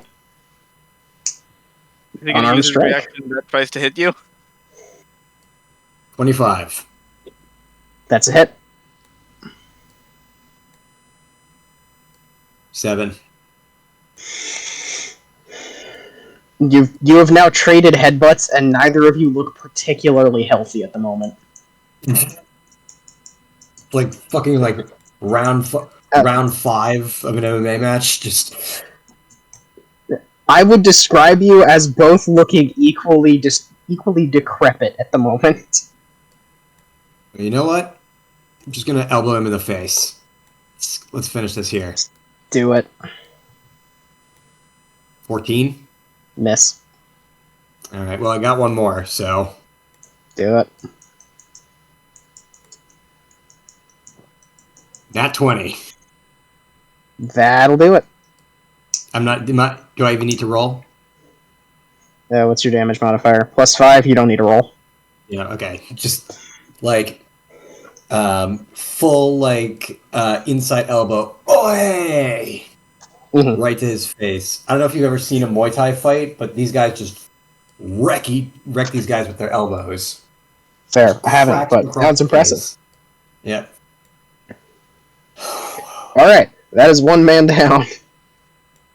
Gonna stand up. And I imagine like as I'm like kind of like writing myself, just get that head rush. Just kind of. I'm coming to help you, Dwarvos. But I can't actually go, so I'm just gonna end my turn there. Iriata spends her turn walking over to you, putting both hands on your shoulders and forcefully sitting you down. No, I'm good. I'm good. She then turns around and just hucks her torch at the dude Dwarvos is fighting. Dwarvos still there? Yeah, I'm chilling. Don't worry. I'm not exactly easy to kill.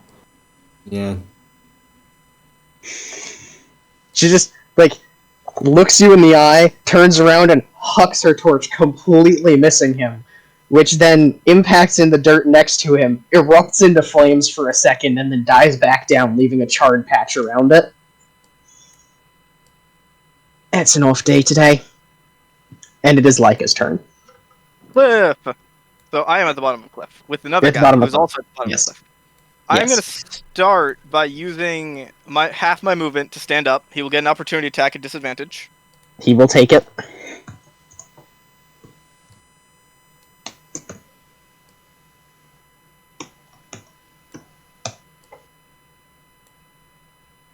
That will There's miss. a 9. I will then attempt to, from a standing position, to beat him while he is down. Go for it. Keep high at 1.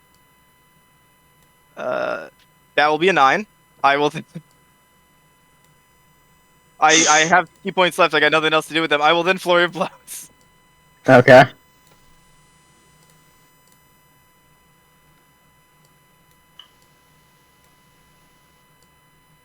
That will be an 11. That's a miss.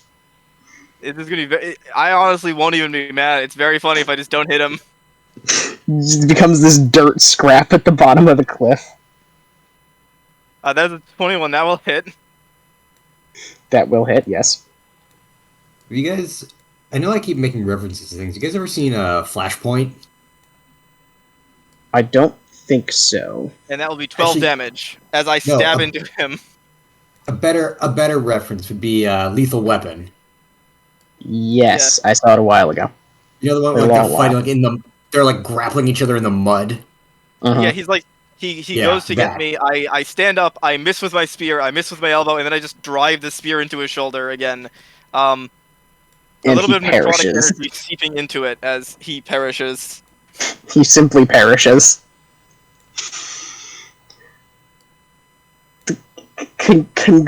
Congratulations. I think that's how we end this. I apologize. I really meant to get more done this session than just that. That was fun. That But, was great. It was a beautiful shit show. Yeah. Fair enough. I'm mostly So- apologizing to you, Twin. There was going to be a whole thing like in the town, but I That's need to fine. do that next time. I So am the guy very on the sorry. ground is dead. Mm-hmm. Yes. Is he? The guy in front of me is dead. Is he? Oh wait, no, he has 2 hit points left. Wait, I have a question. Okay. Can with the 20 feet of movement I have left, can I get into a position where I can see anything that's happening at the top of the cliff, like any ally? At all? No. Damn. You are at the bottom of a 40-foot cliff. This is fair. You know what's funny?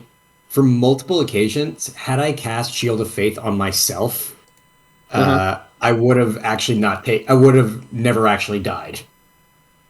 Correct. This And is fair. also, the fact that you died immediately before they were even in combat means it was a 0 effect. It did nothing. Yeah. What do you mean he died before they were in combat? No, he cast it on Iriata. He was down before He Iriata went joined the down, fight. not Okay. died. Got it. Okay, got it. The spell was down See? before she entered combat. I picked Shield of Faith specifically because this subclass relies on people attacking and hitting and missing you. So I'm like, I need to pump my AC. I really should have put that on myself. Can I quickly kill Well. the guy who's in front of me who's almost dead? It is in fact your turn next, so yes, you can. Just because I'm feeling spiteful, eat metal. Go for it. Yeah, Smiteful. Heh heh heh heh. I mean, I know it's more of a paladin joke, but still. He's good. I like it. Is good. Agreed. I forget what the damage is on it. 2d8 at first level. Or second level, rather. Yeah, it's 2d8. Alright, sick. I don't need to roll to hit either, I think. Nope, no roll to hit. He just makes a constitution save to avoid disadvantage. Provided he survives, which is unlikely. Nah, fam, he did. 13.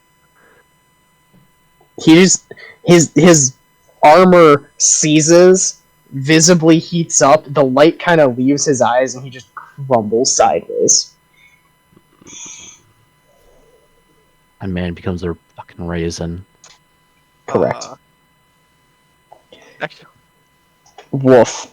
That went well. Yeah. if I That could was a one session. last thing.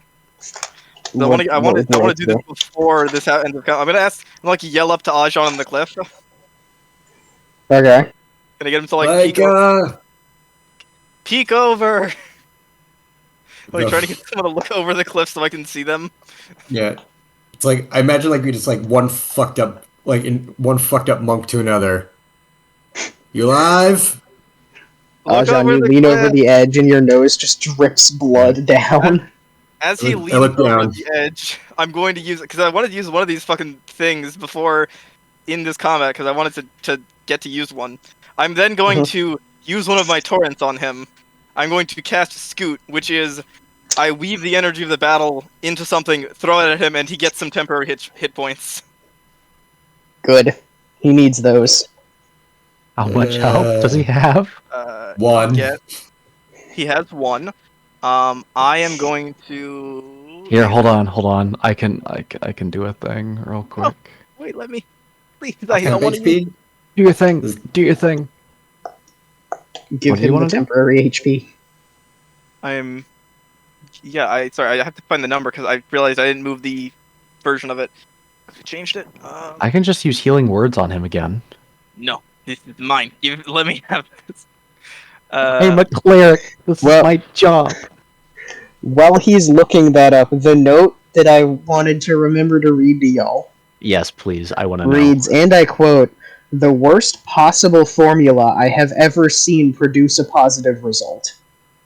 Yeah. Wait, so are you saying we took the worst path? I'm not saying you took the worst path.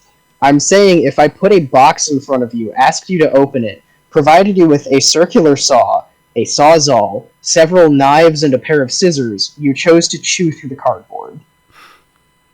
Are you gain saying that 11 there's a temporary hit far points on easier way top. to deal with this? 11 temporary hit points. God damn. Heck yeah. All right. What Oh god. what I'm saying, Ocean, is that there is a catapult called the Gnome Flinger that comes with parachutes, and only one of you used it. Yeah. Yeah, that's fair. That's fair. That's It's the fair. equivalent of. It's the equivalent of. We saw the circular saw and everything, and decided to gnaw through the box, like the side of the box, and then Dwarvos was like, "Oh, what the fuck?" Took a saw, opened it normally, and then saw us in there. And the Correct. best part is that we reacted to the saw as if "Pff, you're using the saw, you crazy. Anyway, Exactly. continues 9. Anyway, Continues Um, beavering away at the cardboard. My question, Pancake, is what does it feel like to use this ability? That's why I wanted to use one of them. yeah. By the way, I let down a rope for like a climb. Fair enough. I'm also gonna I'm also just gonna go over to Dwarvos and just give him a hug. I'm like, ah, this is nice. This is nice. What? Okay. Look, I came back from the brink of death twice. All in a I day's need- work. Yep, yep. Now hug me back before I start crying. He's also lightly shimmering with what looks like turtle scoots on his body. Yeah. I will give this man a hug, albeit a short one, because I am sure. Yeah. Well, okay, I'm like 5'7". I'm not that much taller. Like what, 4 feet? I'm 4'5"? 4'10". Okay, yeah. I am small. Good. Yeah. Your I'm just- question, Swampy? What does my question was? What does it feel like to use this ability? Since this is the first time I'm using it. I don't know how to answer that question at the moment. I will get back to you on that. Okay. Understandable. You got some rest, buddy. I need to make I realize 3 notes. this is my first Also, time I using climb up the hill. Shield of Faith as well. It's such a good spell. Such a Shield good of Faith? spell. Is Yes. good. Yes, when I use it on myself. Mm-hmm. I just imagine that when I do it, like, it doesn't actually like it's not radiant in any way. It's just like all those years of like hitting banana trees to strengthen my bones and my skin. I'm just gonna pass that on, or double it up on myself. Double it and give it to the next person. Yeah. Seriously. If I did use Shield of Faith, I would have 22 AC, and that would be Yeah. hilarious. 20. Yeah. Yeah, because in case it wasn't clear, I basically built a tank monk. Was my whole goal here. Mhm. A tank monk that can get anywhere on the battlefield. I built a support monk, but my support monk wound up at the bottom of the cliff. It was entirely my fault, but Hey, you had fun with it. That's all that matters. Blame the dice. Blame the dice. Yes. no, I actively Actually, wait, put myself on the edge of that cliff. You did actively choose to not like catch Yeah. yourself. So Yeah, props. I blame myself entirely. Yeah. Or rather, there is no blame. It was funny. Yeah. Also, if you guys want to know what I did to that guy, I posted a GIF from one of my favorite movies. I did see that. I'm not familiar with the movie off the top of my head. It's called Also- Ongbak. Pancake, I Great. entirely understand Got why it. my double jump did not work, but I admit it would have been kind of funny. It would have been You're- funny, and like I said, I It's would have like- given it to you if you were not the person who actively did that to him. Actually, wait. Is Leica bisexual? No, you know what I could have done? All D&D characters are pansexual until proven otherwise. Oh, Right. absolutely. Actually, let me I'm- check the casting time of a spell real quick. I like Okay. literally like the one thing I have in like my character description is all I wrote was is pansexual. Good for him. It's all I just don't know live on a why that's boat. relevant, but good for him. It's not. I actually found this out. A lot of pirates were actually gay. No, that's not the one. That's not the one. Here's Yep. the one action humanoid within range. You attempt to charm a humanoid. Wisdom save. It does so with advantage if you and your companions are fighting it. Fails to say through a charm you until the end. Charm speech regards you as a friendly acquaintance. I could have cast Charm Person on him and then tried to fling him. Then we wouldn't have been enemies. That's such like D&D chicanery. I know. That's some Emily Axford shit. I'd be okay with that. Yeah, no, it would have been funny that because I just realized that I had a way to make him not angry at me. But I forgot about it. Because somehow the notion of casting Charm Person in the middle of combat to convince a guy that he should be launched did not occur to me. Welp. It's great. It's fine though.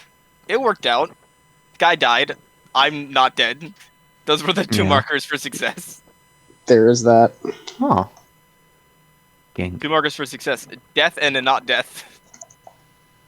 Allocated properly. Yeah. Did you enjoy Pancake? I did. Did you? I did. Always a good time. Good time.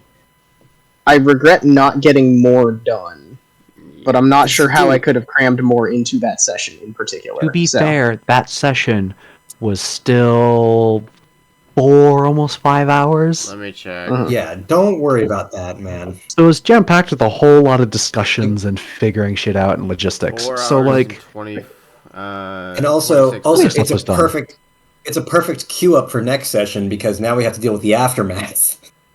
Correct. And Yeah, someone has to go whatever the light the hell's other camp on happening with me. fire. Yes, we do. Yeah. All right, I'm gonna dip because I'm really tired. Understandable. Yeah. You have a wonderful night. Thank you for playing.